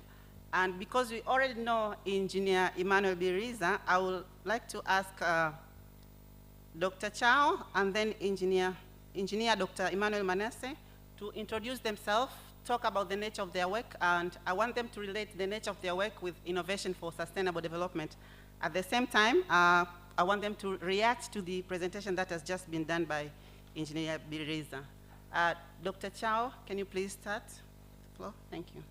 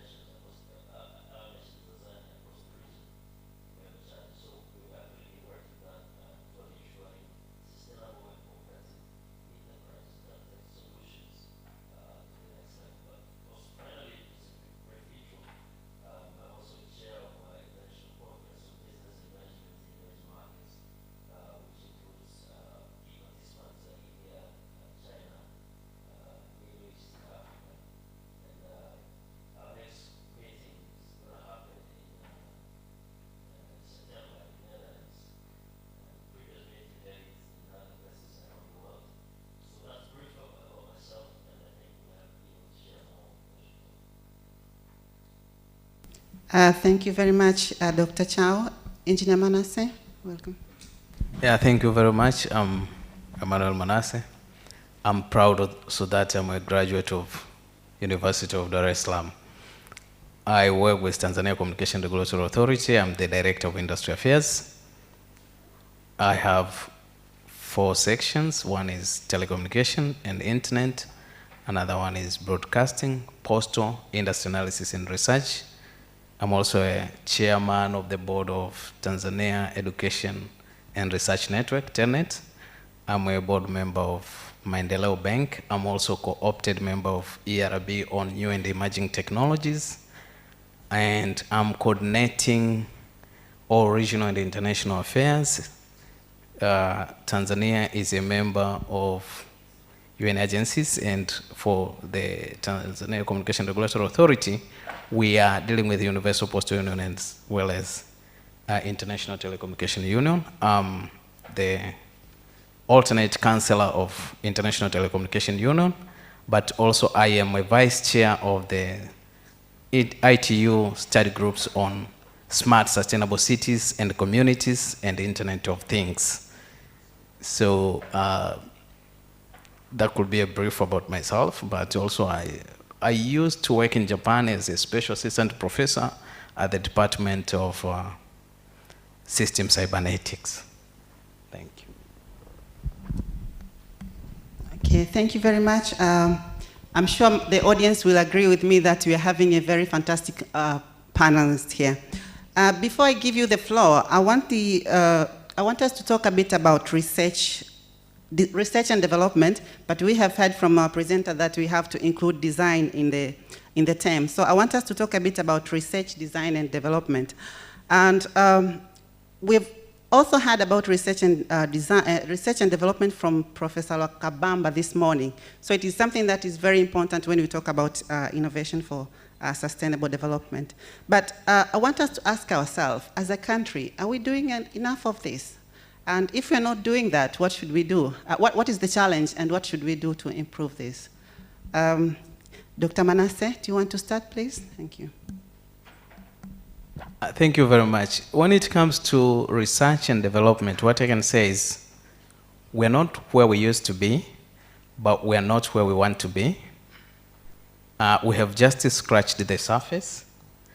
Much needs to be done. We need to leapfrog.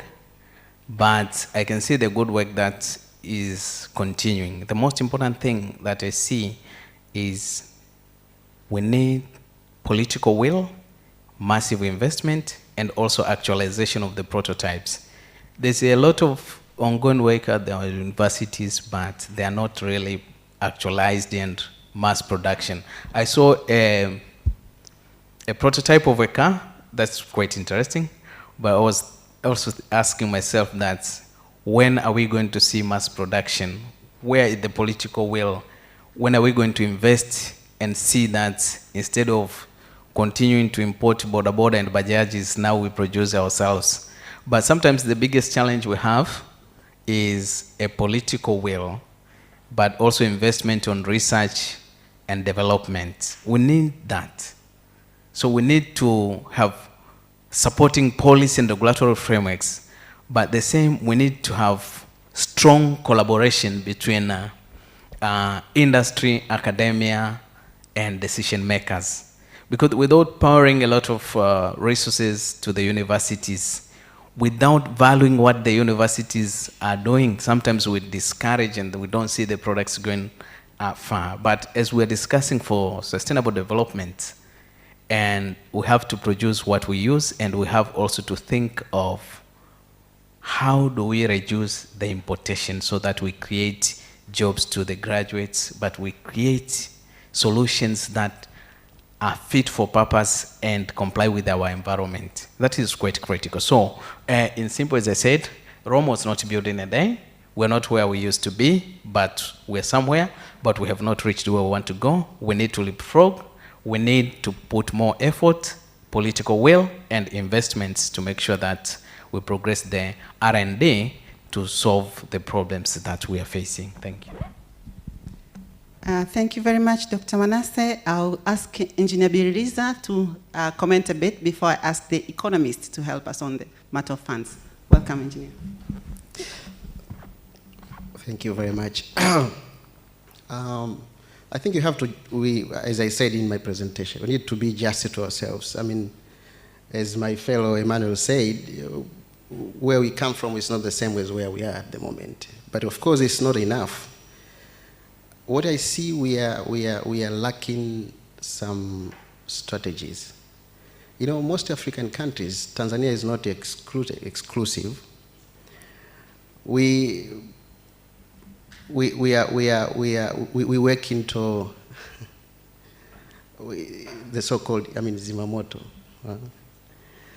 What I'm saying, sometimes we are overtaken by events, and then we are forced to do some other things, not in a very thorough and appropriate way. So what I would think is there should be a way of having some strategies to be able, not necessarily to leapfrog, but to run towards these kind of things. You know, as I said, innovation is something of national interest. It's not something for only one institution or something. But, you know, there is a lot of innovation happening in Tanzania that I know in different aspects, but they are very sporadic. So how do we bring together these kind of innovative heads so that we can have one, the so-called, someone in the morning, one-stop shop for innovation and development? So this is the challenge that we still have, but I'm sure, those who have got, they are able to see what's happening, and maybe, but CoET in particular has got a big stake to be able to intervene, because you see these decision makers, they've got so much into their plates to decide on. If we don't knock into their doors, and we have people like Prof. Mwandosia who can talk to the, wachai wa mezani, asema asubuhi mwenyewe, then we should be using these kind of people that can be able to penetrate and advocate for ideas. Not necessarily those people up there, they know what we want to do. Or it's not necessarily, not because they don't want, but because no one has, told them this is a good thing to do. So my call is really for collaboration, but being proactive, not reactive. And in this way, we'll be able to get policy and regulation that they will be supporting us. Thank you very much, Engineer. Dr. Chao, do you want to comment a bit on how we can ways in which we can find funds to do research, design, and development for innovation for sustainable development? Welcome.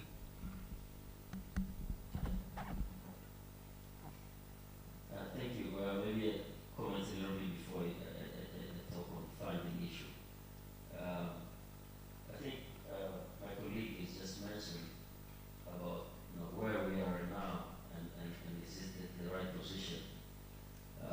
If you look across the policy framework which has been developed to support the innovation in the country, you can just reflect it by asking, is that something made out of conscience or something that is made out of just wishful thinking? Because if you look, for example, the budget that has been set for this year for innovation is just about 5 billion. 5 billion is just almost the same budget as what University of Dar es Salaam has set for itself to support research. Now, I was just looking the motto behind, in the logo of the University of Dar es Salaam, it says, freedom, wisdom is freedom. And so my big question is, we have tried to do a bit of a step, but I think it's more of a mental level. It has not been at the heart, at the conscious level. That's one. The second issue is that's related to what you've asked on the question of the funding aspect, which has been really misthought. Because when you talk of innovation, there are about 5 levels, key 5 levels. And none of these levels actually can just be done independently on its own. Level number 1 is what actually a university does, which is actually doing research, kind of searching. The level number 2, which is actually most cases that's where we end as university or academic institutions, is building. It's a prototype. Like the car that actually shown there. It's just, that's a level of building, and that cannot really create an impact anywhere. But if you go to the 3rd level of innovation, it's about scaling up And scaling up, really, it's where we talk of value creation. And that's where we should be thinking about the issue of money and issues of where we get the source of funding. And by obvious, as the world is changed right now, funding is not actually being the problem at the moment, because we have a lot of mechanism.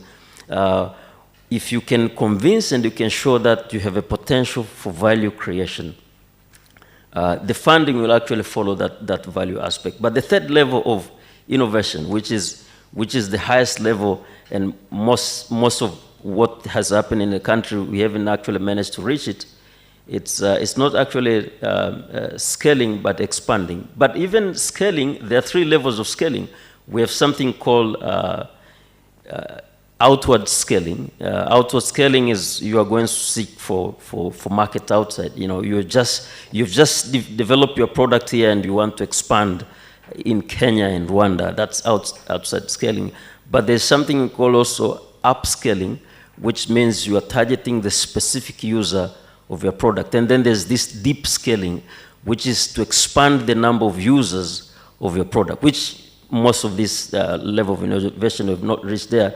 And that's why we might be talking of the problem of funding, but really, as I said, there's a lot of funding available for those who are really eager to go higher. You know, then there has another level is that what relates to sustainability, and that's what we are talking here. So there are 3 levels on how we access the funding for research, funding for innovation and ideas. One of it I've just briefly mentioned is actually to spot the beneficiaries of the innovations that we're bringing, who are actually going to benefit, and then have a conversation with them. They will actually be willing to support. Angel investors are everywhere, and I have actually, working as an incubator programs, I've seen the willingness of the market to really support these innovations. The second way where we get money is really to find the initial buyers who will be committed really to chip in your investment. And then the final aspect is to find the grants, which are always available anywhere. But the big problem that we've created recently is this thing called Grantpreneur, where we've turned innovation to be a space for generating money than actually innovation to be a space for growth of a nation, of enterprises. And of this Grantpreneur, people try to come up with fancy ideas to convince funders to give them money, but really their target, they don't have really a vision for that innovation, but they actually have a vision for that fund. So once they get to that fund, that's where the target has ended. The innovation just expires and they go with funding. Thank you very much. Wow. Fantastic. I've just learned a new term myself, Grantpreneur. Thank you very much. Before I continue myself, I wanted to get some questions from the floor, but we are limited with time, so may I have 4 questions, and I'll be glad to get 2 from the female participant and 2 from the male participant. You're welcome.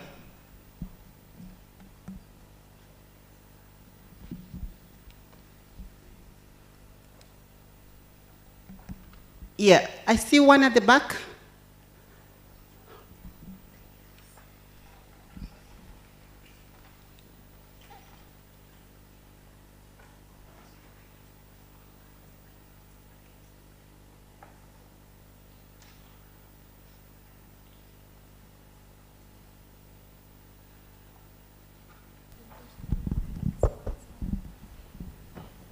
Good afternoon, everyone. My name is Nasa Said Hussein from Kinzudi Secondary School, a Form 1 student. I'm here for asking one question. How can us students get special education, which for the future it will help us to become good engineers, for example, engineers of electricity and other sectors. So as students, we need much education, which it will help us in the future. My question is, the education which you'll get here in primary is enough as to become the future engineers? Thank you. Thank you very much. May we clap for her, please? 3 more questions.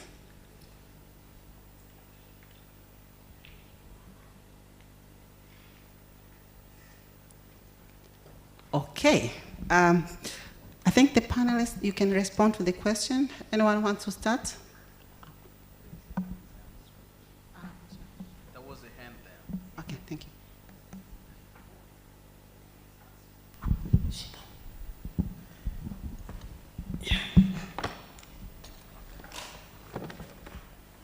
Yeah, my name is Francis Masiro. I'm from Department of Electrical Engineering. I'm senior lecturer in the Department of Electrical Engineering, University of Dar es Salaam. My question, it's not my question, it's just like a comment. And there I'll conclude by just a question that the panelists can give a comment on that. In my thinking and in my experience, I've seen that a university, as most of the panelists, they have international experience. I see Dr. Manasseh from Japan and Dr. Chao, plus Engineer Emmanuel. The thing is, we know that, as we have seen from the international experience, that most of the university, especially engineering perspectives, they try to incubate. They are part of innovation. They innovate, they incubate this innovation in the technology perspectives. It means advancing the technology in that perspectives. But that thing, it has attracted much on the, you see the linkage between international, when you go to the international level, other countries in the world, the linkage between industrial sector and academia is actually coined in that perspective that R&D at the university level, they try to advance that technology, and then the industrial sector will have the capability to scale up the innovation. In that case, the manufacturing or industrial perspective has to grow in that perspective.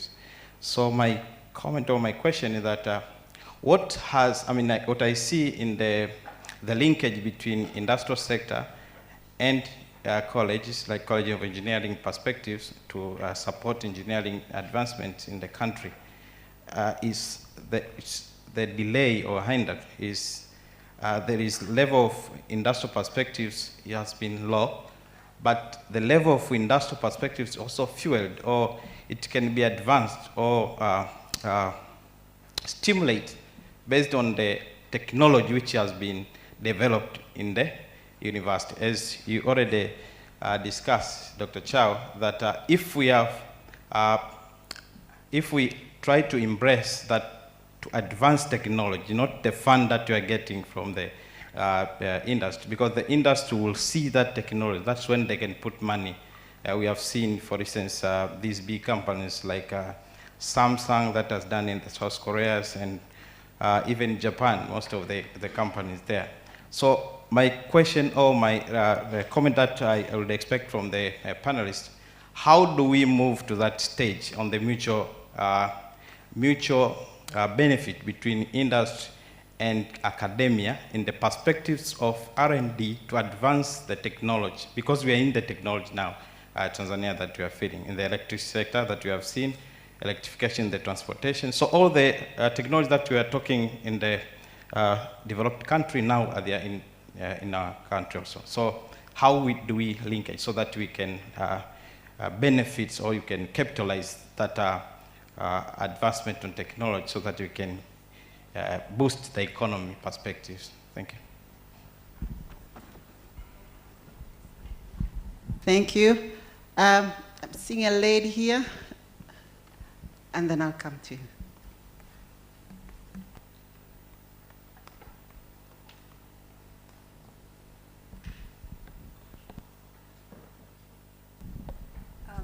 My name is Fatima Mohammed, and I'm an architect by profession.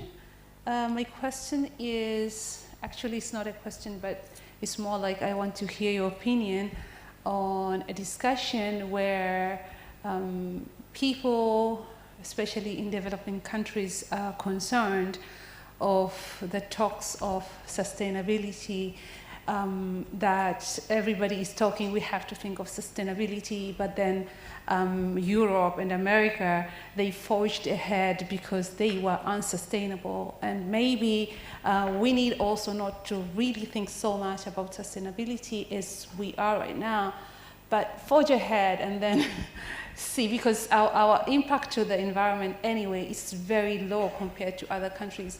So maybe we should copy what some of the BRICS countries are being told to be doing. They do not really think so much about sustainability, and then they forge ahead, and then while they're ahead, then they try to see how to add the aspect of sustainability into it, because the discussion is sustainability can be quite expensive and we are quite poor. So what is your opinion on that?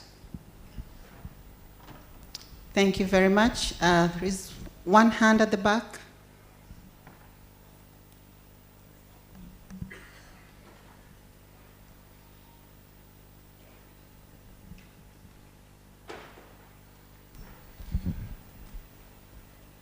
Habarini za jioni. Naitwa Phineas Magesa. Nilikuwa nina swali. Nilitaka kujua tu innovations ambazo tunazifanya ni nini ambacho huwa kinatufanya tufanye hizo innovations. Kwa mfano CoET na wengine wanaojishughulisha na innovations. What guides us kwenda kwenye hizo innovations? Zinajibu maswali ya mahitaji ya community au tunazifanya kwa sababu tunataka kufanya innovation? Ninasema hivi kwa sababu niliwahi kutembelea mahali fulani kwenye chuo kimoja, kwenye curriculum yao wanaposoma kwenye hizi higher learning institutions, kuna miezi 3 au 2 wanakwenda, yani wanafunzi wote wanaondoka shuleni, wanakwenda kutafuta kuidentify matatizo yaliyoko kwenye community zinazozunguka hicho chuo. Kwa hiyo wanapokwenda kule, wanafanya identification ya changamoto na matatizo yaliyoko kwenye jamii hizo zinazowazunguka. Inaweza ikawa ni kuzunguka chuo au katika mkoa huo au katika wilaya hiyo. Baada ya hapo wanarudi na proposed solutions, na ni innovation gani inayotakiwa kufanya ili waaddress hiyo challenge. Are we doing enough in that aspect? Au tunafanya innovation for the sake of innovation, tunafanya research for the sake of research, alafu baadaye tunazitunza kwenye shelf and they have nothing to address in the surrounding community? Asante. Thank you very much. Now, I know I only said I will give chance for 4 questions, but I'm touched. There is a student back there. I'll give you the chance. Welcome. Thank you for the chance. My name is Warda Taimura. I'm Form 3 from Fahari Secondary School. My question is, why some engineers go out of our country to study? Is our country has no enough universities for engineering? Okay, thank you very much. I think I'll now welcome my panelists to respond. I think I'll start with Engineer Biririza. Please, you're welcome. Thank you very much. You know, the questions are interesting, but also tricky. Some of them, they could best be answered by some people who are not around anyway. From the question from a student from Kinzudi Secondary School, actually she has a call for having special education for future engineers. And the question was if we have, whatever education system in primary school, if it's really preparing our student, our children to be engineers. I mean, I think the first answer, I think I would say yes, pretty much yes, because msingi wa uhandisi ni hesabu na masomo ya sayansi. The only problem, the only challenge, not a problem, is whether we have sufficient human resource to, to interest the students at lower levels to understand mathematics. So that's a broader discussion that I will not want to go into that. But we have children. I mean, if you look at my children, what they are studying from primary school is quite intense, actually. They are doing a lot of engineering.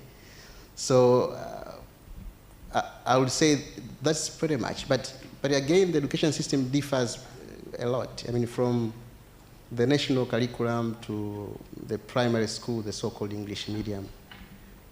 But I think the education system actually is okay when it comes to that. But I think there is something that needs to be done in order to be able to have sufficient human resources, especially teachers in mathematics at that level. Francis from Electrical Engineering Department, you gave some comments, not necessarily questions, but you gave comments. And, but you also asked whether there is mutual benefit between industries and academia when it comes to research, development, and design. So actually my response will be, we need some proactiveness. The industry is there to make a profit.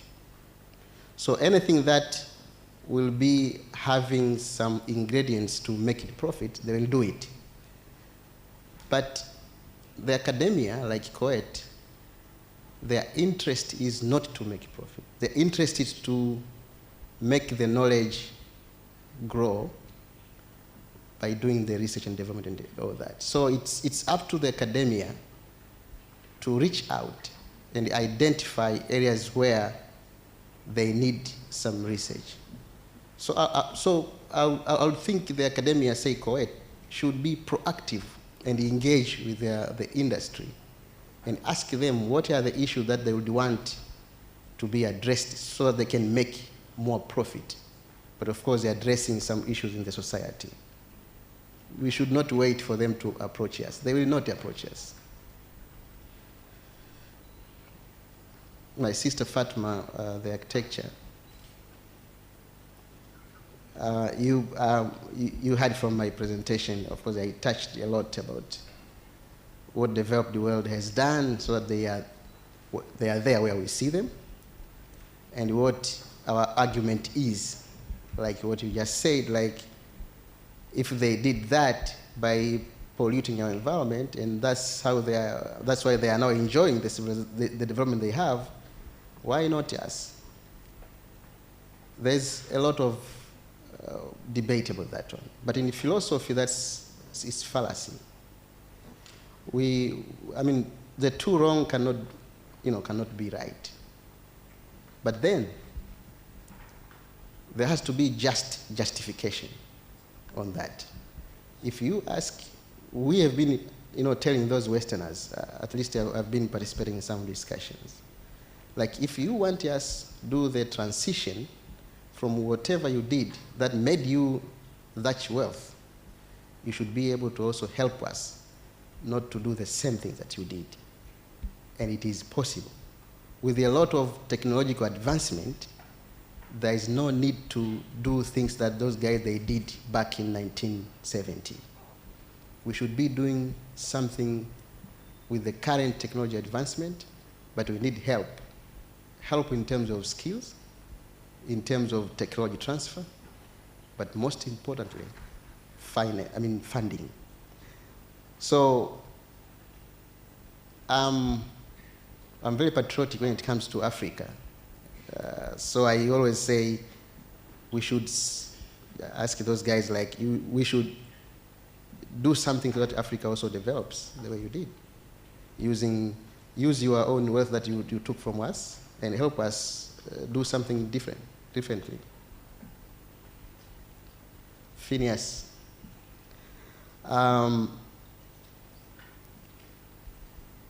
Kwa sababu nayo ulisema ukiongea Kiswahili mimi nitaongea Kiswahili. Nitakujibu kwa Kiswahili.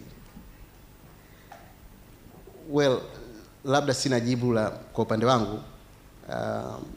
Hilo swali nafikiri lina resonate kwa watu wengi kwamba je, tunafanya tu innovation ili kufurahisha watu? Je, tunafanya kwa sababu mwalimu amepewa pesa ya kufanya research na wanafunzi wale watatu anafanya tu? Na je, tunagusa maisha ya jamii? Ukiniuliza mimi, innovation per se, actually by research, innovation zinazofanyika ndio zinagusa maisha ya jamii. So inawezekana kuna kitu fulani inawezekana mtu kapewa hela au watu, lakini inagusa maisha ya jamii. Inawezekana ni for the interest of the funders, wanataka kujua kitu, lakini still inagusa maisha fulani ya jamii kwa namna fulani. Tukizungumzia gari ambalo CoET linagusa maisha ya jamii kwa namna moja au nyingine. Cha msingi tu hapo, je, tumejipangaje kuhakikisha kwamba tunashughulikia matatizo ya kijamii kwa namna zinazoweza ndani ya uwezo wetu sisi kama wahandisi na kama shule au ndaki ya wahandisi ya Chuo Kikuu cha Dar es Salaam. My daughter from 3, I didn't catch your name. So you want to know why some engineers, some people are going to study engineering outside the country. Let me tell you. I'm not sure if you attended some other discussions that we had with the other professors. We were the very first ones. You know, things are changing. When engineering was started back in 1973, they were not able to offer everything. And even my time, when I actually joined the University of Dar es Salaam 25 years ago, some 20 plus years ago, we had our colleagues going to study in Makerere. And those from Makerere in Uganda were brought in Dar es Salaam because Makerere did not have the course of chemical and process engineering.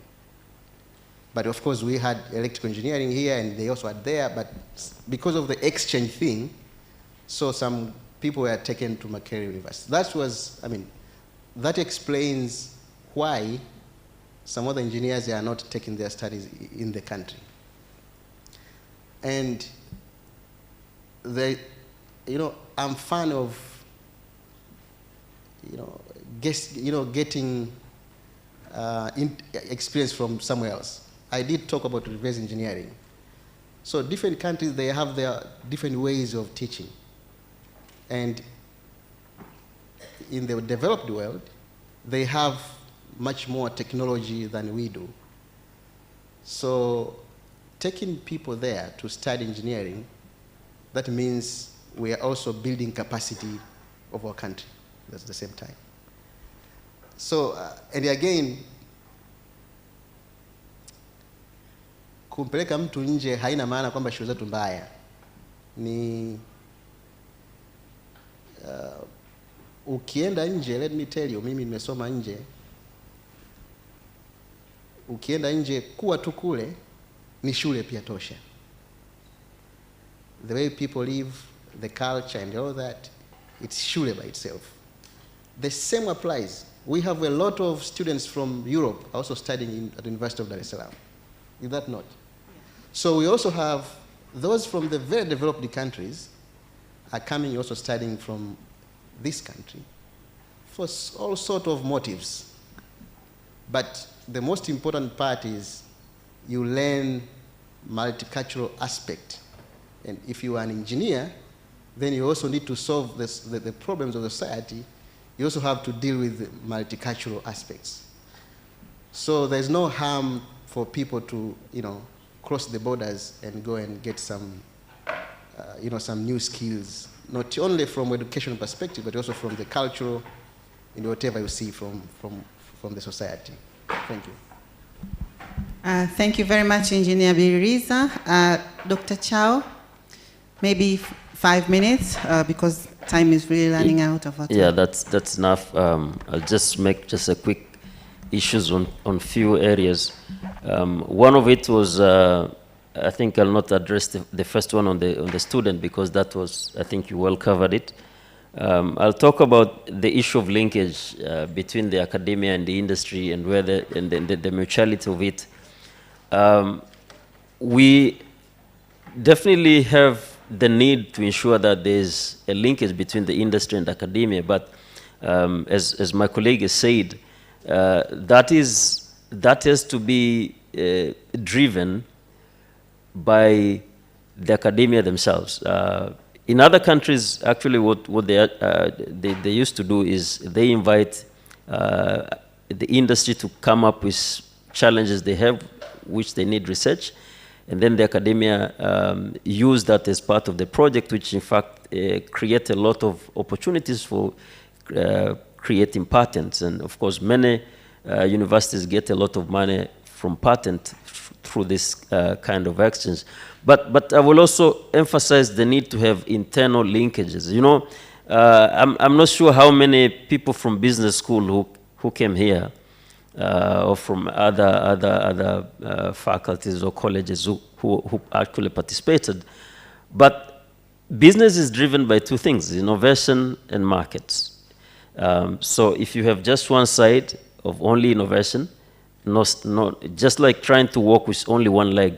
So if you just have only innovation, good engineering, you're not skillful in terms of how you drive markets, it's a big challenge, because I think that feeds to one of the questions that maybe also take that opportunity to answer the second part of the question, which was asked whether our innovations are addressing the needs of our community. Most which are locally driven here, I will say not. I will say not because if you go to the local market, just go and buy anything, and you ask the consumers why you buy the Chinese thing while there's a Tanzanian thing, they have good reasons why they're going to buy the Chinese stuff, even though there will be a lot of championship on motivating people to buy local, but they don't go to buy the local stuff, because even the one that came up with the product, the local guy who came up with the product, he even don't really know about the users and why do they need it, how do they use it, the capacity they have to address it. Because you may have a very fantastic product, very good thought about it, but your product is targeting the niche or the segment of community that does not exist. It's just existing in your mind. And this is what we see: a lot of products really are just made for laboratory and for shows, and we wait them during Sabasaba and during exhibitions. And once the exhibition is over, they're over, because they are made for exhibitions.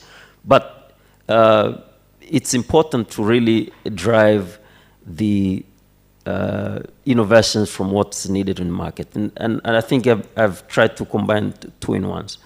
And then there's this question which was asked about what's the issue of sustainability, and whether the sustainability we are talking about is helping us. I would say sustainability is more of a label, because every nation has a bit of a definition of it. Most of the challenge that we have, and frankly speaking, is that most of what we really call policies, frameworks, these are ideas that people thought for us, and they bring us, and we label it as that something originates for ourselves. You talk of several policies, and you'll ask yourself, who is funding these policies? Who originated the idea of that policy? And because of that, even this idea of much, if you ask many of those people who champion sustainability, will ask what's the definition for that, they might have different type of definitions, and if you cannot define it, you cannot really well apply it at a local context. So I think there's a need to really have original thinking in terms of what we mean by sustainability from our perspective and from our angle of what we're doing. There's a bit of just an additional note on the, just a final note on whether our research that we're doing is the research that really adds value. It's actually driven by those who are funding. Of course, we have a bit of a challenge, and I think one of the challenges in many of these academic institutions is that they depend with the money from the donors. And so we don't have our agenda on that in most of part of that research. But I think there's a good development which have been done recently by universities providing a little bit of money to drive innovations themselves. This is actually a best kind of movement that I've seen in the universities, to have their own money to drive the agenda. I believe that we'll continue to do it, and it will help us to transform and to have our own innovative agenda. Thank you very much. Thank you very much, Dr. Chao. Dr. Manasseh, you're welcome. Yeah, thank you very much. And the 4 questions were really good questions. Maybe to start with the student left, but I think what are we missing in our education? I'm very glad that I was able to teach from nursery school to PhD. So almost all levels I've been teaching. When I was in Japan, I was teaching English in public schools. And what is really missing is, in Japan, they start making things from schools. There's this terminology, they say monozukuri. It means you are making things. So when I used to teach English, I was also learning. You see primary school students, they can connect a condenser, they can test the circuit, they'll do the presentation. All these things, they start from primary school. So apart from science, mathematics, and the arts, which is very critical and important, they were also doing things by hands, hands-on activities. I think our schools is missing that part of hands-on. And hands-on should go in both arts works as well as these engineering works. Slowly and slowly, but you build the students to be more creative. But again, now we are promoting the digital clubs in primary school, secondary schools, to the university level. TCRA is happy to support schools that are interested in digital clubs. But the most important thing also, we know that connectivity is key. Now there are some international projects like Partner to Connect and Connect to Recover, that, and the Global Fund for Connecting the Schools, that at least the school should be connected to have access to internet and learn a lot of things that other schools outside or abroad, or even Tanzania, to reduce the inequality, to make sure that everybody at least get access to internet and the necessary material. That is one of the strategies that the government is doing. But when it comes to the question there from my brother, when I was a student at Hiroshima University, one of the most important things was we used to work with the industry. Mazda will come and give you the problem and say, we want this solution. Every Friday you meet, you have a seminar with the industry, you discuss. You work hard, you write your papers, you graduate, but the solution belongs to them, and they really implement, you see something happening. Thank you to the University of Dar es Salaam, you started the Industrial Advisory Group. The Industrial Advisory Group is going to address that. But another important thing, we need to change to entrepreneurial universities. Most of the universities now are changing, looking for entrepreneurship. And if you look at the project that is going on, a HEAT project, Higher Education for Economic Transformation, you look at Digital Tanzania project, you look at the Digital Transformation for Africa 2020-2030, when you look at Tanzania Development Vision, all these, if we can easily map them and set a strategy that addresses the issues that are problem to us, then we can develop what the society needs. But regarding the issue of sustainability, one of the most important things for me is to map everything that we are doing with the Sustainable Development Goals. the first Sustainable Development Goals is no poverty. The second is zero hunger. The third is good health and well-being. Fourth one, quality education, gender equality, clean energy and sanitation, affordable and clean energy. We're talking of sustainable or decent work and economic growth. Number 9, we talk of industrialization, innovation, and transformation. Number 10, we are talking of reduced inequality. 11, we talk of sustainable cities and community. 12, reduced inequality. 13, climate action. 14, life below water. 15, we are talking of life underwater. 16, we are talking of 16, we are talking about peace, justice, and strong institution. And the last one, 17, is partnership for the goal. If we can map these sustainable development goals with what we are doing, we see that all these SDGs should map with our strategies from the universities, map the innovation that we are doing, and try to pave the best way to have the local innovation that addresses our challenges. Thank you. Thank you very much. I'm sure your questions have been answered, but I've been touched by one comment that has been raised, or a topic that has been raised on the matter of inclusivity. And I just want my panel to talk a bit about inclusivity, and particularly on the ensuring that innovative sustainable development projects benefit different groups of people, and particularly the minority groups and the most vulnerable. Can you comment on that? And while we are doing that, can we also address the issue of digitalization, artificial intelligence, and Internet of Things? Thank you. Maybe I'll start with Dr. Chow. Yeah, thank you. Just to briefly touch on the issue of inclusivity, that actually is where the bubble of innovation has to start from. Because when we talk of the concept of innovation angle, because it doesn't really have to deal with the one who is actually driving it, it has to do with the value that is generating to the community around. So there will be several layers when it comes to inclusivity. There's the design itself, the idea itself, the innovative idea itself. How does these ideas comes and how are they being shaped? Every innovation reflects the philosophy of the innovator. You know, if an innovator is a person who cares for safety, you know, the innovation will be a safety-driven. If an innovator is the one who cares for quality, the innovation will actually have a quality dimension on it. So, first of all, we'll like to see the evolution of that idea. For instance, I've just been in places, in some organizations which I consult, and they will have an idea that emerged from the organization itself, but they failed to connect this idea even to the people who sits around that campus itself. If you look at the companies like Mercedes, whenever they come up with a new product, they have what's called Consumer Advisory Board, which sits across all the continents.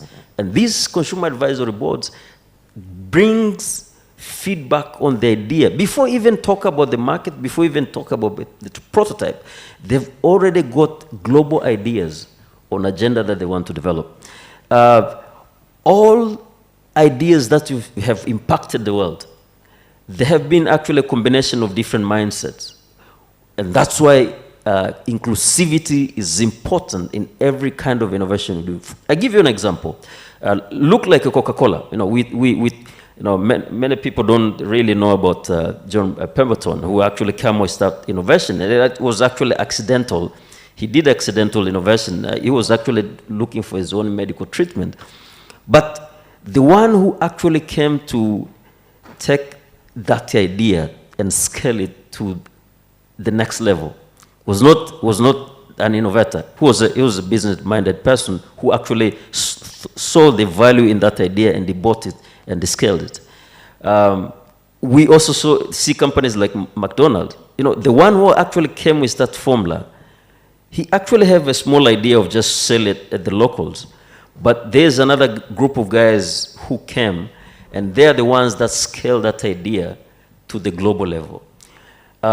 Many times when I talk to companies, I talk to innovators, I just drop like, you know, we have like 2 discussions. That small idea can expand to multiple dimensions within a fraction of just a bit of a few minutes. Because people's minds are divided in different dimensions. There are those who are critical thinkers. There are those who are emotional thinkers. There are those who are critical thinkers. So whenever you sit with an idea and you have different multiplex of looking at it, it evolves. So that the second dimension is actually looking at the development aspect of that idea. It actually has to be inclusive enough in terms of how do we involve different collaborators. Because many people say, I have an idea, but I don't have a finance, all right? But you'll say you don't have a finance, but there's another guy sitting in another corner there. He has a lot of money, don't know where to take it.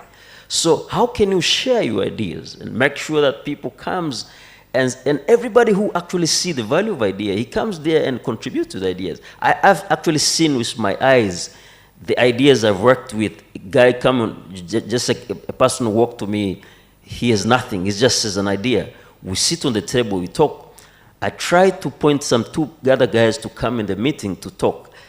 Just after that small talk, you see guys coming with money, guys coming with all solutions, and they carry out that idea. Myself, I've worked global project with 0 money. One of the big examples is actually the global conference I'm coordinating. I just came with that as an idea, and the university said, you know, it's a good idea, but we don't have money. I said, no, the problem is not money. The problem, do you think this is a good idea? Yes or no? They say yes. I say, okay, it's fine. I just went and sit with 2 other guys, and I brought the ideas and told them, no, let's move this forward. And I actually got immediate money. Everything I needed, we were supplied in that idea. You know, this Jeff Kennedy just came up with the vision that they want to go to the moon. And that was it. Even it was a political statement, but many people had to come and to bring that into fruition. So that dimension on developing that idea has to be actually inclusive enough, but also a third part is sustainability of that idea. Many of the businesses, I see to many CEOs, we have a big challenge where, I have a big challenge of what's going to happen in this country over the next 10 years if what's happening is not going to be changed. We are very happy to see flourishing businesses coming on the scene. But I have a very big question in my mind. The way these enterprises are structured, if the CEO dies tomorrow, if the CEOs get sick, are they going to be sustainable? Every of these mega multinational enterprises, the Europeans, the Americans, they have structured in such a way that it's not one-man show who is running that thing. And that's why they bring different guys who are going to drive capital, well-structured and professional boards that are driving that idea. So we have fantastic ideas, fantastic innovation, but are they inclusive enough to the communities around? And how these communities around are playing a role in shaping that economy. We may be struggling. I know I was talking to some guys here, and they are struggling with how to raise 1 billion. And in one meeting, I just told them this is where 1 billion is. It was just weekend. It was Saturday. Sunday, we got almost close to 1 billion. Just the next day, I got them the hard money. And the money was there. The money was actually sitting in the network. Every place you go and you call it's a market. Let's take an example. The population of this country is about 60 million right now. Take only 10 shillings from the 60 million. That's a huge amount of money already. It's about 6 billion already. So the value, the money is there, but you have really to connect to that network. I think that was the part of inclusivity I've tried to address. Thank you. Thank you very much, Dr. Chao. Dr. Manasseh, you want to comment? Yeah, thank you very much. I think regarding the issue of inclusivity, I like what he said regarding the thing that if someone passes away, everything is gone. When I look at Tanzania, there's this called on your own mentality, which we need really to get rid of, on your own mentality. And this mentality is a big problem because not only in private sector, but also at the university. There must be maybe one professor is doing a great job and is investing almost his life on that, on doing something. Once he's not there, that thing just perishes easily like that. You see a businessman successful, maybe like, a good example is Mrema was very good doing good business in Arusha, is it? In hotels. He passed away. He was on his own, is it? He passed away. Today you see only cases. There's no hotels. We start saying, if you take a conference to Arusha, think about the accommodation. But before that, we had a hotel that we were operating. That's on your own mentality. You come, I don't know, Mengi passed away, I'm not sure whether 50 years to come, still we see these companies progressing. So on your own mentality is quite bad because Toyota, Nissan, Mazda, mention all these companies existed from generation to generation to generation because they were not on their own, but the government was also with them. So we need to build that mentality that the government is supporting entrepreneurs, is supporting universities, is supporting everybody who is doing something that is useful for the country, regardless whether it's a private sector or not. Otherwise, if you're on your own, no matter how good that job is, once you're nowhere to be found, that job is also nowhere to be found. So we need to think big. You need to think of many years to come. But regarding the issue of new and emerging technology, I strongly believe that no one should be left behind. No one should be left behind. Digital transformation is bringing a lot of opportunities, but there's barriers to opportunities. So we need to remove the barriers to make sure that the opportunities benefits all and no one is left behind. As of now, ITU is creating the so-called digital transformation labs. We requested for 4 labs actually. Thanks to that, University of Dar es Salaam is one of our requests that we should have digital transformation lab in University of Dar es Salaam and other 4 universities. But also we should have the ability to connect to Geneva where there is a big lab and be able to experience and practice on these new and emerging technologies. We mentioned artificial intelligence, Internet of Things, metaverse, digital twins, to make sure that with the connectivity and all these solutions, we're not left behind in the benefit that are brought by digital transformation. But also we know that skilling, reskilling and upskilling is very critical because new and emerging technologies also need skills. And with this young generation we have in Tanzania, we're also requesting for the technical assistance from these developing countries and also from partners that we can build a generation that is well informed, but with the skills to grab the opportunities and progress our nation. Thank you. Thank you very much. Engineer Biriza, 2 minutes, please. Out of time. Yeah, well, I won't talk too much because my colleagues have spoken almost everything. We at the UN, we have this term LNB, that leave no one behind. In anything that you are doing, you have to leave no one behind. But, you know, the sad truth is that, you know, many of the innovations that we see, especially coming from the Westerners, they are very much saving the top of the pyramid, the tip of the pyramid, not at the bottom of the pyramid. So, not so much is helping the poor. The innovation is to making those wealthy to have more fun, more easy of movement, you know, ease of everything. Well, like Elon Musk, you know, is now going to the moon, having fun. But of course, we are hoping that them having fun will trickle down to inventing some things that will also be helpful to the bottom of the pyramid. Like seeing how life is at the moon and all that. I remember my earlier days when I was working for the NGO. When we were doing some projects on the ground in the villages, we were doing the so-called PRA, so participatory rural appraisal, to just understand if what you want to bring to the community at the village makes sense to them. And actually we agreed together to doing something that makes sense to their problems. So in this case, I would say we should be having in the innovation, not PRA, but PCA, participatory community appraisal. People should be able to appraise what is being innovated, you know. And digitization, Internet of Things, and all that is really important because it brings efficiency, it brings value for money, it solves complex problems which, under normal circumstances, we cannot actually address those problems. So I was wondering if, things like having 3D printing technology and all that are very important and key when it comes to innovation, research, and development. Thank you. Okay, thank you very much, and that concludes our discussion today. May I take this opportunity to thank our panelists for their time and the insight they've shared with us on innovation for sustainable development. And I hope the audience have gained as much as I have. We've been told that we should conduct research that solve the societal problems.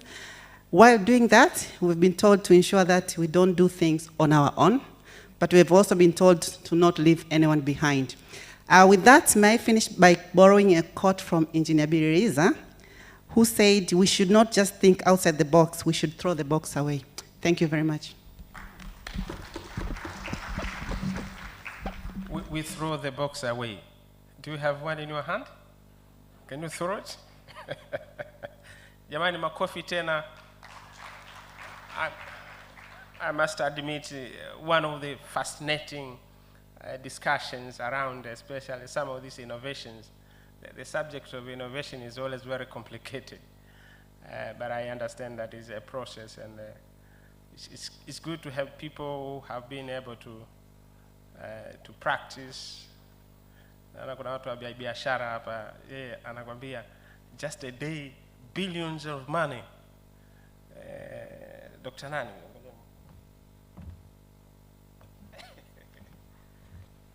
It's very interesting, ile figure ilikuwa anasema mathematics. Dr. Chavo, we are 60. Alafu kila moja shilingi 10 Tanzania nzima 6 billion. Wafanya biashara kidogo kidogo. I mean, you can just talk and then find everything is okay. Like when it comes into reality, it's quite complicated. So thank you very much once again, Dr. Pendo and panelists. Nadhani slowly but surely now we are coming to an end of 2-day symposium. And from the program is that we are supposed to have a closure. We are supposed to close the session. We are supposed to get the report. Professor Tim anatakiwa ku report back what the key takeaways, wengine wanasema overarching conclusions and recommendations from the symposium, kama yuko tayari. Lakini kwenye official closure, Prof, I need to be guided on how we go about that, the closing, but I think maybe you can start with the reporting back from Professor Tim, and then after that we'll be just closing. I don't know how it's, yeah, so. Professor. Yeah, I can easily see that from the body language. 2 days have been a marathon. Naona kidogo watu wameshapungua kidogo, so we need to take advantage of this so that we are not left with them. But others, if you continue too much long, tabaki mimi na wewe, Professor. Yeah, so I think just to highlight some of the most important points and information, and where CoET, we may need to take advantage of this platform or other symposium. Vitu ambavyo tunafikiria vitatusaidia. I think the way should be, yote atakayozungumzwa sisi sasa hivi tukae in the next 50 years, I would like to have this engineering training look like, given the rapidly changing world? How are we going to factor that? I know it's very difficult because the way the world is changing very rapidly. Sekunda moja, dakika mbili, everything is changed completely. Kwa hiyo, we are in very difficult situation. And the other time I was just reading one of the articles kwenye yale wanaita engineering training in a rapidly changing world. I think they were mentioning about the three driving force that is taking the world into the so-called VUCA, V-U-C-A. We are heading into the world where the world is going to be too much volatile. The first B is volatility. And then the U is standing for uncertainty. And then C stands for complexity. And then the A is standing for ambiguity, the VUCA. So the world is full of VUCA, very volatile, a lot of uncertainty, and then very complicated world, very complex. And again, a lot of ambiguity because of this technological revolution and everything which are bumping into the rock of foundations that we are doing is creating the chaos altogether. So engineer training, how is it going to be positioned? At least to address those issues is a big issue. Now, still on the very same article, it was mentioned that the future engineer, the three cornerstones of the future engineer training is equal tatu. Innovation was one of the cornerstones. Afwakazungumzia community. Community has to come into place, and the issue of employability. And ndio maana Dr. Manase alikuwa anazungumzia masuala ya entrepreneurial university. Yeah, those kind of stuff. So I think kazi iko kubwa. I understand the future is always uncertain, but we have to live today. Professor, hebu tuombe tupasaidie. Asante. Okay. Tunatumia lugha gani? It's the free world. Okay, thank you. Yeah, thank you very much, events manager. For those who were not here yesterday, is that the symposium started with prayers from Christian faith and the Muslim faith. Probably we'll also finish with prayers, I don't know. And then after that, another thing to know is that the event was officially opened by Ambassador Mwanaidi Maja, the chairperson of the UDSM Council, on behalf of His Excellency Dr. Jakaya Mrisho Kikwete, the Chancellor of the University of Dar es Salaam. The theme, as you can note there, was that serving with integrity in the changing world. In the program, as we have seen, is that the welcome remark were given by the Vice Chancellor, Professor Nangisye. And what the Vice Chancellor told us is that we are now implementing the 5-year strategic plan that is 2020-2021, and it's ending in 2024-2025. And this strategic plan is in line with the UDSM Vision 2061.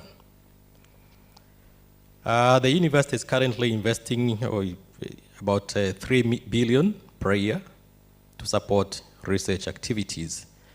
And this is in accordance with, the research we're supposed to do should be in line with the research agenda 2018-2028.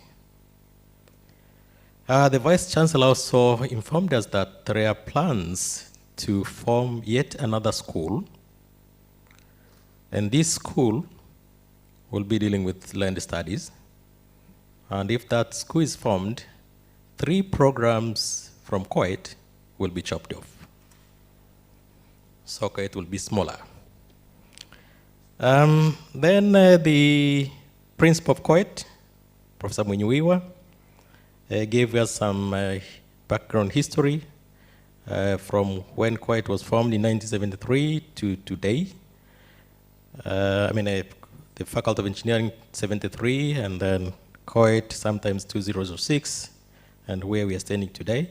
He informed us that we started with 3 departments, 60 students, 60 plus 1.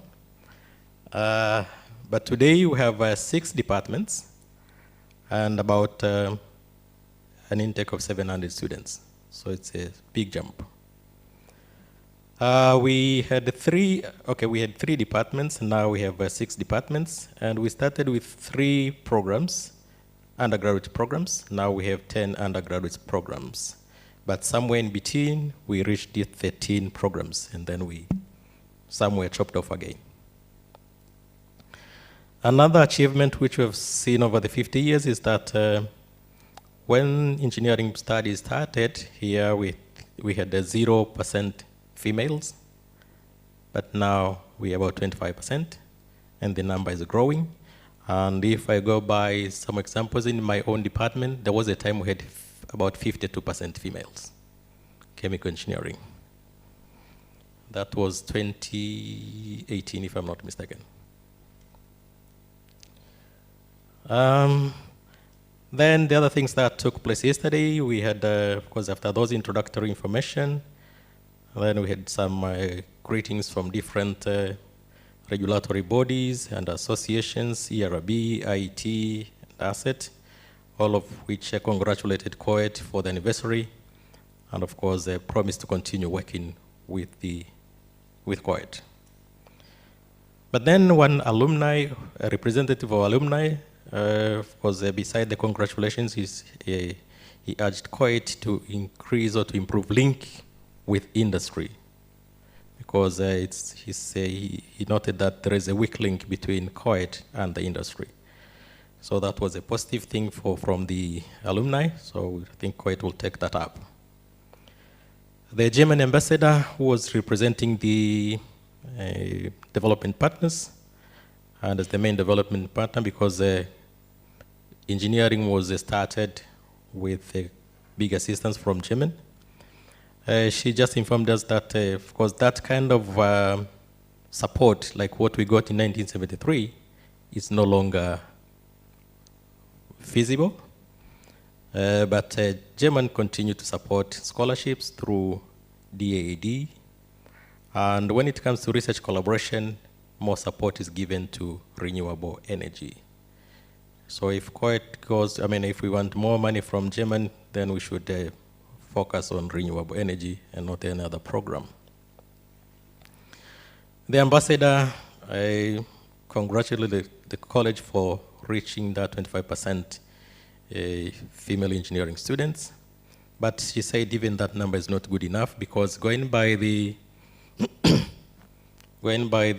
census last year, we have more females than males. That females are more than 50%, so we should try to make sure that we reach almost 50% females in engineering. Then the ambassador gave her, opening remarks speech. And what the ambassador emphasized is that CoET and the University of Dar es Salaam in general should make good use of the HEAT funds, which are set aside for supporting research to solve society problems. And the research we should focus on should be research which are in line with the national strategic plans, strategic goals, that is industrial development, value addition, and improved services. She also said that we should also focus on innovation, and these innovations should make sure they address our challenges in the industry technology, so that we can improve productivity in that direction. Then we got a presentation from the very first student in engineering, and that was Professor Mamila. And Professor Mamila took us through the history of the Faculty of Engineering and the College of Engineering, where she told us that the College of Engineering is a major of Faculty of Engineering and then Institute of Production Innovation, which led into establishment of 13 undergraduate programs from 4 programs that were there. It also led into formation of 12 departments from the 4 departments which were there. But then over time, the 4 departments, some of the departments merged, and some programs were removed from the college. And that's why we have this new picture. That is, we have, where did the other programs go? The programs went to CoET, College of Agriculture and Food Technology, where, from what I know, there are about 2 programs there: the Food Science and Technology and the Agricultural Mechanization. We have 3 programs at CoICT: Telecoms, Computer, and Electronics. And we have 3 programs at SOMG, that is Petroleum, Mining, Mineral Processing. That means if you bring all those together to CoET, we'll have a lot of programs there. But those have gone, and as I said earlier, that 3 more programs will be chopped off if the lands school start, and those programs will be the architecture, geomatics, and quantity survey, which more or less they don't fit exactly into the engineering. But then Professor Mamwila pleaded to the university administration or university management to reintegrate the engineering programs and make CoET a one-stop center for all engineering studies at University of Dar es Salaam and the nation. So what he was saying is that all the programs that were taken out of CoET should be brought back so that we can have one strong college of engineering. And probably that will also help ERB to know who to communicate with when it comes to University of Dar es Salaam. Professor Mamwila also informed us that the number of engineers in the country currently about 34,000. But reality, we need about 120,000 if we are to achieve the recommended ratio of 1 engineer to 500 persons. What this means is that CoET should increase enrollment. 700 is not enough, because with 700 it will take us a lot of time, a lot of years before we reach the 120,000 engineers in the country. And that means we have to look into, of course, increase enrollment, and you have to think of the infrastructure as well. Mamwila also recommended a future CoET to emphasize on innovation and entrepreneurship, as well as teaching and research environment by acquiring modern facilities, such as 3D printing, which was also mentioned in the last session.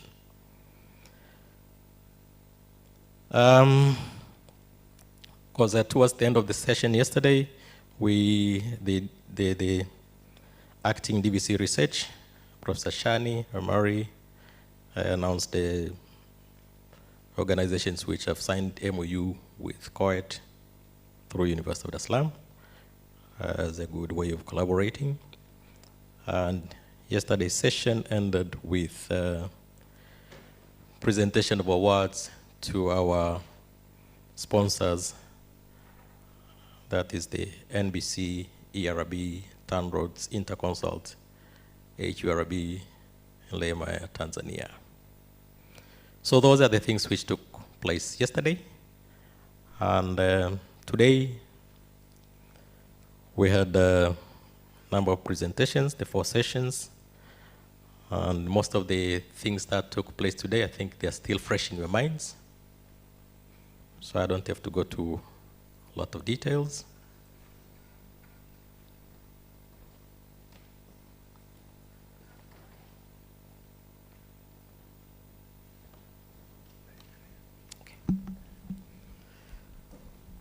Today's session started with a keynote presentation from Professor Lokabamba, who informed or reiterated that engineering training is meant to solve society problems. And these are health, education, food security, affordable housing, etc. He also said that engineering is about innovation to improve quality of life. And he urged training institutions including CoET, to collaborate with other institutions. And Coventry University, which is representing, is ready for such collaboration.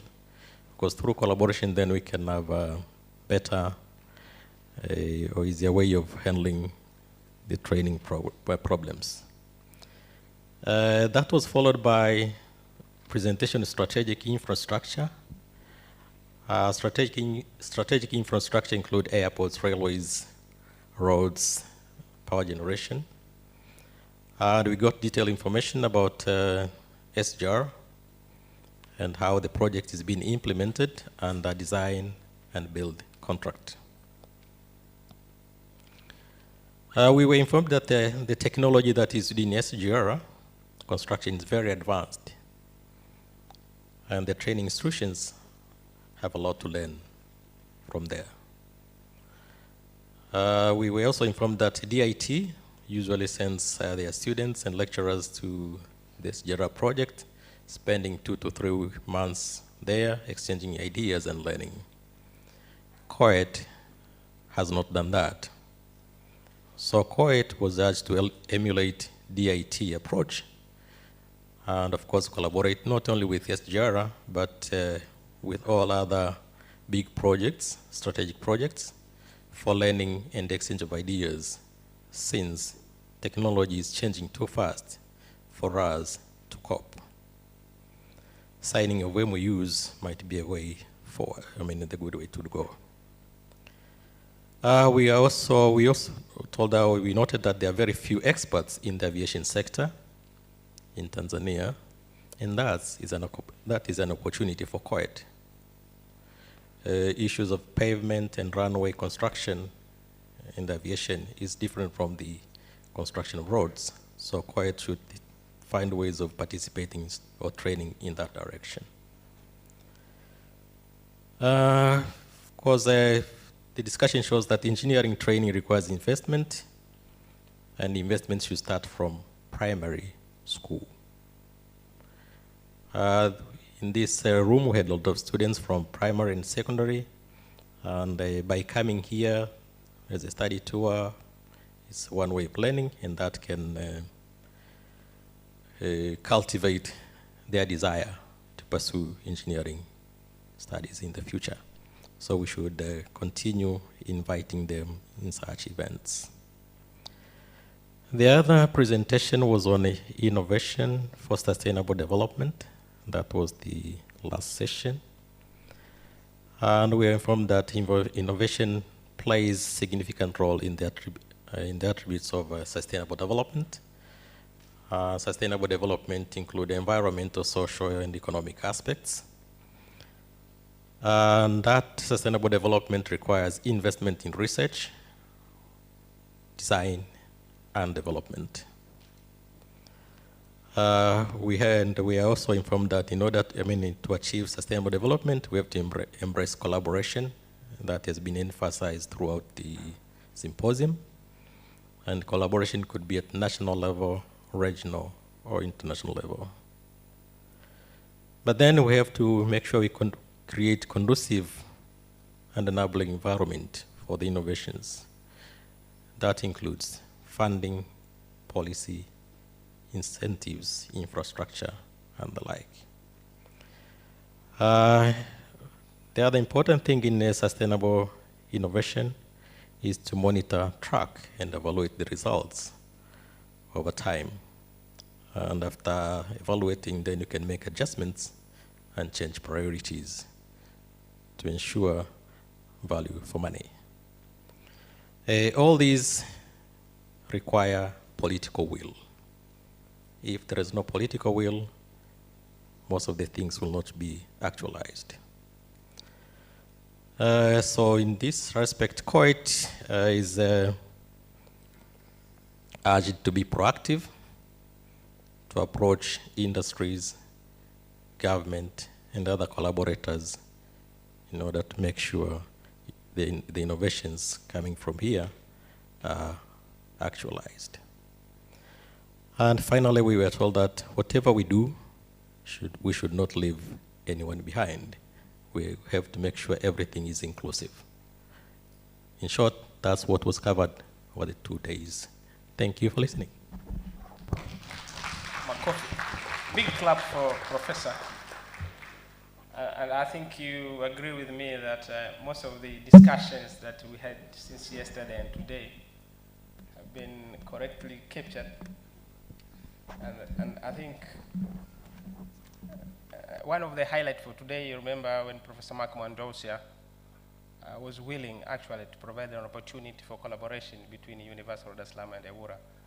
And I tend to believe Professor Nailo will capture the collaboration. Yes, it was there. I think that was one of the highlights. So we are now in the closure session, and that was the first part where Professor was reporting back. From the program is that we are supposed now to have closing remarks, and I would like to request Professor Bakare Munyewiwa, who is the principal of CoET, to welcome the guest of honor to do the last bit of the symposium. Professor.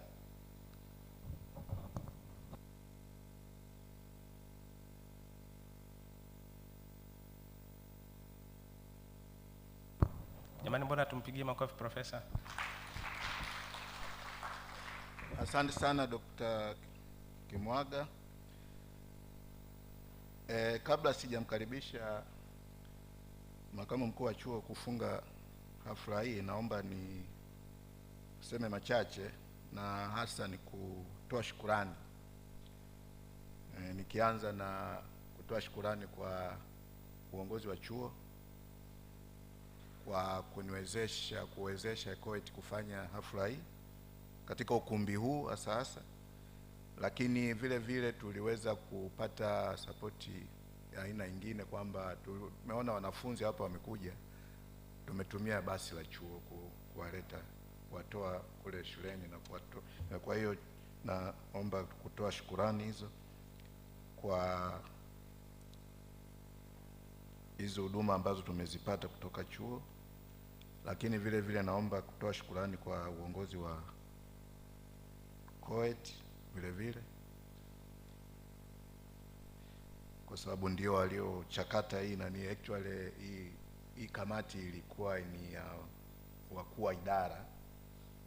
Sasa kama waliweka representative sijajua, lakini hii kamati iliundwa na wakuu wa idara wa CoET, ndio waliofanya hii kazi yote mpaka imefikia hatua hii.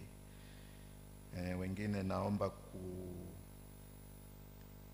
kushukuru ufadhili ambao tumepata kutoka NBC, ERB, TANROADS, Interconsult, Unitech, AQRB na Laimea. Vile vile kuna walio presenti mada hapa, mmoja wapo ni Professor Mwamila, Professor Wakabamba na wengine panelist ambao wamefanya. Professor Wakabamba amesafiri kutoka Rwanda kuja kufanya nani. Najua kuna engineer Bililiza hapa ametoka Nairobi kuja kufanya presentation, kuja kufanya panel discussion.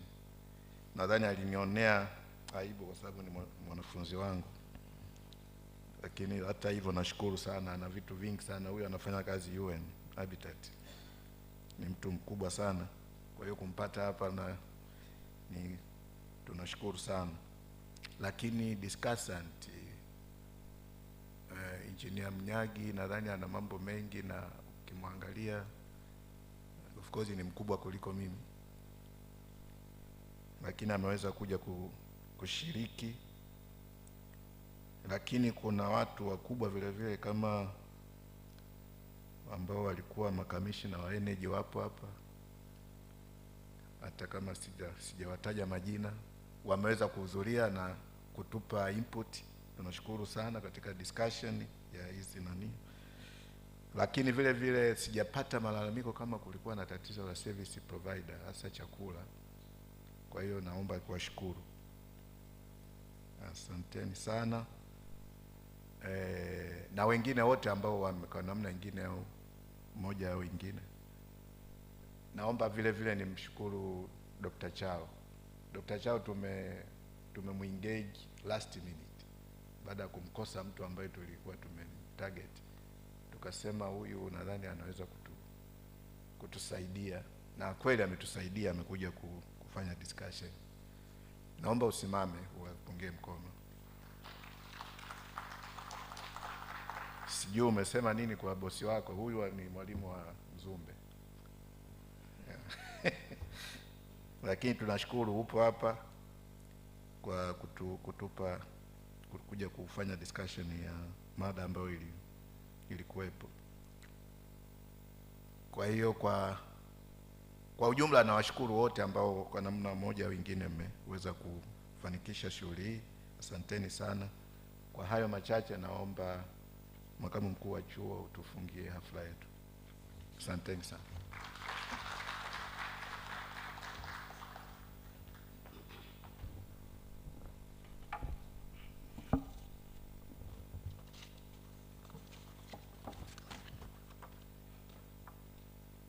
Profesa Bakari Munyiwiwa, Lasi Ndaki ya Uhandisi na Teknolojia, wakuu wa idara, Dr.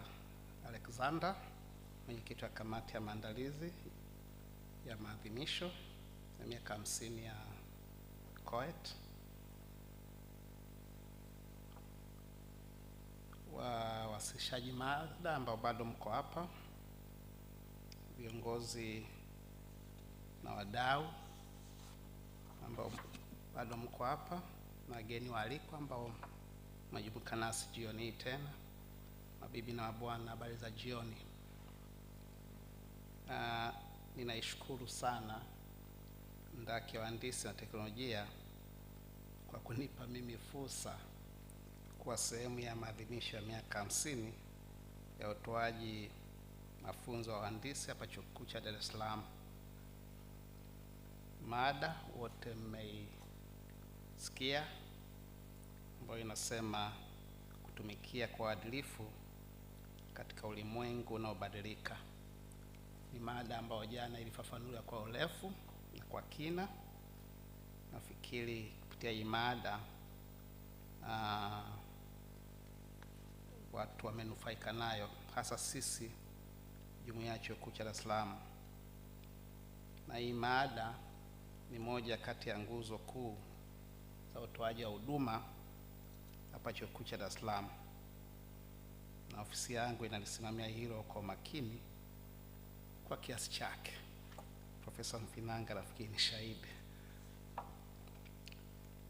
Bila uadilifu hatuwezi kufika kokote, hata kama mmebobea sana. Uadilifu ni kitu muhimu sana katika utoaji wa huduma. Aidha, naipongeza Ndaki ya Uhandisi na Teknolojia kwa kuandaa tukio hili ambalo ni muhimu kwa mafanikio makubwa sana. Hongereni sana. Nimearifiwa kwamba jumla wa watu takribani 400 wameshiriki katika maadhimisho haya, na hawa ni kutoka ndani ya nchi na nje ya mipaka yetu. Ametajwa Profesa Lakabamba ambaye kwa mara ya kwanza mimi nikutana naye Edinburgh mwaka 2003 wakati akiwa waziri wa elimu. Na kwangu mimi pia yeye kuwepo hapa ni ishara tosha kwamba bado Chuo Kikuu cha Dar es Salaam kiko moyoni mwake. Baadhi ya washiriki hao ni mabalozi, wote mlishuhudia jana, na wawakilishi wa nchi, balozi na wawakilishi kutoka Ujerumani, ubalozi wa Ujerumani. Tulikuwa na wenzetu kutoka ubalozi wa Urusi, kwa vijana wawili walikuwa wamekaa hapa, na washirika mbalimbali wa maendeleo. Mimi kwangu binafsi naridhisha sana kuona kwamba majadiliano yaliyofanyika siku ya leo yamegusa baadhi ya maeneo ya kipaumbele, yamegusa ajenda za kitaifa kuhusu utoaji wa elimu ya juu, hasa katika fani ya uhandisi na teknolojia. Ninafahamu kuwa mjadala ulilenga mchango wa mafunzo ya uhandisi katika kanda yetu hii, katika maendeleo ya kimkakati ya miundo mbinu Tanzania na ubunifu kwa maendeleo endelevu. Haya yote ni maeneo muhimu katika utoaji wa mafunzo ya uhandisi ambao ni nguzo katika ukuaji wa maendeleo nchini, na kwa hiyo nawapongeza nyote kwa ushiriki wenu wa dhati. Ndugu washiriki, kama mnavyofahamu kuwa mwenyekiti wa baraza la Chuo Kikuu cha Dar es Salaam, Mheshimiwa Balozi Mwanaidi Sinale Majal alifungua maadhimisho haya kwa niaba ya Mheshimiwa Daktari Jakaya Mrisho Kikwete. Katika hotuba yake, Mheshimiwa Balozi alisisitiza mabadiliko ya mitaala ya kufundishia ili kuzalisha wahandisi watakaofanya upembuzi mahiri na kusimamia miradi ya maendeleo kwa uaminifu. Pia alitoa wito kwa wanataaluma wahandisi na chuo chote kwa ujumla kujihusisha na shughuli za utafiti na kushiriki kamilifu katika kuboresha uwezo wa kiteknolojia wa viwanda vyetu ndani na nje ya nchi hii. Ndugu washiriki, nimefurahi pia kuona kwamba malengo ya maadhimisho na majadiliano yamefikiwa, na pia ni matarajio yetu kwamba mtatushirikisha katika masuala yoyote makubwa kutoka kwenye majadiliano hayo ambayo yanaweza kutumika kuboresha mitaala yetu na kuweza kuweka mbele vipaumbele vyetu kwa uzuri zaidi. Keynote speaker wa jana Profesa Mwamila alikuwa na concern sana kuhusu CoET na ile mgawanyiko, na alitoa mapendekezo. Nafikiri sisi management tutapokea yale ambayo yanawezekana, tutafanya kazi, na yale ambayo itawezekana tutaangalia labda kuyatafutia majibu yake. Lakini niseme kufuatia hotuba ya Mwamila kwamba ofisi yangu mimi iko wazi, management ya ndaki ya CoET kuja kwa mazungumzo zaidi ili tuangalie tunatokaje kama kuna changamoto yoyote. Kwa maana nyingine, naungana na wazungumzaji walionitangulia kuipongeza ndaki ya uhandisi na teknolojia kwa kuandaa maadhimisho haya. Kama ambavyo tumearifiwa, waandaaji walipokea usaidizi kutoka kwa wadau kadhaa, wakiwamo nyinyi washiriki ambao pasipo nyinyi tusingeweza kufika hapa tulipo. Na kwa maana hiyo, natumia fursa hii pia kuwashukuru wote walioshiriki kufanikisha tukio hili kwa namna moja au nyingine. Na pia niweke wazi tu kwamba Chuo Kikuu cha Dar es Salaam kimekuwa na mikakati tofauti ya kuhakikisha kwamba idadi ya wanafunzi hasa watoto wa kike wanaweza kupatikana. Hii ni pia nafikiri Profesa Finanga atakumbuka, kwa makusudi kabisa tulianzisha ufadhili wa wanafunzi wanaofanya vizuri katika masomo ya sayansi. Mwanzoni wakati tunapata ili wazo ilikuwa kwamba ufadhili huo wanafunzi 50 uwe kwa ajili ya wasichana tu, lakini penye wengi pana mengi, lakini tukafikia kupata angalau 50% ya wote wanaofadhiliwa ni wasichana na 50 nyingine kwa ajili ya wavulana. Na hii imechangia pia kuongeza idadi nafikiri ya watoto wa kike kwa upande wa CoET. Na mfahamu mmoja tu mimi namfahamu ambaye yuko kwenye idara ya profesa, na nafikiri hawapungui 10 nafikiri ambao wanafadhiliwa Chuo Kikuu cha Dar es Salaam. Wako wengi wanasoma Chuo Kikuu cha Dar es Salaam, lakini juhudi tu kutaka na kiu ya kutaka kuona wanafunzi wa kike wanaongezeka hasa upande wa masomo ya sayansi na hususani hii hadi science ambayo ni ya kwenu.